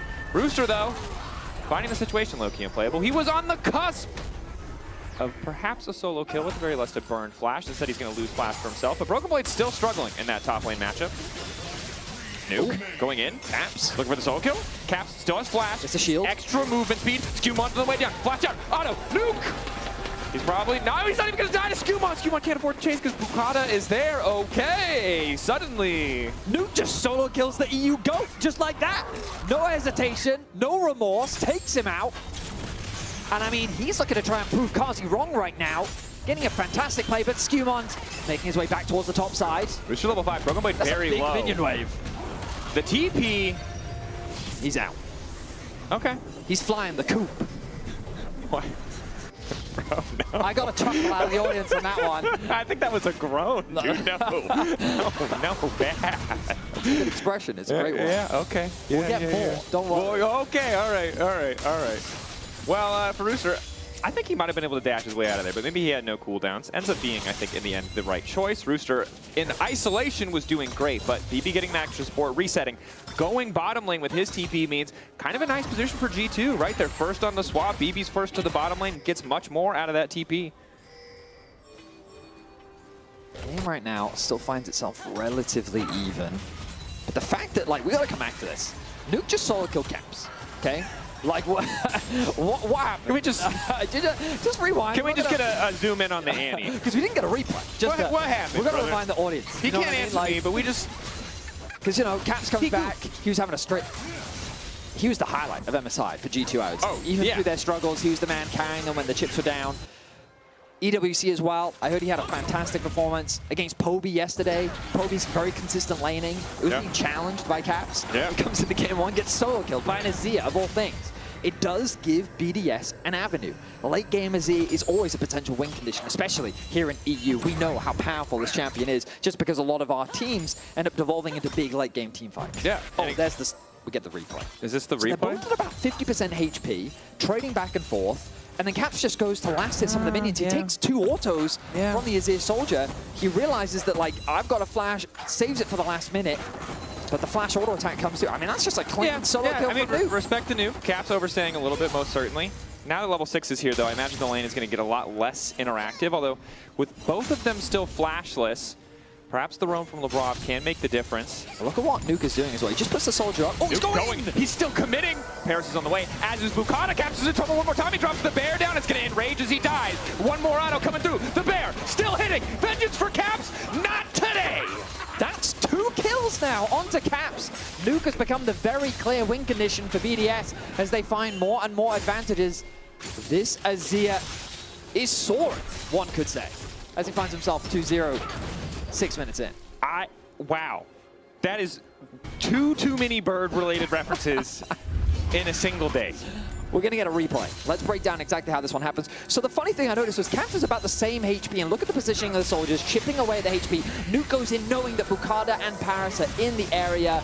Even though the stun comes through from Caps, it's not enough to buy time. Labrov alone cannot keep him safe. And then they're able to secure the kill onto the Tibbers, allowing Nuke to walk away to safety. And credit to Nuke, right? He might have gone down there and it still wouldn't have been the worst trade, but ultimately aware that BDS has the better positioning, has more members in the immediate vicinity. And of course, for Caps, that 0-2 start, definitely not ideal. Nuke going for some defensive itemization as well. Much more focused on just keeping that pressure up in lane, it seems, as that's done. A lot less effective now that Merc Treads there. So, pros and cons of Merc Treads. Doesn't give you a lot of immediate power, so in terms of the trading, of course, and it can still find those nice little trades, but the extra magic resist does mitigate a lot of the burst, and you're now just less afraid of the stun because of that extra tenacity that you do get from the boots. Of course, when a support comes to your lane, Nuke is forced to play a little bit more defensively. He will be denied that cannon minion. It's a small advantage gained, and closing that gold gap just a little bit. Yep. Of course, Paris roaming mid as well as Labrov roaming mid did mean the top lane 1v1 was isolated, so it has been Hansama able to accrue a bit of a CS advantage, a bit of a gold advantage. That is kind of the consolation prize for G2, but again, it's a little bit rough. G2 obviously have been very committed over the course of the year to keeping Caps on these more utility-focused champions. So the good news about that is that, look, even if you fall behind, you still have the power of the stun. The bad news is it's going to be tough to take down some of these tanky threats in a team fight, right? Bukada going to get a lot of armor passively, so it'd be really nice to have that additional magic damage as Labrov caught out here. No level 6 means he'll be able to walk away for now. Caps very patient as the guns have been started, but they will reset. Bottom side of the map, Rooster doesn't quite have access to TP, neither does Broken Blade, but he's going to be the first one to move up. BDS now keeping the fight going. Labrov backing away, forced to flash back as Ice lays down another rocket. But no kill going to come through. BDS with very clean control over the river. They just continue to contest the vision on the top side of mid lane, but it looks like G2 are not going to give this one without a fight. They secure one grub, Skumon and Hansama make their way in, and the TP is committed by Labrov as well. I'm surprised PDS conceded that, but I guess they thought they already used enough. Also got to recognize Labrov level 6 to the level 5 of Paris. I recognize why they feel that they're not strong enough to take that fight, so they'll be happy with the single grub. Yeah. Labrov gets that reset, has access to the TP, courtesy of Summoner Spellbook, so can be there. And 2 grubs really is the, the threshold that matters. 1 doesn't. It's a little, but doesn't mean too much. So good recovery from G2 despite the initial almost pick, that initial flash being burned by Labrov. Could have cost more. He's still not afraid to step up, and Han's getting scary, right? Blade of the Rune King going to be a big first item spike, something that's going to make that all-in threat much more real, as Skumon might not even need to wait for that threat as he's coming in. Ooh, that's a lot committed. I feel like that's not realistic in terms of a kill, so they're just really wanting to make sure that this base is delayed as possible. But notice on the bot side of the map, Bukada knows that he can now go towards the dragon. The base is going to be interrupted again. This is really good for G2 because now they can stack up a wave and threaten this to have flash burnt. Paris, Ice has to retreat. They're going to threaten the dive. Paris is just the aftershock, right? It's not a whole lot to defend him. Ulti on the right target can make a big difference, but G2, the TP now coming in. That's the double knockup. Paris aftershock still proc, so he's feeling fine, but Skumon's ulted in response, so they get the TP, and while they're not able to pull off the initial dive, they still grab a plate, and now it is Broken Blade on the bottom side, uncontested. Nuke's also just TPing to the mid lane, so he's going to have so much free time on that bot lane tower if he wants it. I'm trying to think of like who really gained from that, because G2, yes, they got a plate on the top side of the map. They really delayed Ice and Paris. It opens up Broken Blade on the bottom side of the map to get a bunch of free farm. He pushed that wave underneath the tower. They really slowed BDS down, but the fact that BDS was able to get the dragon in exchange means that I don't think that it was really a bad trade for them. Paris losing his flash, obviously not ideal. I guess you could argue that the AD carry gap developed a little bit more because Ice was denied a decent amount of farm. Broken Blade now TPing. Rooster. Not quite able to find the angle. Broken Blade looking for the setup, goes all out. Rooster flash out, flash follow. W3 does not quite connect. Pathmaker can't find the initial target. As Nuke getting very aggressive in the mid lane. Will get Caps' ult. For Broken Blade, that's the TP and the flash burn. A dive top, are they? I don't know if you can really go for the redive here. Hansama fully stacked, doing good damage. But again, Rooster relatively unfazed. First item there for Broken Blade. You can see, again, why they would want to go for that kind of aggressive play. It's a pretty big advantage, but I mean, the downside is they've spent a lot of time on the top side of the map, and look at bot lane. Ice is just pushing. He is just pushing into that tower. It's fine. Labrov is farming, bro. It's exactly what you want. Anyway, Bukata caught out a bit here. Caps on the way in. Still has the bear beside him, and will just fall down. The Roots are going to look for the cleanup kill onto Broken Blade. Not quite able to get the fruit in time. That's the feat of warfare in favor of BDS, though. Caps able to provide much-needed assistance. Broken Blade ends up trading his life for Bukata. But I still think this is just a net positive. BDS, look, getting the push in the mid lane. On the bot side of the map, you can see what was about a 300 gold difference between the two AD carries has been able to close once again. A lot of that largely just being the CS advantage that Hansamah is sitting on. But Nuke, Bukata, like they're sitting with decent leads. And again, what we heard from Kazi in the draft discussion was that G2 should be the ones in control of the early laning phase. They should be using their prio to set up for invades, making it difficult for really BDS to net any advantages in the early game. But it is BDS with advantages in the early game. And look, Rooster playing well, something we've seen consistently across both their series. Nuke finding the solo kills maybe a little bit less expected as Paris is now in trouble. Going to ult immediately, pillar behind him so he can't get the easy hook out. Well placed by Skewmon. Quick kill pickup on the bottom side. That is a clutch punish from G2. They got Paris' flash on the top side of the map, and they layered their CC effectively to mean that Paris had very few options to get out of that situation. This is going to open up more plates for Hansamah. And unfortunately for Ice, he's going to be denied another wave, so that AD carry gap is really starting Ice has to be careful. Okay, Valk's out. That Yunara slow can be so nasty, especially with the Braum there, but did still have access to the Valk. And this is the awkward thing about the Corki, right, is it takes so long to get that Triforce completed. Such an expensive item, you stop for the tier on the way. Yeah, I mean, that W is a 99% slow that decays over 1.5 seconds. If it catches you, you're stuck in it. Yeah, That ability is very nasty. Luckily, he's not an immobile AD carry. But Hansamah only continuing to scale up. Nuke again, the scaling threat on the opposite side. The difference in gold, or the advantage in gold that they both have, is similar, but you can see Nuke very focused on keeping pressure in this lane. On the last play on the top side river, it was Caps moving up, Caps making sure they could get to play 1-for-1. Nuke, meanwhile, auto-attacking that tower. This man knows what he's about. He's getting plates, although unfortunately for him, they will fade away. So see, Caps got to back away soon, surely. Or not. Under the tower, Labrov chasing, lock into the Iron Solari. My goodness, Caps really does love playing at the very limit, doesn't he? The bear. I mean, he was fully trusting LeBron there, right? The servers, what are you doing? You guys, you're funny. He's just chilling out. Yeah. Back to base he goes with Caps. Okay, actually, wait, never mind. I'm going to save this for no, it's not a real question. It's actually the least real question I will have ever asked you. Okay. You will be wishing You've for a cast asked with me many real questions before, so it's got to be high up on the list. I still remember the horse centaur discussion. Yeah, that was rough, dude. That was, where is the heart? Doesn't make any sense. Here's the question. Yeah. Wait, double check before. Are there any objectives? No, gold's pretty close. Yeah, Dragon in 30 seconds. All right, I'll wait then. We'll wait. Okay, the Drake setup does matter. G2 are first on the objective, but they don't really have great vision. Oh, look at Skewmon. He's also on the top side of the map right now. Of course, BDS don't have full information as to where he is, but quite far away from the objective. Yeah, the thing about this timing is that it's pretty easy to just grab the Herald in exchange. I don't know if G2 want to give up double Drakes, but it's... Look, they're actually pinging, suggesting that he might be on the Herald, but of course they do have that small ward still on the objective. Skewmon has now made his way down. Paris hooks in. Starts things off with Labrov. Ulti on the Skewmon, but there's not really any immediate follow-up. It seems like they're hoping for a pick, but that was a lot of cooldowns used for very little impact. Just ultis traded. Now Caps on the side. Poking on Nuke. Nuke wants to go in, knows that he's stronger. Caps now completely isolated. Wanted to get away with a little bit of poke, but it seems like it's going to cost him his life. Meanwhile, the rest of the team setting their sights on the Drake, but down goes Caps. And Caps is just getting outperformed by Nuke here in game one. He found, that's his second solo kill of the game. He did get an assisted one during the laning phase, but 2-0-1 on the Azir. I say solo kill, Bukata actually end up cleaning that one up. But it's going to secure them the Drake, which is the part that matters. Again, we come back to this conversation earlier. Of course, we love holding people accountable. That we do. And Kazi himself said that BDS draft unplayable. Okay. Yeah. Unplayable. Right now, there are 2 dragons to 0. Nuke. That's true. The superstar right now of BDS. To be fair, Kazi is a part of the Vitality lineup that gave KC their game 1 composition. So perhaps... That is true.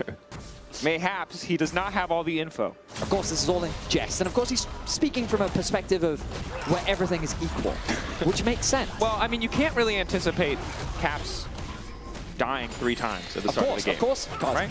Of course he can't. But I will say we can still poke fun at him for it, though. No, absolutely. I will say the thing I like about this is Nuke, I was a little bit skeptical after the initial kills if he was going to be able to push this lead, right? Goes for the Merc Treads, as we highlighted, defensive option. But that last little play on a Caps is a good indicator that he has the level of bloodthirst you want to see when someone on your team has a 1,000 gold lead. Oh, yeah. Not afraid to use those Mercs to just dive in face first. I just love seeing Nuke have these pop-off performances, because we think back to even last year. Oh, the butt's wiggling. Ice is taunting Hans Sama. But when we think back to last year, Nuke was constantly contesting those top 3 mid spots, right, alongside BDS. And this year, I think we haven't seen that same level of impact. And so when he has moments like this, it's a nice reminder to show you that Nuke is still a top-tier mid in the league, as he's now the target for G2. Stun goes down. Big damage. Nuke now trying to retreat as Bukata gets a little bit more space, but it's once again going to be Caps in trouble. They really don't have a good way to peel for the sanity. The exhaust is there, but it does not matter. Naka finally coming through. Bukata healing up a little bit, but he has the Triforce. Now the Under Sky. Dash back to the minion just in time. Nuke continuing auto. Ice has finally arrived. There's a TP on the way. Broken Blade coming. Hans Sama ready to go over the wall. Ready to transcend. This could be the angle. This man is going to start taking lives in a moment. Broken Blade trying to follow. Rooster on the backside demands Hans' attention, but it's Broken Blade going all out. The Cassante trying to make a difference. Hans Sama caught. The Rift Herald might have to just be the escape path. It's a bit of an awkward placement. Skewmon in trouble now too. He's going to try to drive to safety. He needs to get out of this one. The Herald, the perfect getaway vehicle, but it's a hot mess. Chaos ensues in the bottom lane as BDS find themselves, I think it was 3 kills off the back of that. G2 are able to respond in kind as Broken Blade was able to get a little bit on the back. But what a crazy turn of events. G2 start off the play by setting up a trap onto Nuke, but Bukata is there in the river, ready to support him. Now, in the background, while Bukata is making this play happen alongside Paris, look at Nuke on the back, fighting for his life against Tibbers. He's desperately trying to survive, almost ends up losing his life to the Tibbers, but then Ice arrives, doing a ton of damage, getting the pick onto LeBron, then the ensuing TPs, and chaos ensues. Yeah, again, looking at the backside of the fight, Rooster does miss the ult initially. You can see with so many blinking health bars, the angle for Hans Sama, he ults, he's got access to the dash, maybe he can get it in clean house, but he just can't afford to ignore Rooster, and fortunately neither can Caps, as the Herald will return. Oh, Rooster getting away from the Bear! Once again, the Bear on the chase. Bear versus members of BDS, the battle we've been waiting for, but once again, the Bear is not enough. My goodness. 1-5! What is going on? Caps is getting caught left, right, and center. The craziest thing about all of that, the Herald got value. It hit the bottom tower. That is insane. The thing is, this is a pretty disastrous performance, right? It is hard, though, in his defense to play in a mobile champion on a side lane, and he is very close to killing people. If he had another 600 gold, maybe it'd be different. But he doesn't, and the man has to chill. There's just the gold lead in mid lane especially just continues to grow. But again, the fight's not free, and Hans Sama is just continuing to free farm, stacking up gold, getting closer to a second item. Maybe that can be the difference. I mean, Nuke, he's picked up the Rylai's, he's bringing the chill to the Rift now. That constant slow that he's going to have. That he is. Going to make it that much harder to get away from him. Okay, here's my question. I love questions. We have a minute till Drake, so maybe we have time. Yeah. So, when a person dresses up as an animal, we just call him like a furry or whatever, right? Sure. But that bear is wearing a little girl costume. So what do we call it when a bear dresses up as a little girl? Is that, what is that? Isn't there, what did we call the wolf in Red Riding Hood? Because that's what the wolf did, dress up as the grandmother. Yeah, I don't know. I think we called it a, I think we just said it what it was. Isn't it a wolf in sheep's We need clothing? a term. That's all I'm asking. I think we need a term. I think Paris might be dead. Yep. Paris now running. Hook back to the wall with the smite and the jump. Gonna get the job done. See, whenever you need action, if you just start yapping about something obscure enough, they will fight. They're like, none of that. Back into the fight. Skewmon's ulti doing a huge amount of work against Paris's resistances to help them find that pick. What's crazy is the gold difference is still only 500 gold.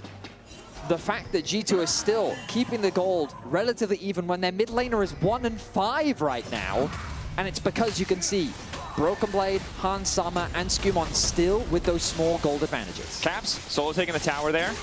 Broken Blade doing his best to solo hold. Skewmon's just going to grab this Drake. BDS have come out on top in a lot of these skirmishes, no doubt. But when it comes to map play, G2 are still maneuvering damn well. You highlighted, right? The gold essentially even. Nuke's going to get a bit more money in his back pocket, but I do get nervous against the Annie team when you've got so much gold on a single player, right? Because that's what the Annie team wants, to delete one person, and right now that person's name is Nuke. Yeah, because if you take him out, that's a lot of the gold gone. Now, admittedly, Ice, 2 items completed.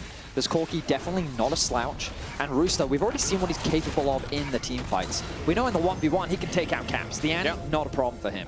How will he be able to navigate the 5v5s as we get closer and closer to that point? Of course, no neutrals on the map right now outside of the Artican. I don't expect that to be rushed. But to EU's credit, we have gotten better at using that as an objective to force fights and kind of progress the game even further. I mean, it's not just for throwing games. Because last split, it definitely was. Yeah. I mean, credit. I think that we've gotten the fundamentals. It took 6 months, but we've learned. It just felt that teams didn't really respect how much damage Artican does. So it's the resistance shred. It's so invisible how you don't think about it, and then the Corki Q suddenly does triple damage. That's the thing. You don't think the Artican's doing that much damage, but then a bit of poke comes through, and that's the damage that sticks, right?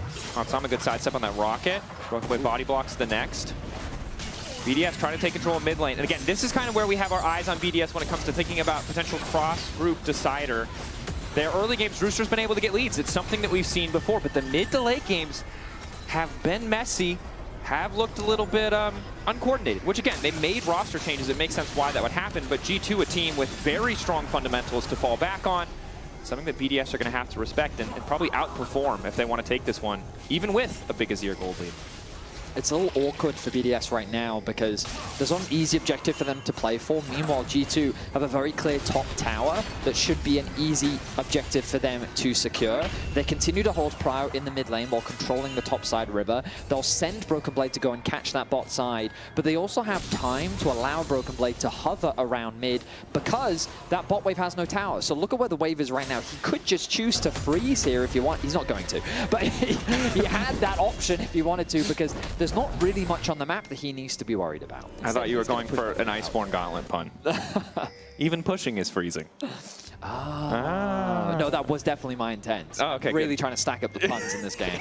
I decided for some reason that I wanted to make Freak proud, and I don't know why. I get it. He's got some of that father figure energy. I understand. It also could be that Medic's not here, so someone's got to pick up the slack. We gotta compensate. It's true. Just really terrible jokes. I was really excited because I looked down the items and I was like, you know, Caps has been close to one-shotting people. And now maybe he can do it with the Shadow Flame. He can do it. And then I saw the enhanced Merc Treads for Nuke and went right back to, okay, probably not enough damage. Well, he just needs a bit of assistance. It is a team game after all. Annie is a math problem. You can't add any, additional variables in. She either one-shots you or she doesn't. No one else is allowed to help, bro. Those are the rules. I've been watching the Race to the World First that's been going on right now. Yeah. Absolute min-maxing required in order to take out some of those 100%. Bosses. Perhaps Caps has done the math. That's what I was going to say. Oh, okay. Yeah. We'll find out. He has both the Dark Seal and the Doran's Ring. Perhaps that is enough AP to one-shot. I will say, that Corki, the Corgi, looking like prime real estate. For a one-shot? Burning, you know what I mean? He does have cleanse, but the cleanse don't stop the damage. And he does love to burn stuff. That is true. I like how they, retconned her story so it was tragic and she wasn't just a psychopath. It was quite tragic, yeah. Yeah. That's nice. Yeah, I mean, it's not. It's tragic. Yeah, it's nice that they let her be a tragic character instead of just, a sociopath. As opposed to Shaco, who still is very ambiguous. Well, what does he want? Who knows? Well, I know what I want. For him to be deleted? Permaban. Yeah. I do that every game. He will not be in any of my games ever. Yeah. I hate that champ.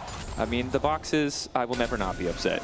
I've been hit by them for 12 years of my life. Stabs you in the back. He goes invisible. He makes you scared unnecessarily with his stupid surprise boxes. Yeah, that's fair. Stupid. Anyway. All right, speaking of making me scared, potentially unnecessary, Hansama very far up on that mid wave, but luckily Lebrov is there to support him. BDS finally back on the map. So much topside vision control for G2. BDS will see how they fight for this. The answer is they'll just fight. They're going to fist fight for it. Normally it's you push the wave and wait your turn, but they're keen to force a bit more control. That tower is sure to fall. Ice. A single auto attack should do the trick. He might not even need it, but he's going to get it.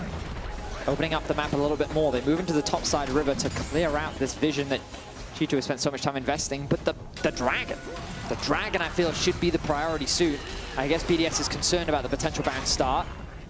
No clone from Bukata. G2 again taking their time. Broken Blade already making his way up through the river, gets the push in the bot lane. BDS need to respect this. Ice needs to be careful. He is in no man's land, completely caught out flashes, and just gets taken out! Absolute fumble! Wasn't ready for Broken Blade to be there!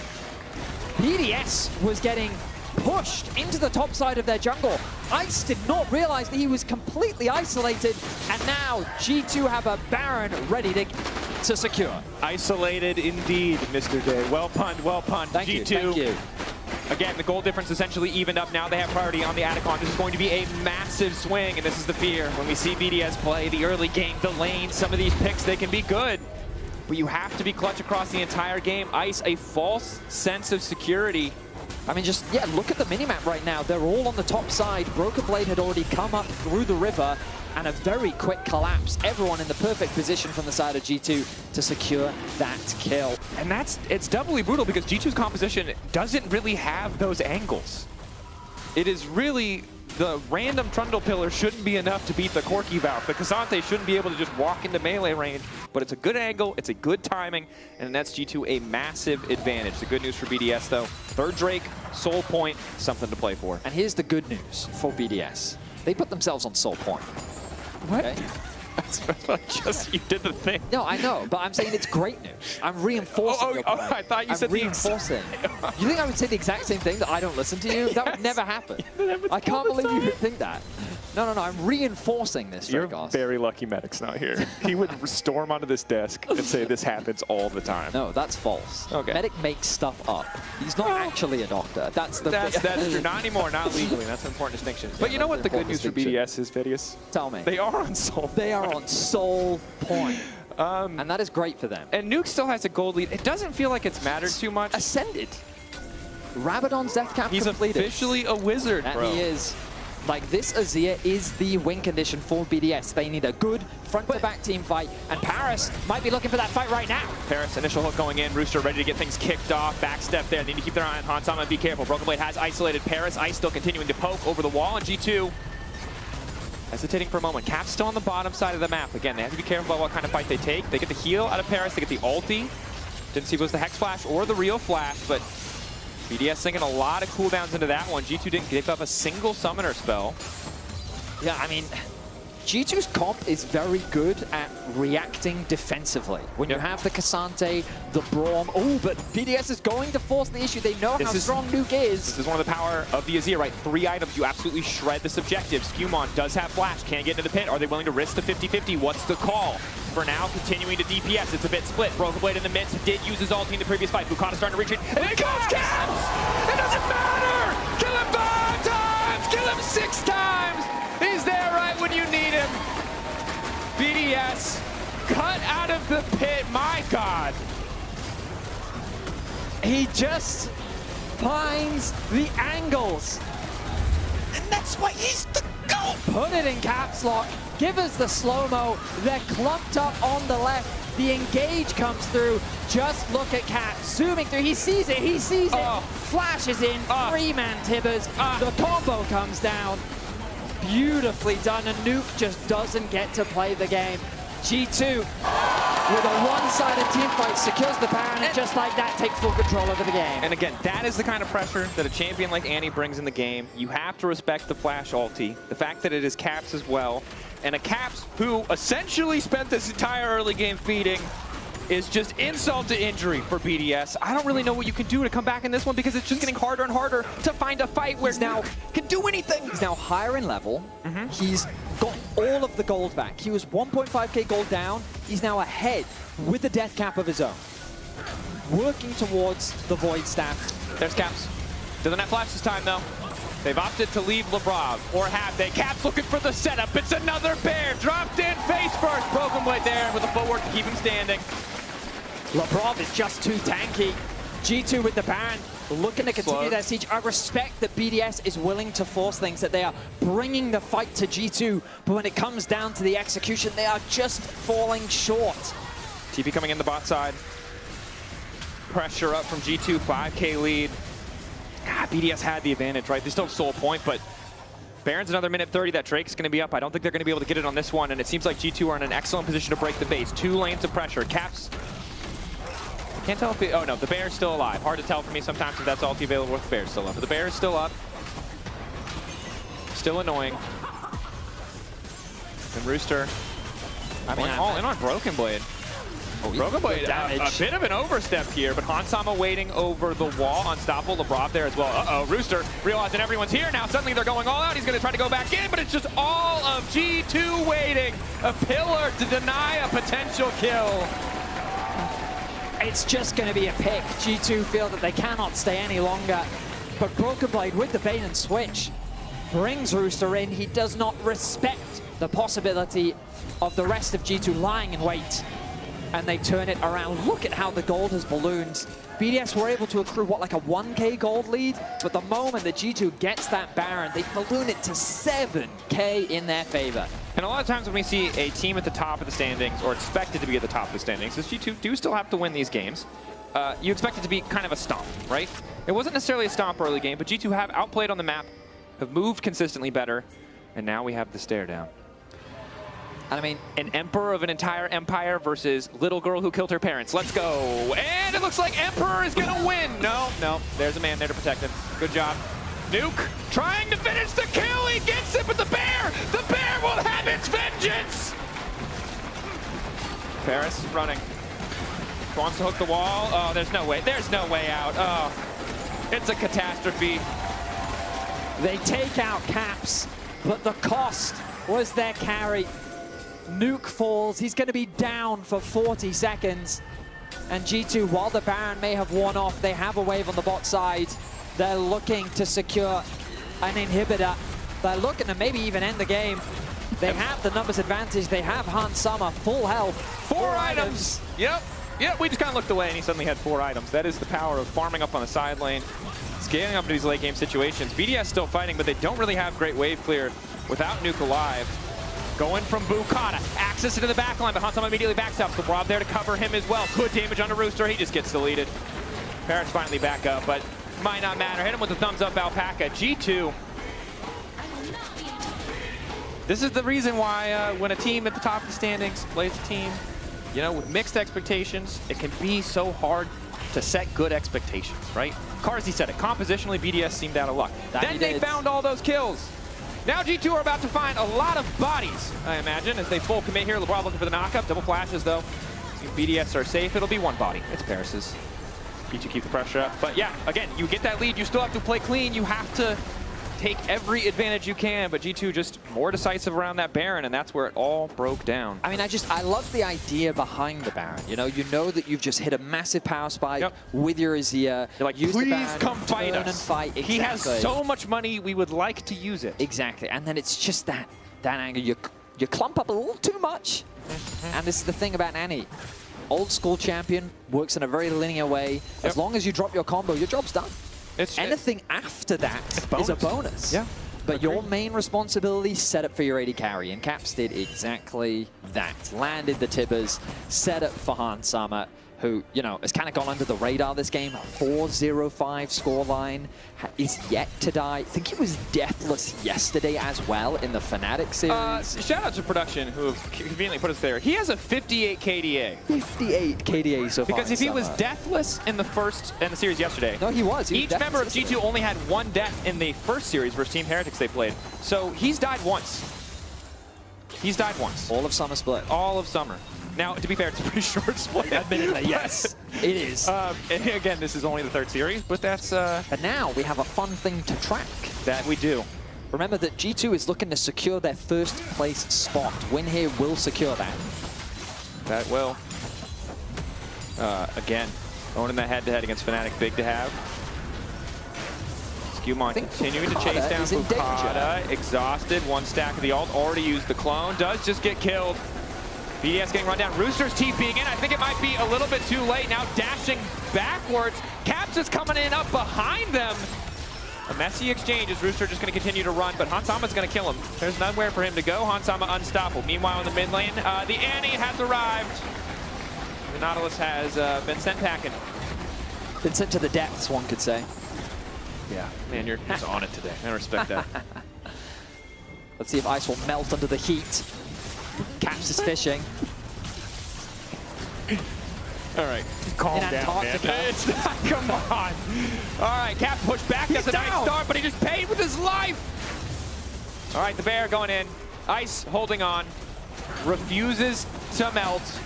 Oh, I'm lying. Contagious is going to kill this guy for sure. They're going to full commit. Pillar? No. G2. It was a shaky start.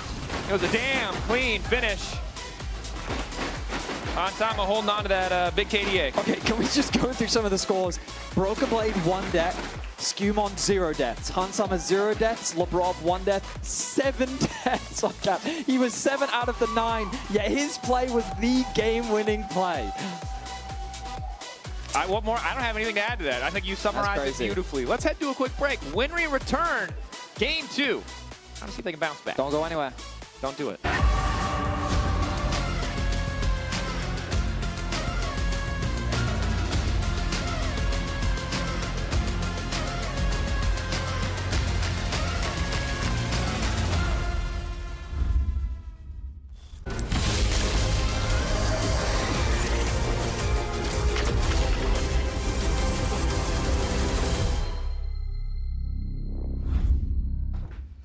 Need a map.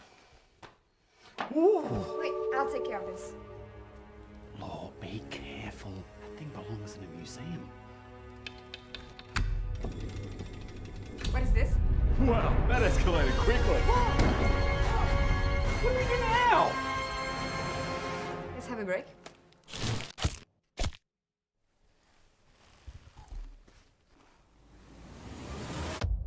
Have a break. Have a Kit Kat. How do we get out? Like this. Say it! What about me?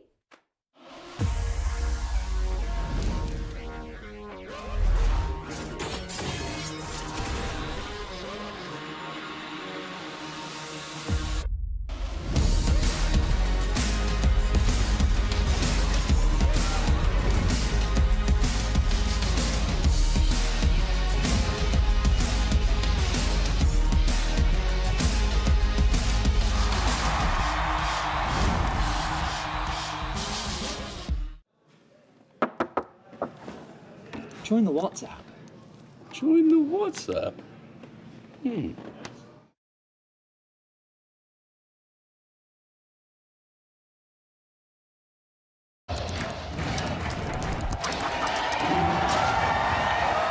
Red Bull gives you wings.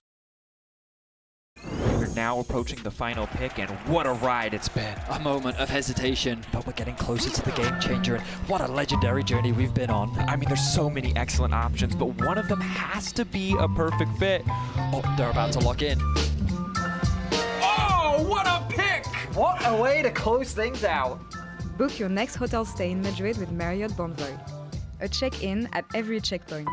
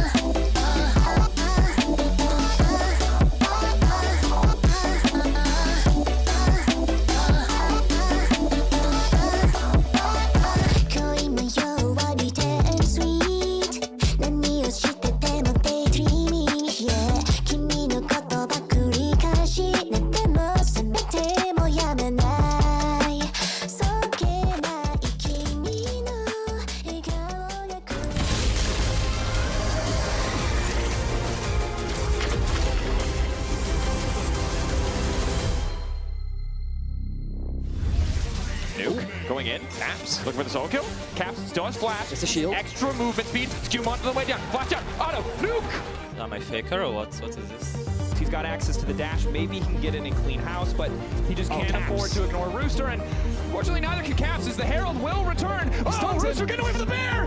Insane, guys. Caps is our today. Turning. I'm with him. I'm fine, by the way. Looks good. Go. No flash. Front line, guys. Front line. Go. Very good. Very good, guys. Asset flash. Very good. Nice. Nice! I'm speechless. Nuke, what is this? But I mean, it made sense. They were doing so good, but sadly, G2 leads here against BDS 1-0. That was a rocky start of the series.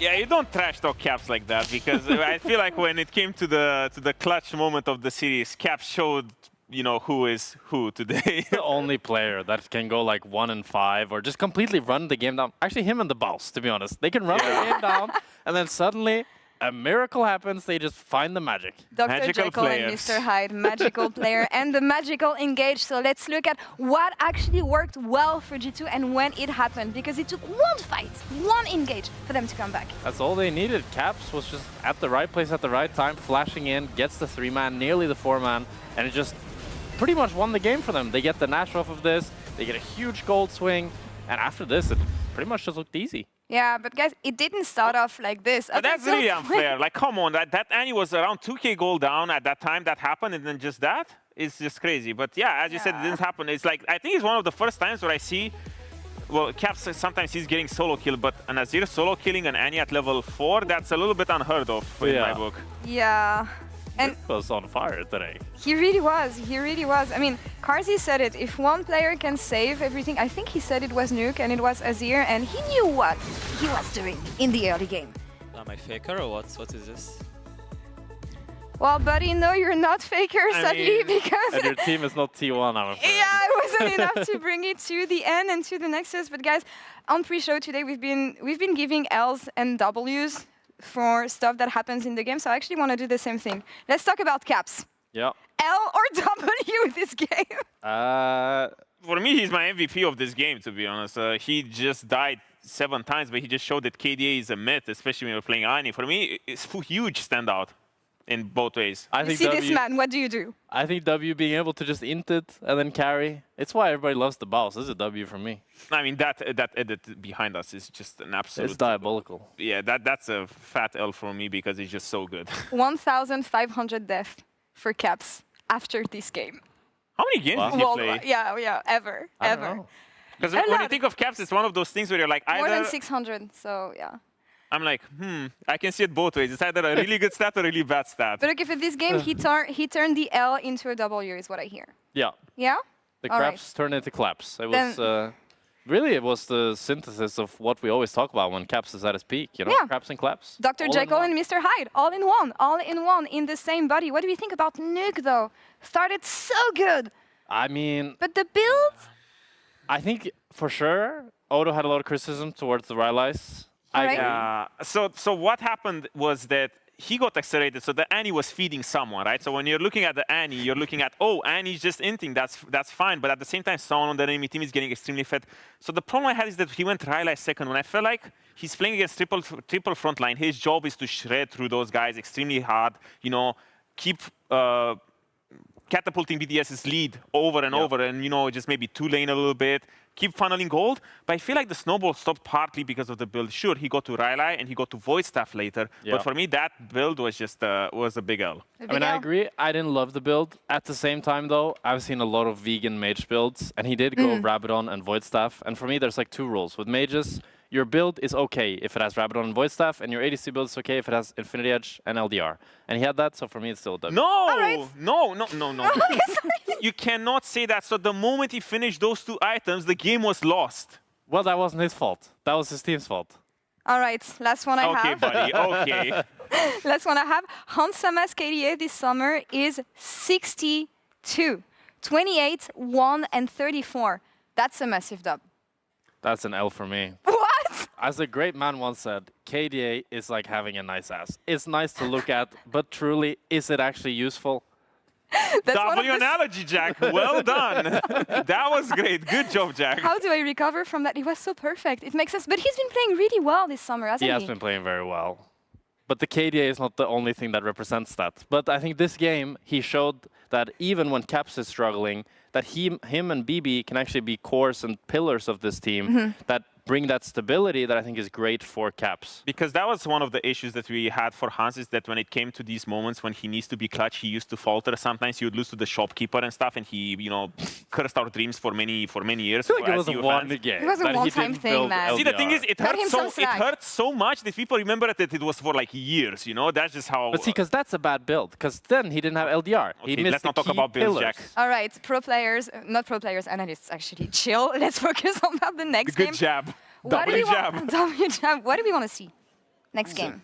For BDS? I did not expect the game to be so close. I mean, it was close up until it wasn't, right? But like anything we want to see on the side of BDS, maybe? I mean, I think I kind of agreed with Carsey that they had a pretty hard draft to execute. They didn't really have, like they had a full all-in comp into a team that was really good at receiving engage. So I think just a draft that isn't so hard thematically countered would lend them so much benefits towards the mid game. Because G2 is going to be the better team in mid game. So if you get this early game and you can stumble off it, you can win. I feel like it's just, sure, the draft adaptations, but as Zero got fed, I feel like they really need a little bit more proactivity in mid-game. I feel like they need to keep the map a little bit more condensed, you know, open up 2 lanes a little bit more and just accelerate each other ahead. All right, make it easier for yourselves, BDS. You had this. Maybe you can do it again. Let's see, Casters, what do you think? What do we think? Why are you putting that on us? What do you think? Come on, don't make me the copium salesman. Let's find out. Look, the honest truth is, like, Roosters had good laning phases. Ice and Nuke, I believe, are stable carries. But BDS as a team seem uncoordinated in the mid to late game, and that's the part of the game that you need to win to win the game. So we'll see if they can find something simpler. I think easier to execute, a little bit more linear would be nice, but it's a difficult thing drafting against G2. They have, of course, they're on the blue side. BDS opted for red. We'll see if they get some cool, crazy counter picks. My real question is, when are we going to see Singed? Because Broken Blade is the guy that plays new stuff. True. Yesterday he played Kled. Yep. He played the Rek'Sai. Yep. And then we saw Bwipo over in LTA playing the Singed top. So this is my request to both Broken Blade and Rooster. Are they really going to be outdone by Bwipo? You're going to have to ask again in Korean if you want Rooster to understand that request. Sorry, brother. Let's try. I will Google that right now. There you go. Do it. No, I will offend a lot of people. You're just trying to speak Korean, bro. There's no shame in that. Orianna immediately locked in. I know exactly what it is. It's Nocturne, isn't it? It is 100%. We all know what we're getting. It's time. All right, let's find out. The experimental Hexplate buffs, they nerfed Nocturne preemptively, saying, we know this is going to be good on you. Was not enough. Wasn't enough. Was Nocturne not enough. Still. There's so much movement speed. He is so much attack speed. Let's see how BDS respond. Ooh, you talked about it. You were talking about it earlier. I was. What did I say off broadcast? I said, EU junglers, I love you guys. Back to Sejuani. Back to Maokai. Well, the Sejuani has been locked in. Do you know what's a really good pairing with these, though? Melee champions. Akali. Cool, fun stuff. Silas. That would be cool. Also, immobile champion. Oh, Victor. Okay. I mean, it's a super nuke champ. He does love his control mages. It's solid. You know, it's not. It's classic. Classic control mage mirror mid. We don't get as many of them these days as we used to, but it'll be a lane. Now, last lane I didn't expect anyone to get solo killed, and someone did, so we'll just hold off on. Well, Trundle Wukong gone, Pantheon banned. In terms of junglers like Kuko Zin, AP junglers notoriously good into the Sejuani, but you've already locked in Orianna, which makes it a bit awkward. So instead, they're just going to go for an early bottom lane secure. Okay, that's pretty interesting. I guess they know that BDS can't lock in both options, which means that G2 can likely guarantee themselves a strong bot side matchup. I mean, Xayah pretty... I mean, Xayah's tricky. Jack brought this up, right? It's sometimes hard to find space in the itemization for an early LDR, which will make Sejuani stronger. But on the bright side, Sejuani's ult is not really going to be a concern when you have the Xayah ult at your disposal. Ooh, the Aphelios full ice. One of his old school favorites. Yep. Back when he first joined the league. And we did say, hey, simplify BDS, and they're really simplified. Oh yeah, front to back composition really starting to be crafted. I think also G2 are confident with the jungle pool that they have left, because even if you ban away Nocturne and Jarvan, for example, which I think could both be great bans, there's still the Xin Zhao. that's available, which still pairs nicely alongside the Orianna. You could even do something crazy like a volley bet if you wanted to. Xin is also, I mean, depends on what the rest of the composition looks like, but Xin is so infuriating for an Aphelios and a Victor to kill, right? That all just gives you so much value. If you get the right guns, of course, with Aphelios, if you can get in close range, it can make the difference, but on average, then just so hard for these longer range champions to deal with. Jace has been banned away from Rooster. Again, makes a lot of sense. His lane phases have always been super dominant, even if they haven't resulted in those wins. I'm expecting Nocturne or the Xin or the, there was another one that I had. Vi. Vi is the other one. You could also ban away. There's just a lot of, I don't know what that is. Did they miss a ban? According to, I'm in the game and they've missed a ban. Well, controversial. Well, we'll check with production. Yeah, we're checking. They're laughing. The BDS players are laughing. Maybe not intentional. I feel like something may have happened. Yeah, I mean, they're just giggling to themselves. That could mean that they have just missed a ban. There's the Gnar ban. There's, all right, we'll roll with it until we hear otherwise. That does mean that G2 have more jungle options at their disposal. Okay, we have confirmed it was a misban, and the reason I have been given is human error. So that was an oopsie. Okay. Well, pick of the litter for G2 in terms of the jungle. They're gonna, ooh, they're just gonna pick the Jax? This is interesting. But they know the support already. But it's good into... I guess they're worried about giving the Jax to Broken Blade. It is one of his go-tos. They know he has to blind pick something. The first series was Team Heretics, right? He played... I would love a Malphite slam. Great into the Jax matchup. Really good into Aphelios. Bro, you need to chill. Bro, you need to calm Malphite down. Is so good here. Oh my gosh, no, I'm telling you, Malphite. Malphite is the pick. Mundo. It's fine. Pretty good. I mean, hopefully it's Mundo jungle, and we still have room for Malphite top. Fun fact here, of course, G2, remember, there are some stakes for them if they win here. They're locked #1. It's kind of expected at this point, but as they own the head-to-head against Fnatic, so even getting a tied record with them is sufficient. But a Poppy, okay. Poppy in the jangle, a little jangle Poppy. Or perhaps a top lane Poppy in a jungle Mundo. There's no Singed and there's no Malphite. My disappointment is immeasurable. Paris going for the Blitzcrank. I'm going to be honest, I kind of really want a Seraphine. Thresh? What? Yeah, I know it's weird. Paris played it once in the game and he looked pretty good. I kind of want a range support. Sure. Win bot lane. Maybe even a Luvu could be good. Because who are you hooking? You're going to hook the Mundo? You're going to hook the Poppy? I mean, this man better have had like the Pope come down and bless that hand. The Jax. You were right. You called it. I mean, the potential for the flex is there. These are the two Mundo enthusiasts. They just happen to be on the same yourself team. Down. Great. No, I appreciate that. Thank you. I'm still ranting about how they've gone it. They have till 20 seconds. Those little teases. They've gone it. Okay. All I'm gonna say is Paris better be hitting hooks like it's nobody's business. Yeah, I am surprised by the Blitzcrank, I will admit. BDS, the top 3 team. I've been there. I also predicted them to do that. It's not aging well, but for my sake and your sake, I hope your sign proves correct, friend. What did the sign say? I was looking at the BDS, the top 3 team. Oh. In this group.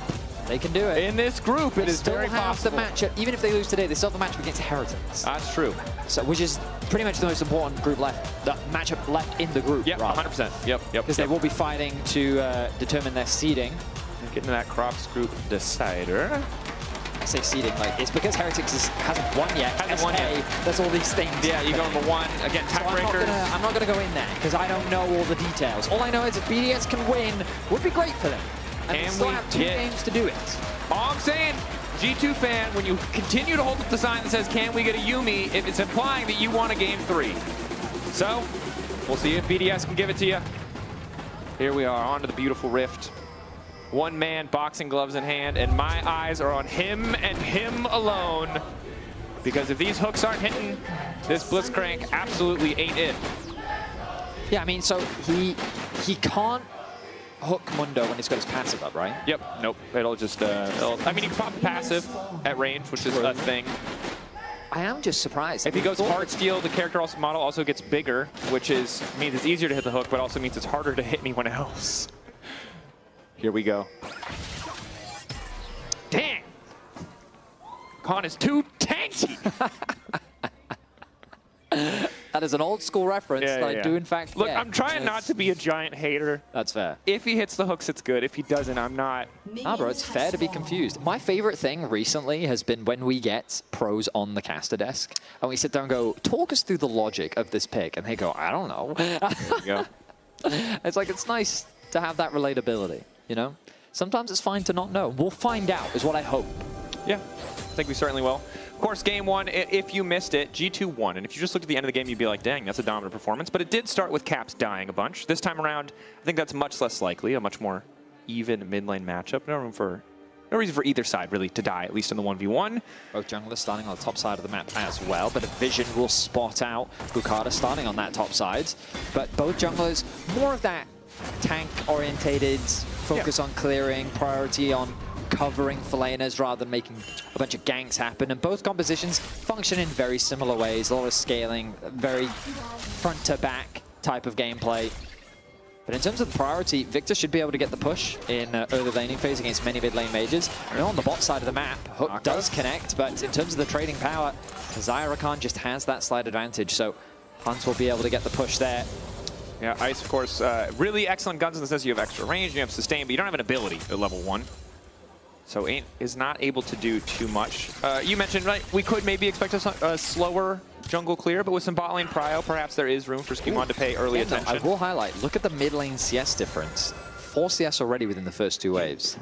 I mean, I know, but like for a mid lane matchup, someone who plays mid lane a lot, that's a pretty big deal. It can like balloon quite quickly if you can keep that aggression up. And I like seeing Victor players leverage how strong he is in the 1v1. Yeah, but in the extended because of his trades, I mean, it's interesting because you're essentially looking at Clockwork Windup, right? Orianna passive versus Victor Q being just a completely bonkers trading I mean, I say that. You look at the HP difference. Caps does still have a pot left, but that's why Nuke has the health lead that he does have right now. The area is really helping him in the trade, and that's the biggest difference is all the phase rush for Caps. Gives him more survivability, does give you weaker trading in lane, and the laser's just super obnoxious to trade against in the 1v1. It's really frustrating, too, because Caps essentially has to extend the trade to outvalue the Victor Q as we get a bit of an all-in here on the bottom side. Paris trying to sidestep. Nice jump back from LeBron to get away from the hook.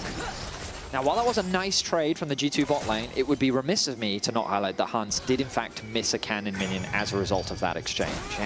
I don't know if it was an 80 gold level trade, you know? Skewmond. Knockback doesn't quite hit the wall. Someone clearly hasn't been practicing their GB Sports Poppy Golf. What? The Poppy Golf is the alt. I mean, the E is crucial to finishing off those final putts. Yeah, really gotta line it up. That's true, actually. Forgot about the putting. Is the lockdown from Ice is there. Bukata now following 3-4 stacks. Lebrov, CC, but Skewmon waiting in the darkness, ready to pounce. Lebrov with some great mobility on the Rakan, getting out of what could have been a very scary situation. The bot lane seeing a lot of action as we often see in the current meta. Skewmon, though, testing the waters. I don't know about this one, Chief. Stun. Doesn't hit. Bukata has to back out. It looks like... Ooh. BDS, I guess Bukata was CC'd and couldn't reactivate the permafrost. I thought for sure we were going to have a hook under tower sort of situation, but wasn't able to proc it. What's happening in top lane? How are they doing? Oh! W to eat the damage. Rooster doing good work, keeping the pressure up. Again, it's going to get harder once Mudo has access to that extra healing, but again, this is Broken Blade's counter pick. I mean, Mundo's just going to focus on farming, right? His role is just to be a tank. Bukata's going to stray into the jungle with no support. Aftershock procced. Frost Armor also gone. That's one squishy piggy. Caught on the way out. Very slowly waddling. One more auto. Skewmon going in, finishes it, hits it with the emote in between. Some roast pork, baby. Skewmon serves it up on a silver platter as he works with Lebrov to find that first pick. They're going to steal away the Raptors. The respawn, a valuable camp to steal away. As Kadra would say, the jungle matchup now over after losing that first respawn of the Raptors. It's a roughie, most certainly. Looks like Skewmon is going to be going for the Sundered Sky too, so the 1v1 is not going to get easier for Mr. Bukata. In mid lane here, Cap's getting very low, but here comes the ball. Nuke likes his chances. Paris is here. Level 6. Paris the God Hand! Okay, not quite. He gets to flash out of Caps though. Worthwhile trade, I would say. On Sama. No level 6. Cleanse a little bit early. Rooster. Conqueror procced. Okay, so a lot of Summoner spells being exchanged across the rift. Paris staying around the mid lane to make sure that Nuke can get the wave pushed in underneath the tower. It's in a very awkward spot. Victor doesn't have the craziest wave clear in these early levels because you don't have the upgraded E just yet, so he needs that support from Paris. And the wave in bot lane is in a good spot for Rooster. It is pushing towards him. Hunsummer is hesitant to walk up, so he needs the support from Lebrov. Both supports doing what they can to try and fix these waves. Cookie pop. Rooster sees the angle. Knock up there. Counter-Strike still has his flash. wave right here. Can't do it for long, though. A lot of poke. Bukata finally here. G2 still feeling comfortable. Hansama has flash, so might just end up being a reaction battle, but Skewmond on the way. Now it's Bukata in trouble. The waves are super interesting right now because it's awkward for the G2 bot lane, but it's also awkward for Nuke in mid. He's trying really hard to push that wave underneath the tower. Rooster, he's going in. There, flash, exhaust, but the ulti's already there. Now he's running away. Rooster, he thought he had the ankle, but he's just slowly getting whittled down. Oh, one feather at a time. He will walk out. Oh, the ultimate keeping him alive there. The extra resistances. He gets the flash out, he gets the exhaust and the flash from Lebrov. That's 3 summoner spells burn, of course. That was because of the summoning spellbook, so Lebrov will still have his heal available, but now it's Paris' turn. Paris! He threatens it. He's zoning caps away from farm, helping build that advantage. Oh, hook just goes wide. Yes, Camille. It only takes one. Look at that, 2-wave lead in the mid lane. It's resulted only in about a 70 gold advantage, so it's nothing too crazy. Ooh, catalyst for the Victor too. Makes sense. Again, there's a lot of tanky members on the enemy team. Not a lot of upfront, after the initial upfront damage of the Orianna. I can see why you'd want to go Roa, but it is going to hurt your damage output. I hate it. You hate it? I just hate it. Yeah. I think in a game like this, when your goal is to kill front lines, Leandri's Blackfire Torch, the burns, I think are more valuable. Yeah, I think it's probably a Roa into Leandri's, but it's a lot of HP. I mean, it probably is a Roa into Leandri's, yeah. I mean, I guess the argument is because you're expecting it to be a slower game, the scaling, once you get the 10 stacks, that added value from the Roa, I guess that's very much It also the makes the logic. lane easier, right? It certainly does. A lot of health you can get back. It's a little thing it adds up, is Ice. Paris maybe ready to kick this fight off on the top side. Level 5, hook back, knock up, some good damage from Ice, but again, once Bukata throws the ulti out, they don't have a lot of kill what's the pressure. old saying? Red, white, don't fight? Don't fight, 100%. I mean, of course, that's if you're the enemy team. If you're a Felios, it's definitely like all guns blazing. Yeah. Sun's out, guns out, as one could say. Sun's out, guns out. Sun is definitely Ice out. Going, spinning, stacking chakrams. Which, as we know, are the circular ones. That we do. The big ones in Naruto. Wait, what's the name of the shurikens. the gun that make white? What is the name? Do you know? That's a great question. And What I'm are the embarrassed. affiliates I mean? really know. Severum is the one, and then it's Crescendum. Yeah, I knew that off the top of my head. You didn't just highlight it in the client. Also, someone also shouted it. Yo, shout out you, bro. That's some good reading comprehension. Us Aphelios players got to stick together. Okay. Well, the grubs are going to be secured by BDS uncontested. Ice going to go for the green swap, potentially with the Q. It's a lot of, as well, it's not really a lot of burst damage because the red active doesn't do much, but it will look really sick if he goes for it. That's why he's holding on 1 ammo. X-Slash. Here we go. Where does he go? Oh, it's tricky. Wait. Okay. Double dashes from Lebrov. Okay, Lebrov has just objectively... Oh, mid lane. Skewmon. Knock up. Shockwave. Back. Ooh. The combo. It's clean. Nuke slowly getting walked down. Ease. They do get the flash. Whoa. Well played. That combo was hella clean. Shockwave into the knockback? Yeah. Would have thought that it would give you enough distance to maybe get the kill, but they only get the flash. Nuke walks away. And I will say, we were like, Ro, I hate it, but Catalyst does make the difference there. Last chapter, he dies. Alive. You are I mean, he also could have just flashed earlier if he didn't. You know, we're... That's cool. Fair enough. It gives him extra survivability. Let me confirmation bias my points, That's please. fair enough. No, that's valid. That's valid. You're right. My bad. All right. Mundo has 3 Both supports giants. level Bill. 6. Let's Can go. Paris connect the hook? Paris! Can he get it? Wait. He doesn't see caps. He hooks. But then he's out. Like, I swear to God, man. Like, I need someone to explain to me the point of Blitzcrank into Rakan. It's hard. But if you land the hook, again, if BDS can get lane dashes prio, out. If BDS get lane prio, and Paris can hide in a bush, right, like a little robotic menace. My real question is, how is BDS getting this dragon completely uncontested? Well, they got the grubs completely uncontested. I think Ice in isolation when he has his caliber out, it's hard for Hansama to just walk in the wave without eating damage. Well, I mean, also, like, I guess Orianna did ult. Skewmon also, I guess, wants to go back to base, pick up his item, but he also ulted, so I guess they're saying without our ults, we just don't feel strong enough. So they will just concede the objective, and BDS more than happy to play this slower game. They know this is about the scaling. They want to play the front to back. They might be 1,000 gold behind, but with these all I'll objectives... say is, let's cast our mind back to that fan side. Never mind, let's look at the mid lane shockwave. Skewmon on the way in. This man has Sundered Sky. He is unkillable. Unless he dives the tower, which he won't. Hits him with the Alpaca. All I'll say is, when BDS were a top 3 team, what did they do, Vedius? They stacked dragons and the team fought. They did. And they're already on the way to stacking those dragons. They got 3 grubs as well. Now, I have to acknowledge, Skemon's Poppy, really good at getting CS leads. Yeah. He did it against Heretics in their first week, and he's doing it again now. Like, the man is just a farming machine. He has an 800 gold lead over Bukada. And so while objectives may have been conceded, he has been stealing camps, farming away, running rapid in the jungle, and this Poppy, one scary individual. Yeah. Who needs objectives when you're broke, you know? I mean, money yes, is the most important thing. Yes. Objectively. All right, Broken Blade continuing to push. Some would say push a few more times. But no Heartsteel as of yet. We are going to be in an interesting situation in the later stages of this game because there's not really any peel for Mr. Ice, as Blitzcrank's not super good at that. So if he's ahead of the curve in terms of damage output and has good guns, Broken Blade will get, like, popped. If he's behind the curve, Broken Blade's just going to walk at him and he's going to die. That is Warmog's first.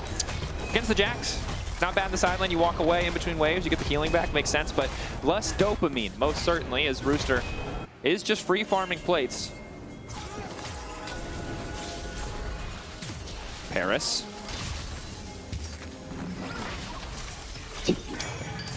God, I don't... It's not like he's Paris. His hooks aren't even bad. It's just every time he's trying to use it on LeBron, unless he connects the E, that Q ain't connected. I mean, it's just... He's got the Swift. I believe he's going to get a crazy hook. I have to. I mean, what did we learn last game from the Annie? No matter how bad it looks in the early game, You know what? If you hit the one in the late game fight, that's what matters. All you need is the one. So we're again in a game situation where the game state is super close. It's G2 with the gold lead. It's the objective lead for BDS, so they're not, you know, in the best position. Single item completion for Nuke. 2 first items completed on the side of G2 for Skewmon and Broken Blade, as we see. This is where Mundo is pretty favored. Rooster doesn't have a Triforce yet. So PB not afraid to take these aggressive trades. He backs off, he starts getting the Warmog's healing. It's gonna look good as Paris. Oh, can he connect onto LeBron? Skewmon went back. He gets caps! Caps! Lock! Oh, they all got knocked back. Okay, never mind. Oh, it's turning against him. It's even worse than I thought. The knockup is there. Now Bukana might be in trouble. It's a good hook, but at what cost? Not a lot, actually. The Poppy ultimate was clutch there from Skewmon. As you rightly identified, Dracos, the hook connects on the Caps. You think Caps about to get one shot, but no. The Poppy ultimate comes in, provides the clutch save. And meanwhile, all of that was happening. Push. Broken Blades. Okay, so uses suitcase to end that deal. Oh, Cash the money. money sound. That's rude. Okay, so here's the thing.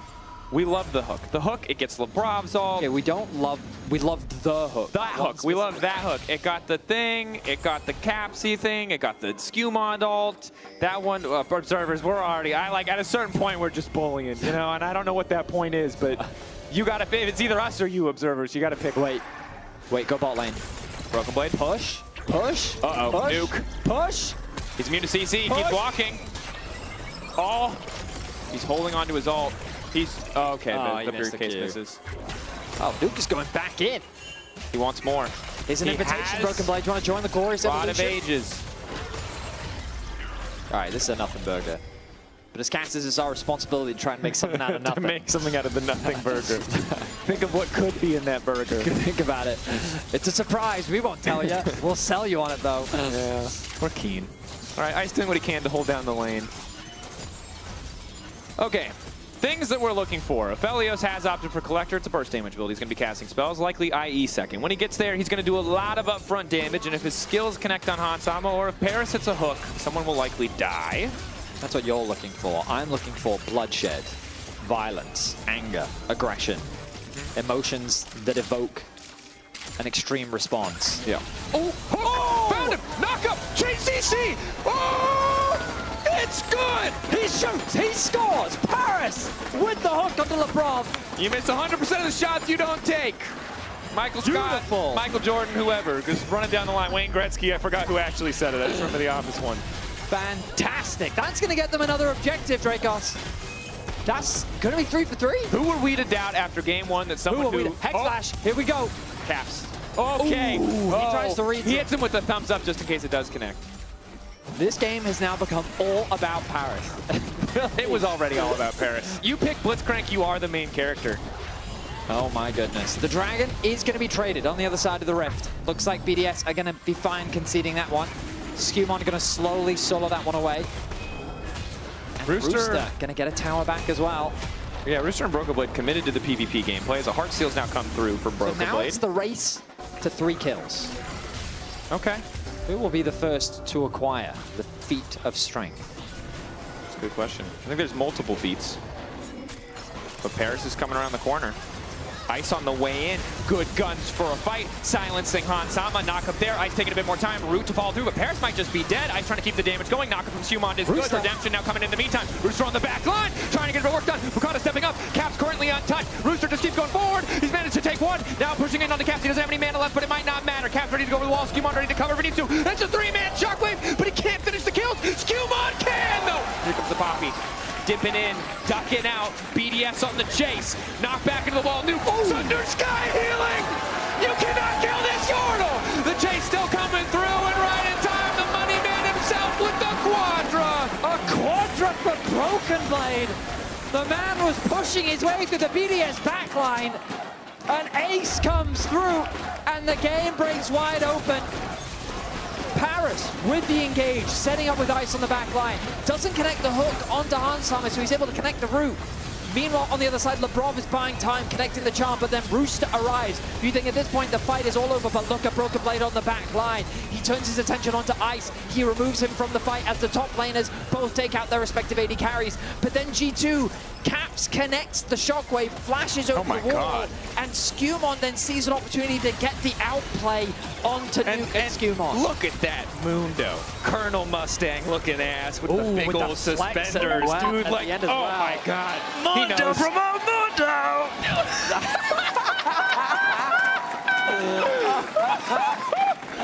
Oh, baby. No more corporate middle management for Broken Blade. This man's straight to CEO. Oh, yeah. Oh, yeah.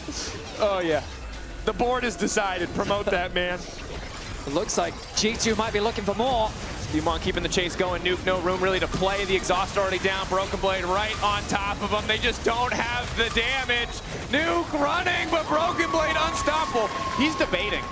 I don't think he cares about the turn. He's literally dancing on them. My God. He doesn't need another meeting for that one. He knows that can just be a quick email. Wrap that one up. That one could have been an email, BDS. We didn't need that one. Rooster. He's going to try and cross map, but Caps will get a tower of his own. The game is quickly snowballing out of control. BDS like the slow, controlled pace. But once Corporate Mundo had put his action plan into effect. Yeah, there was no room. Nothing is slowing this man down. Sorry, BDS, the rift is being downsized. There's no room for another team. Rooster, though, will at the very least get a bit of gold back. He's going to try and fight that inflation. I mean, solo second tower gold is big. You're just throwing random terms. Yes, I am. Lebrov with a nice 2-man knockup. And then Skewmon and Broken Blade. I mean, they needed to wrap this business meeting up. They really did. They had a lunch date that they had to get to. BDS just wanted to refinance their mortgage. Broken Blade taking the house. What else we got? Don't worry, they'll come. We gotta wait for a moment. Okay. Makes it appropriate. 3.5K. Now, as a reminder, in terms of the stakes, G2 fighting for top of their group. With a win here, they've pretty much locked. I'm pretty sure they have locked it. Yeah. I'm quite confident. The BDS will lock. They lock first here. Fnatic would then be second, due to the way things boil out. So then G2 do have another game against SK next week. BDS will play against Team Heretics. As long as they win, it's okay to lose to G2 here. But yeah, so that basically BDS still have good position to get 3/4 in their group. Their fate is in their hands. Yes, 100%. For Heretics, that matchup is going to be a lot scarier. Herald are going to be dropped in mid lane to get a bit of damage down. Okay, so time for the silver linings on the Cloud. Oh, never mind. Oh no, the Cloud's out of linings. Ice locked up, he can't even push any buttons. Caps found the kill, Paris running. Bukata gonna leave him to die. Heal running forward. They're taking Paris for a walk. Paris continuing to run. He's got the move speed, but he's gonna slow down again. That's the problem now, he's slow. Skewmon on the way. Who are they gonna give the, oh, there's Captain America. Just comes in with the shield, bonks him in the head. Caps with another one. This went from playable to completely unplayable very, very quickly. Yes, it certainly did. The gold gap is now 4.3k. Broken Blade is monstrous on a side lane. Okay, so it's not a good sign when I'm about to give my silver lining speech for BDS that they immediately lose 2 members. But Ice, unfortunately, has to delay the IE. Will pick up early armor pen, again, because he needs to do more damage. Nuke close now to the Leandries, which will help.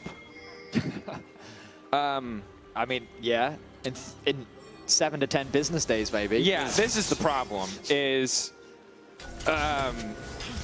they need... Mundo runs the world. They need G2 to go on a 2016 vacation. That is absolutely what they need to do.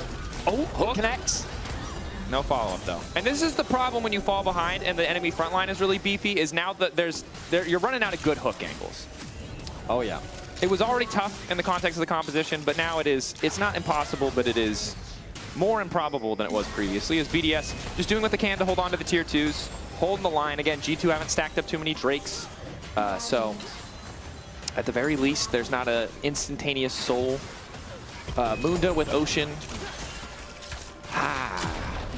And this is the other problem, is you need your items that kill tanks and you need your items that reduce healing. And you can't afford either right now. Hook! Skewmon! Under the tower. He moves back into the wolves. He's fine. He used the wolves to get out. That was crazy. The tower's going to drop. Labrov, are you looking for an engage? Yes, you are. Second item he is. They find it. Ice backing up. 2-man charm coming through. Bukata locked up. Hanzama doesn't even need to pull the fence back, but he does get pulled back into the team. And once again, it's an instantaneous hook. But now it's Rooster, determined to make the difference. Cock-a-doodle-doo, or don't, as Labrov is not going to let that happen. Caps looking to retreat. It ends up being a 1-for-1. The 80 carries are traded. Oh, but Broken Blade. Oh, no. Here comes the boss. It's a team-building exercise. Oh, God, and it's mandatory. Push, yes, Berlin, I mean, push. BDS, they're pushing him out right now. Respect. I mean, he's in theory killable. Push. He's pushing him back. That is a man on a mission. And BDS will be thwarted away from the dragon. It's a 7k gold. Yeah. Yes, it is. The awkward thing is with this comp is they really need to kill him. It's kind of hard to see. I mean, this is a nice hook. These are the type of hooks, the picks they need to find. But like, look, the wolf comes in. Paid actor! And then they just say, you know what, we can wombo combo. Labrov has the ball, connects the shockwave. It takes them a while though, they have to commit a lot. Hans goes pretty deep and another hook connects. Nice ulti, but then there it is again. Skewmon with the disengage. Rooster comes in to try and save the play, gets a single kill. But the rest of G2, they get out of dodge quick. And I gotta say, 2 deaths for Hansama. KDA going down. Broken Blade's putting that on his performance review for sure, bro. Oh, I mean, you can be like that. very sure that after this meeting, Broken Blade will be having one-on-ones with everyone. The end of Q3 is I don't know if anyone else finds this funny, but I think you're hilarious right now. LeBron, stunned. No hook to come through. Come on. Where's the God hand at? It's funny to me because I like to think that a bunch of like the 30-year-olds watching, they get the jokes. Oh, they get the jokes. The laugh cry is coming in strong. I think BDS won a meeting with Broken Blade, but do they? Yes, they do. Bursting him down. Can they possibly kill him? He has so much healing. They just want to kill the Mundo. Oh my God, the pull! They can't do it. They're too broke. What are they doing? They don't have the money booster goes down. It's a triple kill. It's oh god, it's over.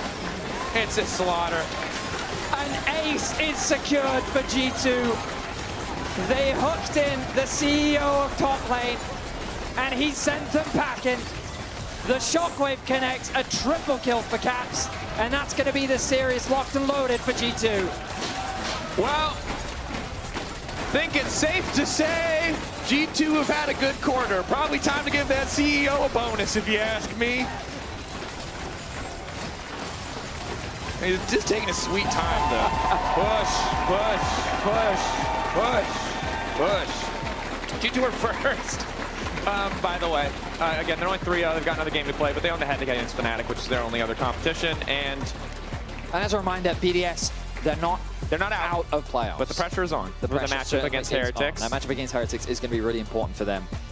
Commiserations. They had some clear ideas in that one. Yeah, I mean, like, their early games in both games, I think, were solid. Like, their objective control in this game was really good. I think in game 1, we also saw them building up a nice lead, especially through Nuke. But it is that transition, those neutral, that mid-game is where things just blew open for G2 twice. You can blow, you can vote. If you're a key player of the series, you need to write in an email at LEC on X. Who you think, Broken Blade, Skumon, all Labrov, all fantastic options. I do have to note, we were excited about the Hans Sama KDA. It has been obliterated. He died twice in this game, and you can be sure that Broken Blade will be having a one-on-one review with him as a result of that. Okay, as a reminder, everyone, LEC will be on a slightly different schedule next week. So while you think deeply about everything we just saw from Dr. Mundo, we will be back for the final play days of Summer Regulars, but on Monday and Tuesday. Monday and Tuesday. Next week, that's the 25th and 26th of August. We're now getting ready on stage, I think.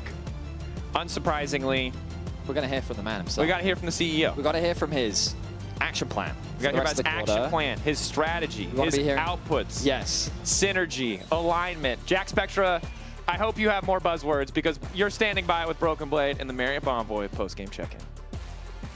Hello, Broken Blade. Congrats on your victory. Thank you. I wish you could have heard the cast for this game because all they were talking about was you and the market and the businessman and all the plans you had. We had a little voice come from you after you got your quadra kill that I'd like you to listen into and maybe it's gonna sound cringe, isn't it? Well, I mean, cringe is like but I like it, I like it. Yeah?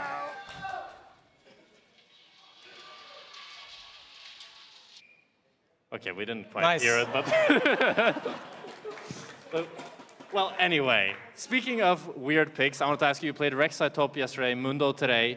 Did you think about Singed, maybe? Have you thought about that? I'm not gonna lie, after seeing Bwipo, I got inspired a little bit, you know. Bwipo is a good top laner as well. Maybe I have to, you know, my coach, Dylan Falco, also played Singed before, so maybe he can teach me a little bit. So maybe in the upcoming weeks. Okay. Sounds exciting. Speaking of the upcoming weeks, we spoke to Carsey earlier, and he told me that he thinks this is probably going to be a G2 split. He thinks you guys are the strongest team.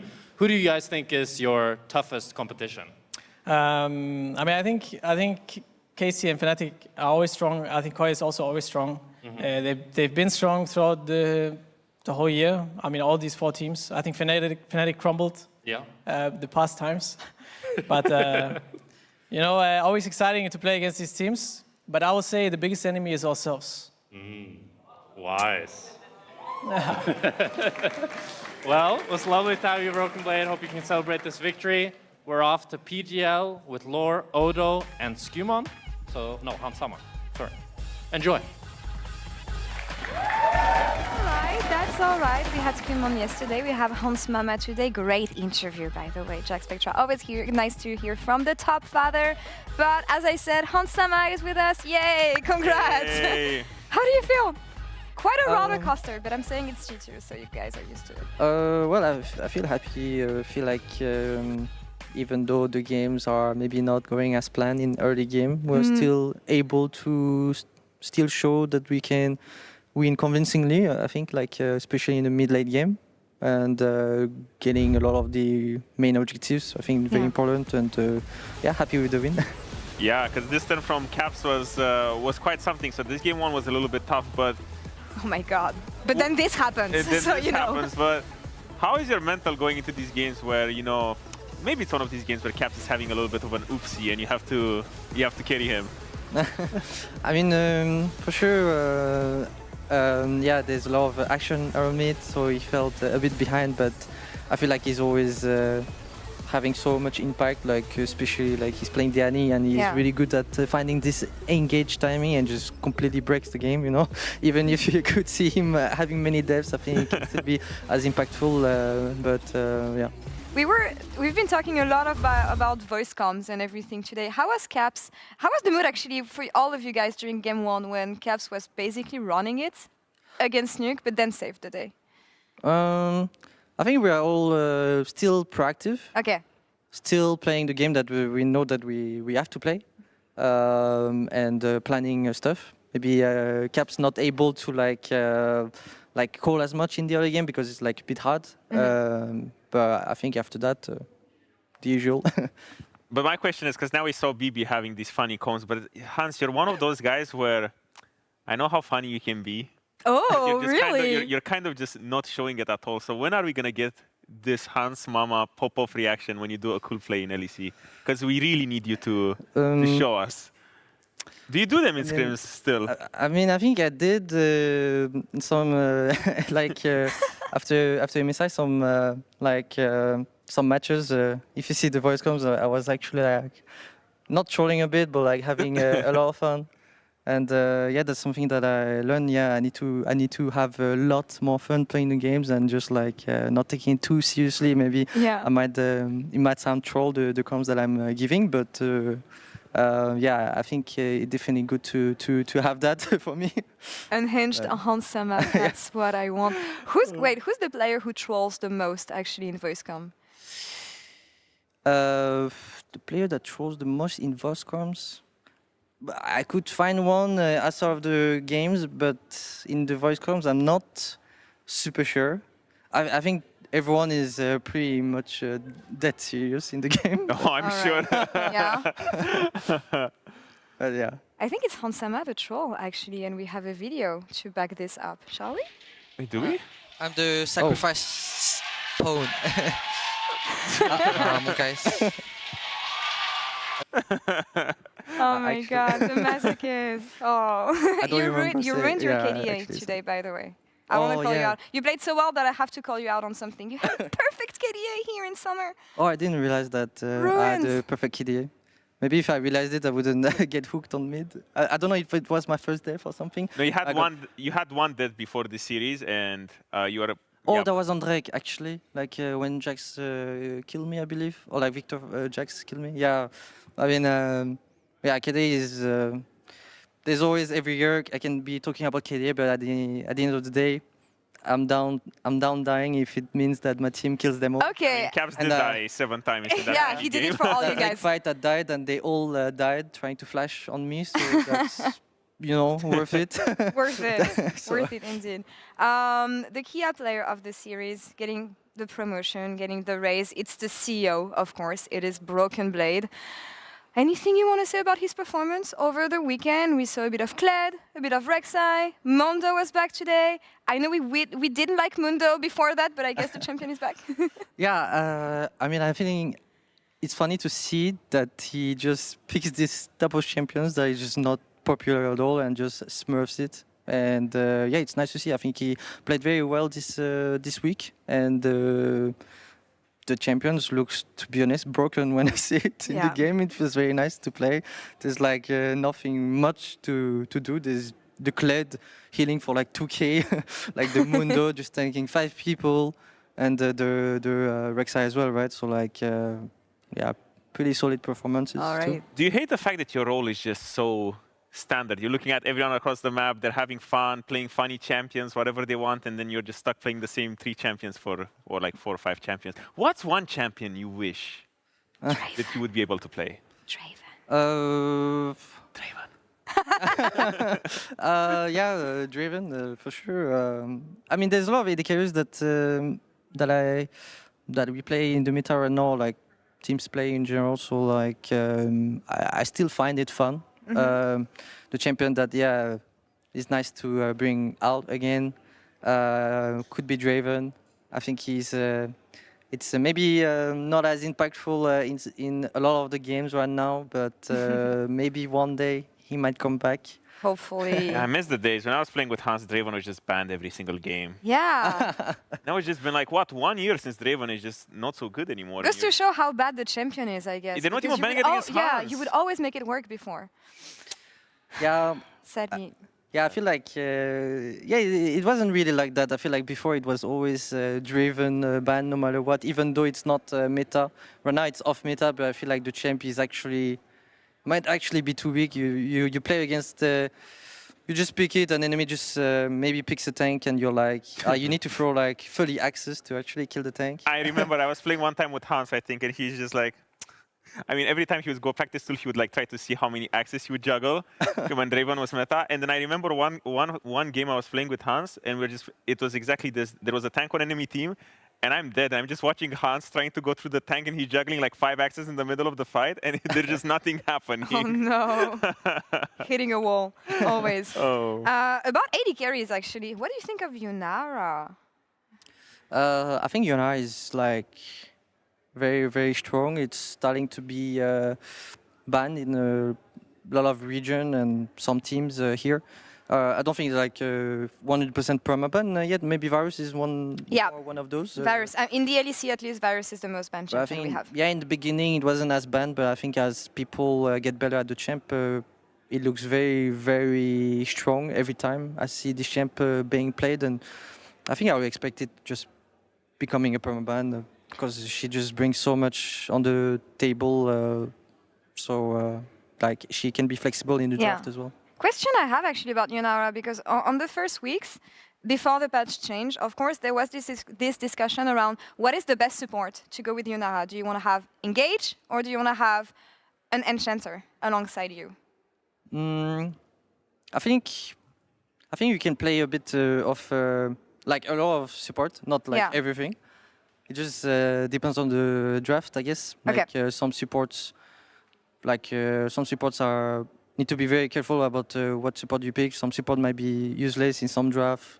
In some other draft, I think Yunara is very flexible with the support you can pick. Maybe 1 or 2 support is slightly better for the lane, but like I consider Yunara as being one of the AD carry that you can play a lot of support with. All right. Odo, quick take on the patch, actually, because we've seen a lot of new champions. We've talked about Wipo playing Singed in NA. Do you feel like we went into the deepest depth of what the meta can offer? Or anything you would want to pitch, actually? No, definitely not. I feel like I expected a little bit more changes coming into the patch. I feel like teams are still adapting a little bit slow, but we're still going to be staying on this patch for a little while. Yeah. It's just when you have such a slow or like such a quick turnaround from one week to another to learn the patch, most teams choose to stay with their old habits in that sense, because even though I felt like it was a big patch when it comes to the changes that's been happening, I feel like not much has changed. Varus is still banned, even though I feel like he got heavily nerfed. We haven't seen the Singed yet in EU. We saw BB innovate to the Rek'Sai, but honestly, bringing back the Rek'Sai, because that's so I feel like there's going to be quite a meta shift. I feel like in the coming weeks, the teams are going to start figuring out and adapting a little bit more. Do you have anything exotic planned? Don't tell the champions or anything, but I just want to know if the G2 kitchen is cooking right now. I mean, there could be a few champs that we didn't show yet. I don't know if you're gonna have the chance. Okay. Gonna depends on how people draft. Okay. Rage, hoping for those exotic picks for G2, but it's been one hell of a week. A lot of things happened, so let's take a look at the standings to see where we end the week here. Starting off with Group A. KC are guaranteed to make it to playoffs, locking at least the 2nd seed. For MKOI and Vitality, they're fighting for that last auto-advance spot.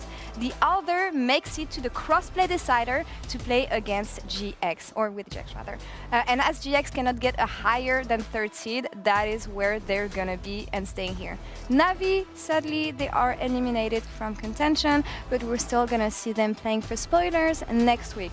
Now, moving on to Group B, and what happened? G2 takes the first seed and locks into playoffs alongside Fnatic, who are locking for second this time. And Team Heretics, BDS, and SK are still fighting to stay alive and see who can make it to the crossplay decider. So everything is pretty much solved in Group A. What do we think of Group B?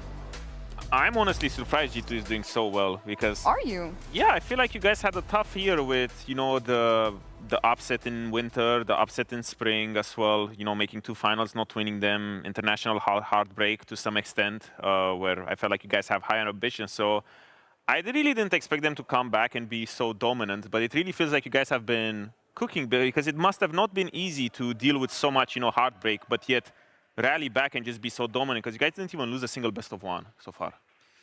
Well, for me, I think it's not really a surprise. I think that's like that could happen that we come up very, very strong to the split. I believe the experience that we got in international tournaments was really huge and special. Like the fact that we have to play so many games. I mean, usually a team like we were losing, we end up losing, right, in international tournaments, but it didn't make us worse. On the contrary, I feel like we learned way too much, and with that many games, that many experience, we knew actually what to focus on, and I think since then we just feel like we're a stronger team for sure. Like if we would play against ourselves in spring or like winter, I think we'll probably beat that old of us, you know, like, and yeah, I feel very happy with how much everyone are putting the work. It's not easy to improve, but I think we are improving a lot since then. So yeah, I'm looking forward to the next matches, and I think we can go even further. I'm excited. I'm excited about these high-stakes games for G2 especially, and how outrageous from a former teammate to doubt your possibilities. I didn't doubt anything. I was just like, wow, you guys are great. It's so good because, I mean, I played with Hans and I know how he bounces from everything, but I just felt like it was just compounded and made so much more because it was just streak of heartbreak after heartbreak after heartbreak, and I feel like that's just is not able to be, you know, easy to deal with. So I was glazing Hans. I was not doubting him. Apologies then, and yeah, I'm always happy to see teams bounce back, especially teams who have been performing so well the whole year. Let's take a look at the schedule that we have for the last week of our regular season, because as the caster says, if you were not listening, we are going to have a weird schedule next week because we're going to start on Monday. Tuesdays are the days for LEC, and we're going to have SK versus G2 and BDS versus Team Heretics. Then on Tuesday, Vitality versus MCOY, followed by Navi versus GX. What do we think about next week, Odo? Ooh, it's going to be spicy. I was just a little bit bamboozled because that's BDS versus Team Heretics. But I do think it's going to shape up to be interesting. A lot of the playoff spots are locked, but now given seeding, it's going to have even higher impact. So even looking at Navi, which they're out, it feels like it's just going to be, you know, grudge match, show up everything that you have. Yeah. But it does shape up to be interesting because we're going to get all of these cross-group deciders. And for me, that's when the real action starts. Yeah, absolutely. And yeah, for you, it's going to be the last game of the regular season against SK. Any words of? I don't know what to say because looking at it, it looks like a huge mismatch. But I loved what we saw from SK this week. So one player, maybe, that you have to keep your eyes on in this lineup. I mean, it's gonna be their bot lane, obviously. Lupination, let's go! I wanna do well with Labrov in the bot lane department. Just be as strong as we can potentially be, and I think we've been doing a good job to improve the both of us. So we have to beat the bot lane next week. All right, focus on the bot lane, focus on the Lupination. Thank you so much. Merci beaucoup, Hansama, for being with us in PGL. Odo, thank you. I was here, yeah. Yeah, you were here, and that's what matters. Next week, as I said, we're gonna start in 1 week, exactly 1 week, because we're gonna be back on Monday to close out the summer split regular season. And on behalf of all of us here and everywhere, have a great night, day, or afternoon, wherever you're watching. And thank you so much for being with us this weekend. Bye-bye.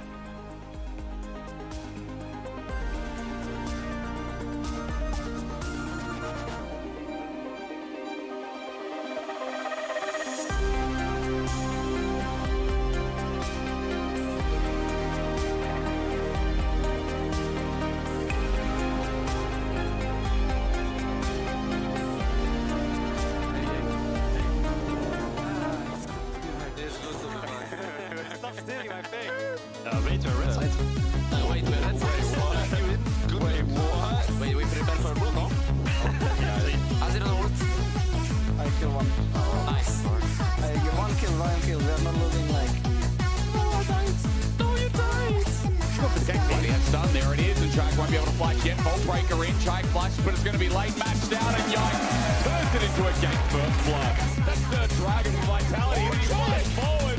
Chai feeling himself. Lintus gets the engage, Kazi gets the kill. I'm very low now. They're coming. Yeah, we can kill him. Karma. Turkish combo! Front. Nice. Hit the turret. Good shot. Cap does blast. It's a shield. Extra movement speed. Q on the way down. Watch out. Auto. Nuke. That might take her or what?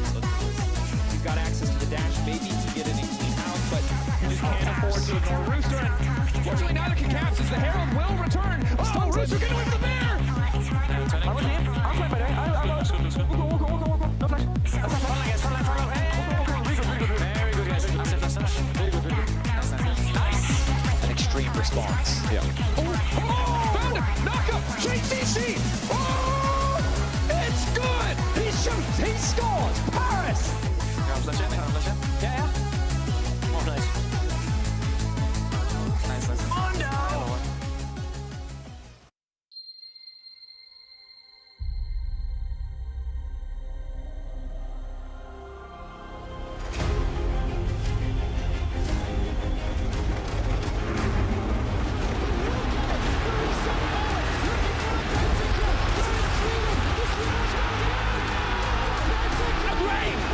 G2, the perfect team fight! They take it all! Here comes the Crow Storm! It's not back, it's the combo button! What is people? Oh my god! Claps! Everybody! You know the story, you know the legend!